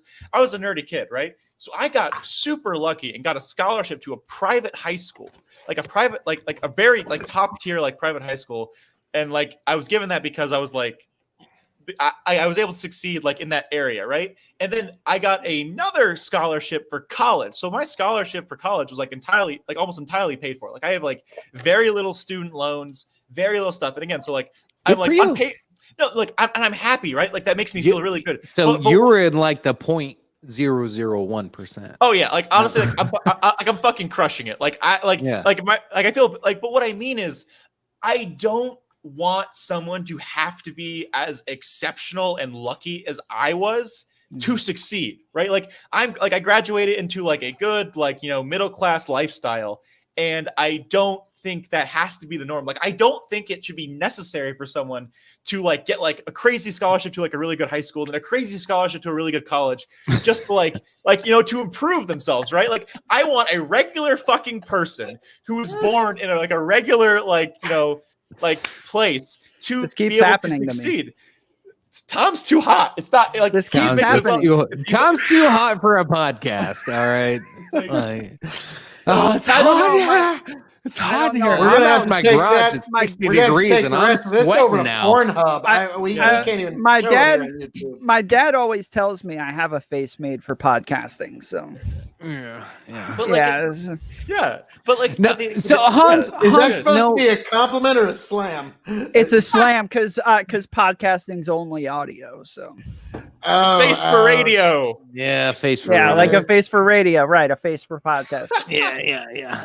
My face looks like a square. So Hans, like, here's I don't know. Here's my experience, I guess. Real quick, Chicken. Can I add just a little bit of context to this, real quick? Sure. It would be really simple for us to to just say like, hey, these neighborhoods are where the problems are really. It's not really all that much based on color. It's more based on what neighborhood you live in. And so we could just say like, hey, black people, just go move out into a bunch of white neighborhoods. It'll be easier. Your kids will grow up in nicer places. There'll be dads running around, and even if you don't have a dad for your kid, like they'll experience father figures, and they'll have, you know, football coaches and all of these other things. We have to recognize that we do live in a very tribalistic country. Everything is very tribalistic. We already know that. So we have to work within those bounds to say people want to be around other people that are like them. And so if they want that, and that's what they're going to do no matter what, we have to come to where they're at. We have to go to them and say, okay, you're not going to move out of a black neighborhood. You want to be around other people that are similar to you and culturally and have the same life experiences. And so we have to go there and say, okay, that's not going to change. No. We have to accept that and use that as part of our model when we go forward trying to figure out how to fix this. You're wrong there. We don't have to go there and make that a model. So I'm not saying that make that a model. I'm saying accept well, you just that you when just said we you make have a model. to go there and make that our model on how we approach things. That's not the right way to go about this. And my argument, and I brought this up on one of our post shows, which we'll be on the locals. It's on the bottom there. We'll do a post show tonight. I want to bring up white fragility on that one, by the way, but. Yeah, that'll be fun. A preview, folks. Yeah, preview. But no, so you can't put the entire country into a box and say, oh, because of this marginalized community, we have to go there and understand their plight and understand what they went through. That's not right. So here's okay. I'm gonna give like a brief synopsis of my I don't think Tom's talking. I haven't said anything. Okay. Saw your mouth moving. That's why that's why you can't hear. Oh, mouse moving, nothing came out. Okay. My mouth never stops moving. Anyway, so thanks, Phil, for fucking up my monologue there. That's what Phil's good at.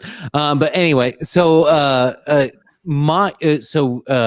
Jesus Christ, you really fucked my brain up there for a second. Anyway. So Hans was bringing up like kind of his upbringing and what he went through.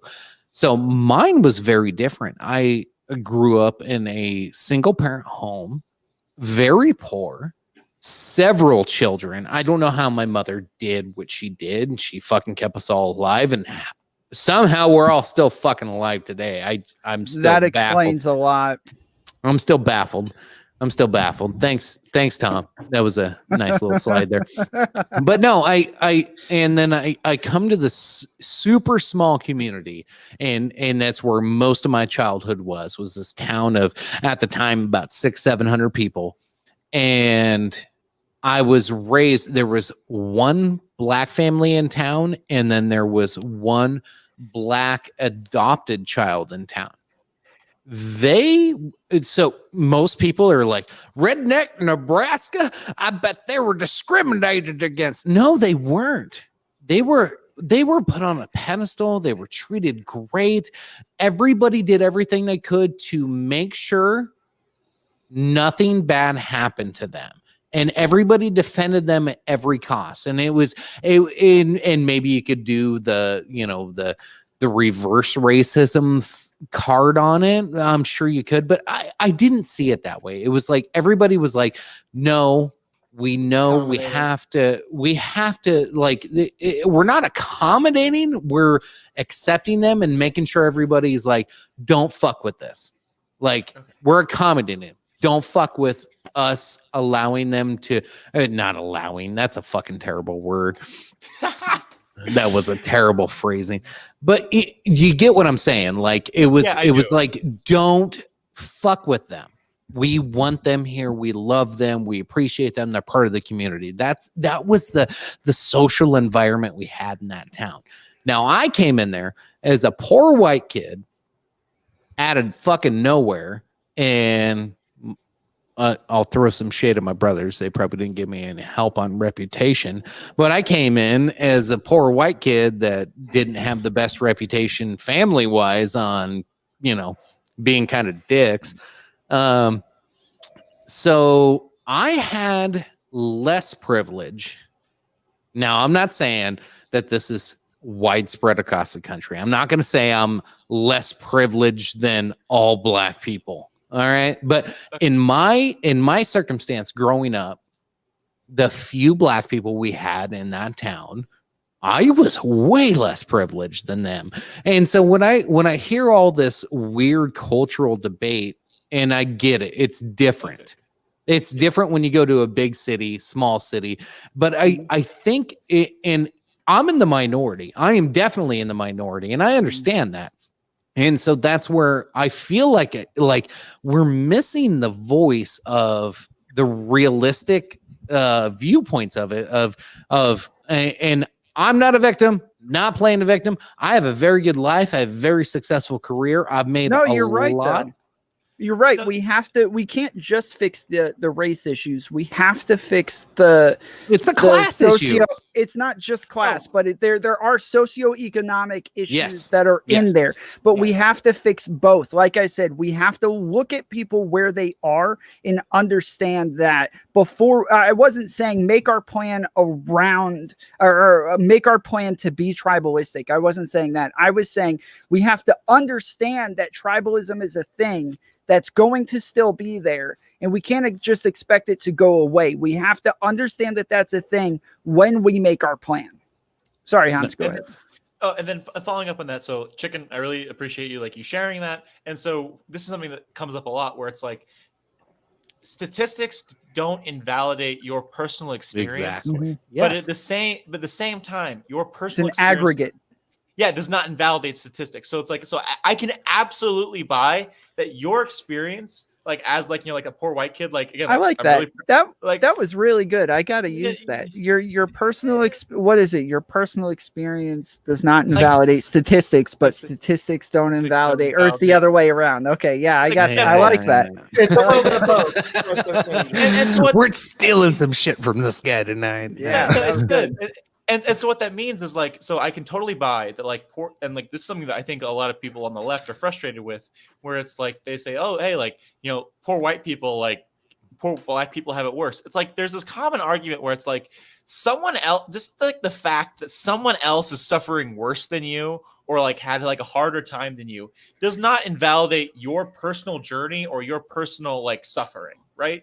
And so again, I'm not saying you're a victim. I'm not saying I'm a victim, right? So, but the idea is, as a whole, it seems like one specific group of people or several specific groups of people have had a much fucking harder time of it, right? And so we have to find some way of rectifying that doesn't upend society, right? So so I don't think the right answer is saying oh, we're going to appropriate all the wealth of white people. But I think a reasonable solution would be, hey, what if we just blew the fuck out of funding for public schools and education and stuff? Took it And from how- some military. Yeah, so it's Or you do it on a local level because everybody's so once again this was the point I was trying to make is we make these broad generalizations of what the entire country should do to fix these problems. No, you have to fix them locally. You have to get involved with your fucking school board. You have to get involved with your local elections and fix it Kind of. There- locally. There's a real quick. There's a You problem go with first. that because your schools are funded by property taxes, and if everybody, so say we'll take downtown Atlanta, So I'll move. where the School that's choice is what the I answer said. then. So School so choice. Oh, no. you got- I will School fight choice, to I love it. hell and back yeah, on school choice is horrible, but so you have these No, ghettos it's down not. here.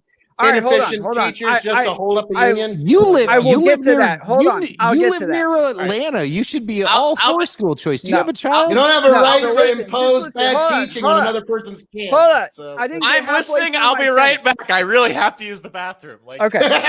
So I'm your gonna schools, real your quick, school- Tom. yeah, I'm go gonna ahead. agree that the school choice thing will make good schools worse. okay, I will get to that. So your schools are funded by property taxes, okay? And so let's take like the ghetto downtown Atlanta areas where everybody's poor, okay? Well, if everybody's poor, they live in these tiny houses on tiny properties, and their taxes are very low, meaning that the schools get very low funding. So then when the kids go to school, they're not getting the same education as somebody who's living in the suburbs and they have like the $500,000 houses and up. Those kids are getting really great education. And so if you all of a sudden say, hey guys, school choice, school vouchers, all of this, Imitation is the greatest form of flattery, Melanie.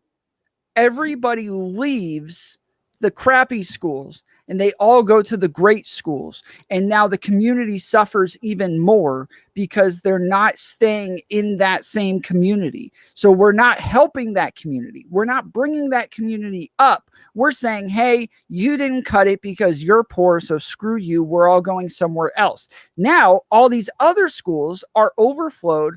They have way too many people. Now, this is just assuming that these single mothers who are already busting their butts trying to raise these kids in these inner city areas are able to just jump in a car and drive their kids to school instead of them getting on a bus. But just ignoring all of that, you're already having an issue with funding where this school is just going to close down now. Sacrifices. Right, but the other schools aren't going to be able to fund them either because they don't have enough people. They don't have enough, like everybody else. If they're a shitty school, I shouldn't have to take my kid there just because of my zip code. Nobody has the right to impose shitty education on somebody's kid. If it's a good school, then yes, everybody wants to get there. Okay. It's a free market. It's crappy. It's people who want to get in who can't get in. The good schools will become more exclusive. And that is, if you actually are willing to make the sacrifices to your kid to go to a different school, then God bless you. There should be nothing impeding you. But So why that- do you have to like be I'm getting ready to buy a house right now. If it's your And kid, you want the best possible education Jesus, you possibly can for your kid. There's So no fix the reason that a schools. bureaucrat. So fix the school. That's not your problem that the school is shitty. It's not your job to fix the whole goddamn school system. It is your job to make sure that your child has the best education you can provide them. So Okay, Sure, let- but for okay, the let rest me- of let me- us, it is the rest of our problem, and the let's- rest of us let's- need to fix it. Let's I'm raising let's my put- hand. let's Teacher, you let's can choose a different school All just right, like everyone all right, else, all man. right. We all have the same All right, freedom. fellas. I don't want But to we mute don't now, anybody. but we I need don't it. want to mute anybody. Come on. Come on. Okay. Let's So- go down. so- I want to help frame this problem. I'm going to give you a scenario. I'm getting ready to move to a metropolitan area. And my housing purchase decision. Now you talk about red lines and you talk about shit like that, right? It depends So- on the schools. Yeah. My biggest choice. I found several beautiful homes that I can afford and I would love to have, but they're in a shitty school district. And now, granted, all of them are on the edge Thank you, of that Thomas. shitty school district, right on the fucking edge. If I live if that house was 3 blocks or 2 blocks or even a half block to one way or another, I would have better education for my child. So when it comes to, we talked about redlining just a minute ago, like, how do you make these schools better? And we're talking about open choice schooling. I Like, got it. I would love to buy that house in that neighborhood and help make that neighborhood like I'm a good person. I'll help out the community. I'll be involved in that community. I may not be involved in that school because I would love to be involved in that school and make that school better, but it sounds like it's already a shithole. It's got a 1 out of 10 on fucking realtor.com. So, I don't know if I can make that difference, but you see what I mean? Like, when you have people making those choices, life choices, this is a life choice. This is, I'm buying a home. Do I want to live in an area to where I'm forced to put my kid in that school? No. Oh, you're so right. So like this, so I have specific like answers like to this and like to Phil. So for Phil, I absolutely agree that having school choice can help a small number of students succeed.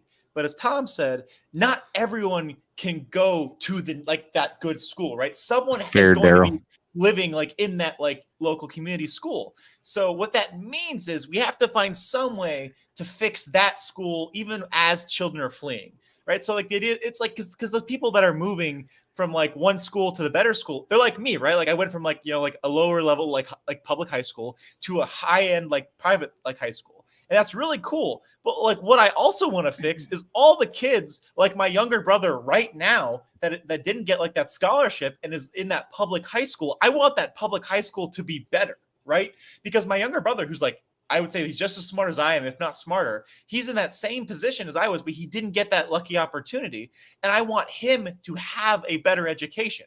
So if we want like education as a whole to improve and opportunities to improve, that means we have to raise the level of education like in the schools. And again, that means community funding, but that also means I don't expect regular citizens like Chicken to like have to like, you know, dedicate their lives and like their money, right, to making this school better. I think that has to come from a top-down way where the government, like the federal government says, hey, we will give each community a certain amount of money to improve their schools. I understand all the problems and all the oversight that will entail, but we can't. I prefer bottom up because if you don't like the school that your kid's in, you can pull them out and take them somewhere else, and that school is going to suffer for it. So that's why you. Where's all that money to move? Where's all that money to move, Phil? Like the problem every student gets a voucher. Trust me, I'm actually a guy that actually went through this, who actually had to actually butted up against the school choice problem back when my daughter was in preschool. So I've actually butted up against this, and it's a voucher that actually basically funds the school. So if you were to have school choice, you could have that voucher go to whatever school you like.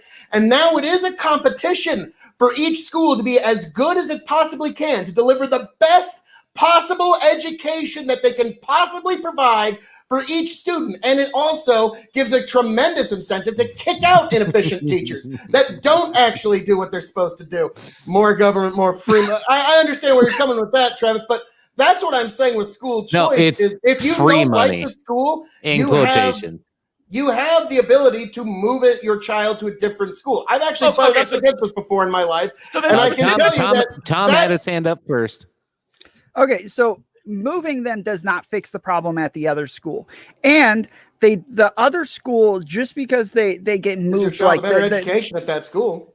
Sure, and I'm not disagreeing with that. I'm not disagreeing with that. Problem. That's your only responsibility. I don't disagree with that, and that's fine on an individual level, but we're talking about on a broader economic level, what fixes these communities, and fixing those communities isn't saying, hey, just screw the school in your community and go somewhere else. It's fixing that school, and you fix that school by the funding. The teachers that are there are crappy teachers. It's our problem as a society, though, not as an individual. Teacher causing this problem. It's your problem as a father or a mother to get the best possible education for your child. Nobody is disagreeing with that. Fucking teacher unions and but nobody dumbasses disagrees that fucking with run that. the goddamn. The problem is it's also funding. It's not just teacher unions. Like teacher unions protect shitty teachers, but like that's not the only. Yes, but if parents can choose what school gets the voucher, then the better schools are going to get more funding. No, and not everyone can go to the school,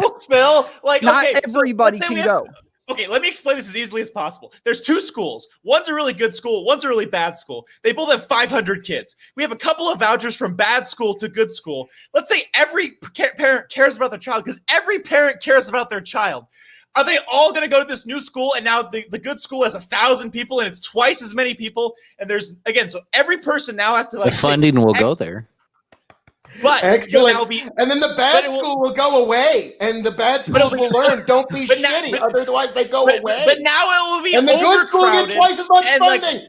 Kumbaya. And will that infrastructure be immediately available for all those kids, and for every kid that is with that extra funding? That's where they get the funding for it. Is through the vouchers. Is where they pay for the infrastructure. That's not double the amount of funding. If this school has good funding, you're not understanding. If this school has a lot of money, it's because they have higher property taxes, which means that they have higher funding. But if all of a sudden all these other kids come over here. They're paid for you're not to the same degree as like a $500,000 house. You're not understanding. I'm gonna ask everybody to pause for a second. Let's get a realistic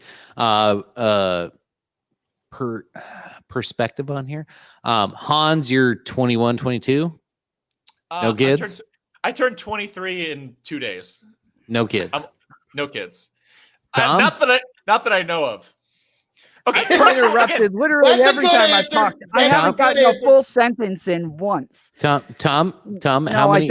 I don't have kids. Is this some identity politics stuff where like Yeah, it is. my You're identity? not I a think parent. it's You a- don't have any kids. Yes. So you clearly don't understand school issues. Yes. I also am Yeah. not a black family, and I can see like historic racism. Holy shit! It's almost like being like red allows you to like overcome certain like identity politic deficits that you No, have. I'm So just you're saying saying, I'm not firsthand trying to play experience identity. isn't a plus? Like, I mean, come on. I'm It trying doesn't to point out invalidate the fact. statistics, Phil. Like it doesn't. I'm really No, sorry. no, Like, no. The But it fact doesn't that- invalidate my the lived fact that our experience either. yeah, I haven't gotten a your full own sentence in words. on this yet. Like, Neither have I I. Neither have But if I. I gotta do Jesus one, Christ. I'll pick the statistics. You fuckers just keep yelling at each other. What?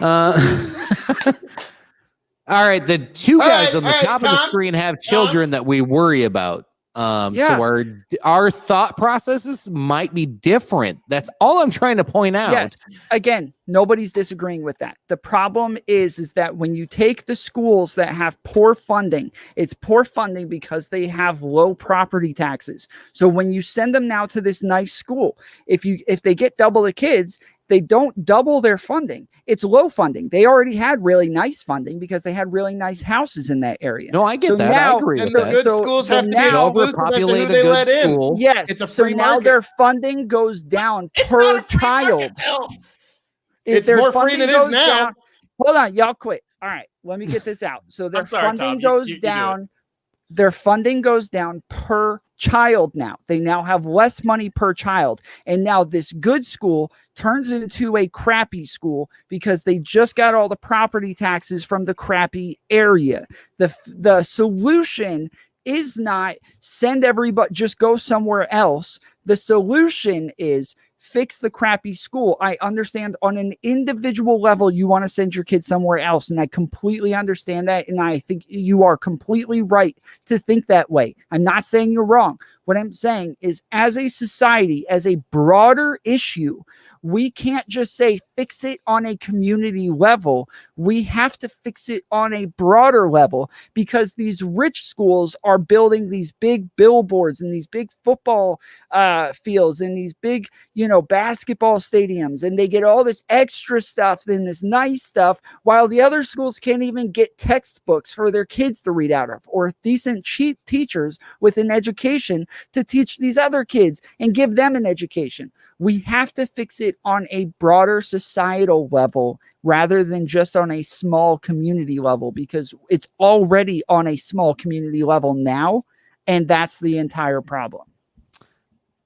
Again, we've Okay, been trying it top down for decades now, and it hasn't been working Oh, out. no. And so We're now not. trying bottom up, and again, you're talking We've about tried nothing these and we're bad all out of schools ideas. are gonna- Like, the good schools are just going to have these overflux of people from the bad schools. Well, I want people from areas where they wouldn't be able to get an Tom, I don't education think that they they heard normally you could at get all. otherwise, but they're exceptional students. I want them to be able to go to some of the best schools that are possible to them, because that is actually benefit to society when people with high IQs get education that matches their IQ. So that's actually a much better service to society, in my opine. It's not even really an opine, but also, yes, the good schools are going to have to get selective, and they're going to become more exclusive. And it will be kind of a what do you status say? issue. If What do I you was say to able those to get it, poor kids then? What do you say to them who don't have those opportunities, who like have worse educational opportunities as they were younger? Are you just saying, "Oh, I'm I mean, sorry, that- fuck off. You that's a don't good get to go. point. You don't get to go to the good school." I'm If arguing that your the school that philosophy. my you're kid's going okay. to isn't Bill, serving I'm my kid, I'm agreeing going to with you. pull them I just- out. I'm going to Phil, pull Phil, them out. Like, Phil, I agree with you that I don't individual care what I kids- have to do. Phil, let what he's- me finish. I'm saying like you can pull your Yeah. individual kid out of school, and I totally support that, and I'm happy for you. But there are hundreds of kids that are left behind in these shitty schools because the other schools do not have the capacity to hold them. So we have to fix both those shitty schools and allow kids to move schools to school, and that will fix the overall problem, not just the individual problem that Tom was talking about. I want both. I'm not saying you can't move schools. I'm saying I want to improve all schools to the point where you don't even want to move because everything is like up to snuff educationally. If we don't fix like the shittiest parts, there are always going to be people left behind. There's always going to be people like that like are unable to like make those things. Cause like if we say like we make those like good schools selective, right? They're going to be selective for the kids that have the best opportunities, who have the best things. Like if I didn't have like two loving parents that gave me like a lot of like educational opportunity and like lots of opportunities to read and shit when I was younger, I would not be like as smart as I was like when I was applying like to that private high school, like for that scholarship, right? So like if you're saying, hey, we're going to be selective, but we're going to select for like, you know, like high test scores and shit, but all the other people that have been living in shitty, like, you know, economic, like, you know, like living for 14 years, we're just going to expect them to somehow be like fucking Einsteins. It The feels question really was, how do we fix this on a broad level? That was And the we're- question. The question was, how do we fix it for the black community? For saying, hey, the schools are going to get selected. Not even and about so the now black it's community, good it's just for schools. anybody. No, the black Anybody. community. Letting people in We're- disadvantaged communities attend better schools is a great way I'm not to do making it. this about race. But I you think said they're gonna everybody get should have the same selective. educational advantage as anybody else. I don't give a shit what color your skin is.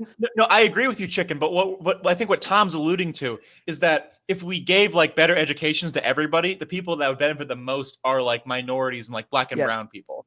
I So, don't like, disagree with that. I just so I think we're These bad getting in this schools will learn weird they're bad fucking when they're losing people left and we're right. getting in That's this how they weird learn. argument That's how salad any of, inefficient of organization learns. It feels semantic. I know what you mean. I understand what you guys are talking about. Like I can totally grant to Phil. So, like vouchers there's are fine. the aspect I'm looking at. So the part I agree with both I'll take it. I'll take it. I agree with Phil on one part, and then Hans and Tom, I agree with you on other parts of I get the devastation that'll happen if you have the free choice school thing of the people that, like me, I would prefer to move into that house on the edge of that school district and then choose to take my kid somewhere else. But I think there's answers to that. I'm willing to have my property tax go to the school in the district I live in. I'm still paying for that school district, so it's not losing money and it's not losing funds. I'm just choosing to take my. But then I get your point that how many other parents would do that, and then no kids are left in that school, and then the funding doesn't go to the school that needs it, and now there's kids left behind. Like, it causes a lot of fuckery. I get it. Oh yeah. I think the school zone issue is just fucked up. And that's why I stated from the start, you have to get involved in your fucking your local school board elections. You need to know who's running your school board, because half of them are dipshits that don't know what they're doing. But the funding is more important. No, they just have a do you college think- education, so they just fucking vote for him. Do you They see don't, this, that guys? doesn't mean they know This is common the sense. world's smallest violin playing just for all the schools that aren't actually giving their kids the education they need. It's a Because it's a they tiny don't have little funding, violin. Phil. They're not doing it to be dicks. They're doing it because they have no fucking money. you- I don't know what to do. Exactly. They're not just like, To let oh, the kids shit, who can we're get a just good gonna All education, right, go to all a good right, all school. Give them school choice so the kids who want the good education can get it. Jesus. They all want good education. Yeah, Every like who single doesn't one want a of them. good education? Like, Okay, single there's one of them no, wants okay, good no, education. not every kid wants a good education. Okay, What the we went to fuck high do you school in mean? Nebraska. Why are they Don't you going to fucking school? tell me. Jesus. All right, all right, all Why right. Why are they Let's- going to school then? all right, yelling at each A lot other of is them not are going compelled anywhere. by law. Trust me, I'm- more than a few of them are compelled by the law. I'm still listening. I'm just gonna fill up my waters. I'll be right back. My throat is hoarse. Like, am I talking a lot? Like, I don't know. Like, Welcome to the show, Hans. Talking a lot? Welcome to the show. Should be drinking some whiskey. It's a little smoother on your throat. Yeah, is Hans talking a lot? I don't know. No, not him. After all this time, we Let's just found catch it out. let's catch up on some comments. Question for Tom and Hans. Hans will be back here in a second. Will the good schools end up losing money to support the bad schools? If not, where should the money come from? Not a debate. This is just answer the question. Let's move on. Yeah, so I answered this. Oh. I answered this earlier, and yes. So if you say like these poor schools are getting funding from their property taxes, and it's poor properties, and then these schools are getting really nice funding because they have big houses and big property taxes. Then once you mix the two, the money per child goes way down. And so now this really good school becomes an average or a crappy school because you lowered the average amount of dollars per child. I They got to be agree. exclusive with who you let in. The student has to be exceptional. Based on their property depending on how taxes, good the school is. based on their so property taxes.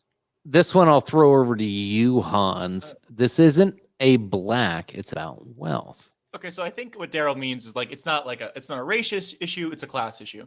So That's called class reductionism. This was I for agree. Hans, Tom. Okay. Sorry. No. Tom is right. So what he's like meaning about like class reductionism is that like a lot of times people say, hey, it's just about class, like it's just about poor people, right? But by saying it's just about like economic status, they ignore that there are reasons why specific communities are disproportionately like overrepresented in certain communities. Like there's a disproportionate amount of like poor Black and brown people compared to poor white people, like all like personal experience disregarding, right? Like there's more like poor Black and brown people. So when we say like, oh, like we want to fix this issue, and they're like, oh, like, hey, it's not like a class issue. I agree in execution that if we make things like overall better for poor people, that will overall help Black and brown people more. But there are reasons why there are more poor Black and brown people. And I think those reasons also need to be understood to like better solve those problems. Yeah. So it's like, so I agree with that. And then about how like, that other question I listened to like while I was getting water, it's a really good question of like, oh, how do we get good schools to like support bad schools? So the basic idea is, hey, as a society, do you want a bunch of like, shittily educated people like living among you and like potentially causing problems? Like this is why like individually why property taxes have been used to pay for public schools, because you had people say, hey, why do I want my taxes paying for like other people's children? But at the end of the day, I would say a good argument for like why that's important is like, hey, do you want to live in a society where like a portion of the population is so stupid and so uneducated that they can't like actively participate like in a good like well in society? Like so like no, That's so kind here, of a reductionist comment, but no, so what I'm suggesting then is, right, so we want to improve these communities. The rest of society has to find some way to pay for it. So so understand this, right? So let's say we have a super I don't know poor community. who's calling them stupid communities though. Like, I'm not saying like that. Like I'm not like using that as a pejorative. I'm not like attacking them. I'm saying that like they're less educated, right? Because they have like access to like less like good education. So you're calling them stupid. I'm saying they're less educated. Yeah. It's different. Like it's absolutely different. Like there are points in my life where I've had less education than like other people. It doesn't make me less intelligent than them. It just means that like they had access to other educational opportunities that I did not. So what I'm specifically talking about, right? So let's say we have a poor community. How is that community supposed to be better if we can't inject like money or like resources from outside of it, right? So like, What are they going to do with that money? No, so Historically, what have they done with that money? So you could say that, oh, there's like problems with how we like distribute like cash, right? So giving like flat. No, like, historically, what have Democratic run districts done with money for education? they could give it like flat, like in terms of teacher pay raises. Like there's issues like with like potential teachers unions. So what I'm suggesting, okay, so Phil, calm down with the whistling. So yeah, okay, unions are not the problem of society. They've been like teachers unions are a bad thing. Okay, I also public sector unions have not been serving us as well as they could. I absolutely unions as a whole and in the creation of them were fucking totally necessary. I They're have still no necessary. problems. I will fight till my death. Are they? Yes. They? In the day of social media, like the reason for unions. Absolutely. Absolutely. Okay, so the reasons for unions came about because of fucking safety hazards in the workplace that were being ignored. Do you think that would be a problem today? Yes. No. No, You posted absolutely. on fucking. You posted on social media. OSHA's and there they'd be if like, somebody dies.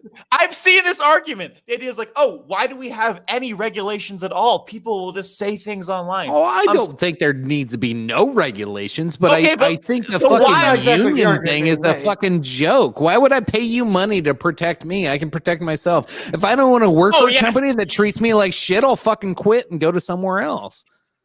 So do you understand why there are specific like Hey institutions Google, like lights on. there are specific institutions like from like both Amazon and Walmart that are anti-union. And part of why unions exist, again, I'm not like with no reservations for unions. I think there is an important balance of like political and economic power that has to exist to help regular people. And so when I say unions are important and regulations are important, the reason why we have Labor Day, the reason why we have like an 8-hour workday, the reason why we don't have child labor anymore. No, I'm serious. All these things were fought like and like bled for by people that were Except for actively farmers. fighting. No, seriously, they were That actively way we fought have for. daylight savings time. Can I No, blame that on seriously. unions too? I mean, like, fucking hate daylight Hans, savings I don't mean to be a dick, but it's just my own personal Oh. like. There is actually exceptions in the law to child labor laws for children of farmers, and so no, yeah, I did. No, I've been, dude, I totally I've been understand. paying into Social Security since I was 13. So yeah, I understand exactly what you're. I But yeah, when agree. you said child labor law, I'm like harumph. Yeah, Hans, please respond to this real quick, Hans. All right, real quick. So Eurosama says, all right, I do not like equity. So I agree with Chicken and Phil here. You shouldn't make one school worse to even them out. Find a way to give the other school a chance to bring themselves up. No, it's a Eurosama. You're absolutely right. So we're not. That's Tom what and I me are and not Hans are arguing. saying. We all agree on that. No, you're right. So, but we have to find some way to School improve choice. the shitty Just say schools not him. that exist, right? So, how do we School improve the choice, number shitty one. schools? Okay, yes, but there's people that By are left giving behind. parents Phil. more choice where their kids go. So, If so the what I'm school saying, sucks, then it'll close down and people will find a different school. No, they that's won't. not how it works, Phil. I'm really sorry to tell you. There are people that cannot leave their communities. They do not have the access to transportation or like job benefits that allow them to move their children from one school to another. So how Most do we take kids the, take a bus. yeah. So Eurosummer, how do we do this Expand the without bus taking route. That was hard. Oh wow, that So- sounds like socialism. Sounds like we have to like expand other We're people talking going to about the schools. schools. They're funded by our taxes. So if So- we're gonna say like, just Wow. like that sounds like So socialism. make them better. Expand the So bus make 'em route. I'm better. sorry. So Eurosummer, make no, them better. That'd be nice You're if they stubborn. did, but they're No not one- going to because no we have one is teachers unions that arguing won't to make get the rid school of inefficient All right. teachers. Kids, no one's arguing one to at a make the time. schools work. Okay, He okay. is. I will say this as concisely as possible. No one is arguing on our side to make the good schools worse. What we are saying is no matter how many children get like lucky parents that care about their education, that send them like with those vouchers to better schools, there will always be children left behind. So how do we help those children who left behind, who either have like single parents or like working class parents that don't know like a lot of shit about the educational system? Like all of us have done reading about how the educational system works, and we found out how like to make like individual outcomes better. So the best way, if we want like society to be better, is we have to What about improve the minds that are left behind while they languish in these schools while we try and figure out how to make it better? So that's we still have really, to make them better. You literally just said, hey, things are bad. Why would we try and fix them? Because they're currently bad. Maybe because we want them to be less bad in the future, Phil. Like, what okay, the fuck but yeah, do you want we to have say? perfectly good Like, minds that are being left behind that could be choosing better schools. What about So them let's that have fix to the languish school. behind in these schools? Fix the Let's fix school. both. They're not. fix It's both. not going to happen Fix so the long as we school. have a teachers union. They won't get rid of the bad Teachers unions are Ain't not the gonna problem with all of happen. education. They're I the promise problem It's on pretty much fixing the same. education. were. It's first, second, and Disagree. third problem. Absolutely disagree. No, right, even all if right, the all teachers right. One, union, 2, and 3. even- okay, fine. One at, even one if at a the time. teachers Tom, union, go. even if the teachers union is the problem, all we're saying is that one way or the other, you can't just say, hey, everybody, you're at a sucky school, go to another school. You have to fix the school just that's did, there. actually. No, you didn't. You made the other school worse. You made the other school Said, worse. go to a better school if this school sucks. That's actually But kind the of my school wasn't argument. better anymore. The Just school stop wasn't being better poor. anymore. Just have money. Just buy Yeah. a better house and a better Not I my like life. drunk argument. Han. Yeah. Not my You're argument at stopping all. That's poor. what you Enjoy the sound straw like, man. Phil. No, that's some Like- really good straw mans, gentlemen. Couple of straw men down here. So I like drunk Yeah. Hans so I mean, much if you're going more. to attribute to me a position I never took, I mean that Hans we was can talk already about this awesome. entirely different subject if you like. Let's do this. I don't give a I fuck. I told you, Hans. This is rough, man. This is what I deal with. This is what I deal with I'm all the so time. sorry. man. Okay, Tom. okay, real, Yeah. real quick. Do either of you think that the teacher unions would allow any fucking change on anything? Yes. No. What on Yes. what? What would like defunding them at all? If we took Teachers- 1 penny away from the teachers union, do you think they would be okay with that? Okay. No, so, you don't have to take it. You don't have to take. Yes, the you money do. Away. No, You you, do. don't. Okay, you so have No, to. you don't. That's You how they can learn. fund them in different ways instead of just using property taxes. All the schools need more funding. All of So them. so Even the tax good them, ones. tax them somewhere else. Yes. Yes. So. Oh, we're so talking- more taxes. Okay. You're right. No. Okay. No, so Tom's totally right. So this is like goes back to like the basic Tom, question. the conservative Crazy. on the panel here, Yeah. the big No, 'cause he cares conservative about on the his panel communities. here, That's I- hold asking on, for hold on. more. Teachers Hold on, from hold on. more Let me- students attending your schools is also more funding. Trust Let me, me if respond they to could that. get those Just vouchers, they saying- would. Okay, let me respond to that. Just saying less taxes is dumb. Like, and I tell this to conservatives all the time. That's a dumb thing to say. Okay, just saying less taxes, that's dumb. Find areas where money's good. going where it shouldn't be going, and say this is where it should go instead, or say we should get that money back. But just saying less taxes in general, that's a dumb way to say it. Say this is where money's going. It's going to Planned Parenthood. It's going to this regulation. It's going to, EPA. It's whatever. Specifically say, I don't want to be taxed on this part or that part. But just saying taxes in general should go down, that's a dumb way to say it. So I'm still conservative. I still see areas where we shouldn't be taxed and where taxes should be lowered. But I also see other areas where taxes should be raised and we should get more funding. Phil, this one's for you. You got a question here. Phil, do you think along the lines of Darwinism with regards to schools and education, like survival of the fittest? That's pretty much the argument I've been making. That yes, the best schools will survive, rise to the top, and other schools will have to copy their systems in order to get better, in order to get more students. So yes, that's actually what I'm talking about, is a form of Darwinism in which all schools evolve into the best ones, the ones that the schools that everybody wants to go to, everyone's going to copy their systems. So in a way, yes and no. So that's where I agree with the fellas below me to an extent. When Phil brings it up that way, I feel like you get a whole 3 to 4 years of disenfranchised students that have to go through that process that are going to fail in life. Bad schools at will that have point. to adopt the systems of the good schools if they want to maintain their students. With what money, Phil? With their voucher money to keep their students. They want to I'm keep them and loving keep this. that Not money. how public You have to schools adopt their work, systems. Phil. Actually, that is how they work. You have to have better Just curriculum Just and stop better being teachers. poor. That's how it works. Everyone just stop No, being that's poor not- and you will succeed. Like, All right, folks, we're at Straw 4 man, you are hours. guilty. You holy guilty, shit. sir. 4 hours. We are killing it. No, we're 4 4 and a half. hours and 40 minutes almost. So we're gonna do some outros real quick. We're gonna do a post show. You can find the post show over on dogandchickenshow.locals.com and scrolling across the bottom of your screen. If you haven't signed up yet, jump over there.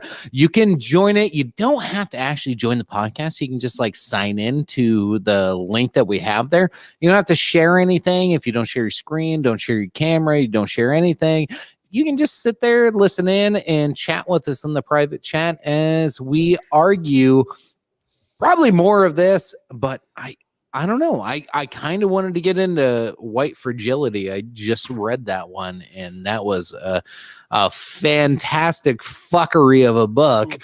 I Oh, fucking yeah. hate that book. Like It was I've read- terrible. I've read excerpts and like that is okay. So there, I will defend like the concept of like why it is terrible like to my dying breath. And I am so excited to have that conversation. Osama, I totally like I get like Harvard the good school. So it just means like external investment. And this is something that our society doesn't like really do super well, where we're like, hey, like if it's not my direct problem, I don't want to touch it. So it's like, oh, like if this like school in a couple of districts over is like doing poorly, why would I want my thing like, to subsidize? Like, no, it's like, so it's like, it's important, right? So like, if we want society to do better, we want like the worst schools like to improve, to follow the models, as Phil says, of like the better schools, right? A lot of those better school models are just simply funding issues, like in terms of like extracurriculars, in terms of like good textbooks, in terms of good teachers, right? And so like in terms of like teachers unions and like shit like that, I think the best way of like dealing with teachers unions is like to make teachers like one, get more training, and two, like I agree that like if there's a shitty teacher, get their fucking ass out. I totally agree with you. I think like no, I agree with you on that. So it's like if we have like primary school teachers, it's like other countries do like this. Like I think this specific like Norwegian countries or like Scandinavian countries where they have like they require master's degrees for like all education levels. I think that's awesome. I think if we like take care of our teachers and make sure that like they have higher education, like better like abilities to understand like these issues, they will like teach our generations better. So like if a teacher is like constantly underperforming and being terrible, I think obviously we should get rid of them. I think teachers unions who stop that are a problem. But I don't think that's the only issue that plagues these schools. And a lot of issues that plague these like specific schools are funding issues. And if you're talking about funding issues, if you look at a poor community and there's no money inside that community, if you want to like make that community better, you have to find some kind of funding. And oftentimes, if there's no money inside that community, it means external funding, which from like a community sense means federal funding. And so like when I talk about like top-down solutions, I mean, like if you want to fix a shitty area with no money to like invest in its own community, you have to find capital to invest from outside that community. Otherwise, it's never going to improve because we're asking a bunch of poor people to make more money to like fix their poor area, but we're not willing to inject any more money. Master's degrees don't make a better teacher. I understand like better teachers, better degrees, Like obviously, I think we should have like more stringent standards for our teachers. I've had great teachers. I've had shitty teachers in the like public and private school system. And that's like a wholly individual case by case basis. And I don't think that's like solved by like destroying teachers unions, but I also don't think that's like solved by like it shouldn't be validated by a bullshit degree either. So I agree with Daryl's comment on there. Let's go around. Let's round this bitch out and let's head over to the post show. Tom, say goodnight to the folks and plug your shit, bud. Yeah, my name's Tom. I run a podcast, YouTube page, and I'm a content creator, streamer, all of those things. My channel is called Tom Foolery. I'm on YouTube, Facebook, Twitch, Instagram, Twitter. Just added TikTok the other night. Oh, so God. Look for this logo. TikTok, rise up.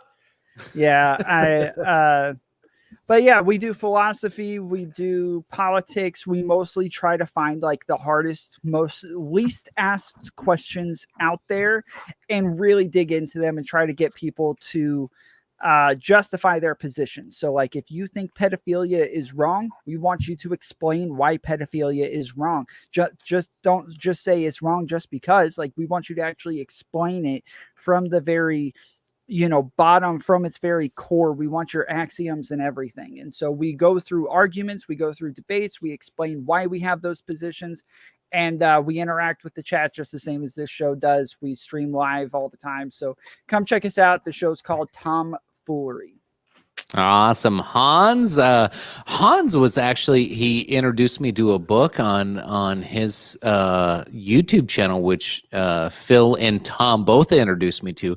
I have recently downloaded Righteous Mind by Jonathan Haidt, but Tom does a weekly review, Hans does a weekly review, a book review, and they're not just like shitty books. Like you do good book reviews. Like they're intellectual, like thoughtful books, and I do like your reviews. So go ahead. Thanks. Hi everyone. I'm Hans of Harkir. You can just call me Hans. You can find me on YouTube at Hans of Harkir. Like Chicken said, I do a weekly book review. It's normally based on either based on like topics of either politics, history, economics, or philosophy. Those are like my economic pursuits. That's what I like do well in. So every week I find like a crazy book. I do like screening in terms of like the books I read. So I promise I never give you like a bullshit book. I always give you like a real heavy handed like intellectual idea of like what like the world is. The most recent things I've done the history of populism in America as like a book review. I've also done the history, more recently, like international economics and politics and class politics as to how our global economic system functions. So I do a lot of high-minded ideas. It makes you think, whether like you're on the right or the left. I think there's a lot of ideas that like most people don't talk about, and I get like, you see me like yelling here, but like I'm much more concerned. I'm much more like restrained in terms of my book reviews, because I really just want to bring out ideas that make people understand like where we're coming from or like what we're doing. And I think as a whole, our society benefits by having better ideas out there. So specifically, you can check me out on Monday. I'm either going to be doing a review on the history of monopoly in the United States, or I'm going to be doing a history of minority suppression and like government policy on African-American issues. So those are both like really good things that I think I'm going to be talking about. And I look forward to, like, as a long-term stuff, like bringing up interesting topics of discussion that more people need to read about. I think the biggest problem in society, or like our world right now, is that we don't talk about enough important issues. And my goal is to bring forth these new ideas, criticize them, and explain what they are to regular people in a way that is accessible, that is understandable, and hopefully help you find things that entice your interest to be a more well-educated citizen and person in like broader American society and broader world society. So I hope you join me at Hans of Harkir. And, you can find me wherever on YouTube. And if you could help me, get to 500 subs, that'd be awesome. We're crushing it right now. So every sub, You are crushing it, bud. Yeah, you are. Thanks. You got more than the rest of us combined. Yeah. I plug like a motherfucker. Like, you guys don't understand my process. Like every time I make something, it's like every single social I have, every single like Reddit post that like is like sort of relevant. Like, it's Speaking of which, all you YouTube fuckers, you better be subscribing right now. fucking subscribe. Like, I respect the grind. It's like, I don't like capitalism, but I like working hard. So like, let's all do it. Hell yeah. I Phil. always feel weird plugging my stuff. It Gotta is do it. weird. Shameless. No, Gotta Tom, fight it's it. gross. I Do agree it. with you. I'm not good at it. But Phil sure as shit is. Phil, take us home. Folks, thank you for joining us. And as I'm known to say around here, all that being said, thank you for joining us this evening. Thank you for being here. Thank you. Please like, share, subscribe to the Dog and Chicken Show here at Big Buckin' Entertainment on Facebook. Definitely swing over to KOE Nation, where you can keep up with all of the content of your devilishly handsome outlaw, your king of extreme, Phil KOE. And this evening, I was also the prince and potentate of the political parlance. And when you're done like, sharing, and subscribing to moi, definitely head over to Tomfoolery, give him a like, share, and subscribe, because you know it's the right thing to do. And also help us and help Hans in the drive to 500 subscribers. Head on over to Hans, give him a subscribe. You know it's the right thing. And when you're done with all of that, head on over to the Revolutionary Wrestling Podcast. Give us a subscribe. Yes, folks. Yes, the king of extreme and your champion. Head over to Revolutionary Wrestling Podcast after you have subscribed to all of the wonderful places where you can keep up with all of these crazy cast of characters. Thank you for being here. Thank you for joining us. We could not do this without you. Folks, raise a glass to yourselves and thank you for being here. Chicken, take it away. Hey, I'm thanks, sweating. Phil. Thanks, Hans. Thanks, Tom. Yeah, I'm sweating too. Jesus Christ, that was quite an outro there. So if you want to continue this discussion, I'm sure we'll have more conversation on this as we tend to do. I don't give a shit what time I have to wake up in the morning. We're going to do this shit. So anyway, follow us, subscribe, all that good shit. Phil already said all that. I'm not going to repeat it. Appreciate y'all. Thanks for tuning in. I hope you enjoyed the show. It's been a long goddamn night, and let's do some more. If you want to see more, go to the website. Scroll across the bottom. dogandchickenshow.locals.com. I posted it in all of the chats. Click that link. Do a quick sign up. It's free. It's exclusive content only. We do not post that shit on YouTube or anywhere else anymore. We used to on accident until Tom, my good buddy, Tom calls me out on all my fuck ups. Thanks, Tom. But I appreciate it as always. Anyway, appreciate you for tuning in. As always, appreciate you. Love you. Bye.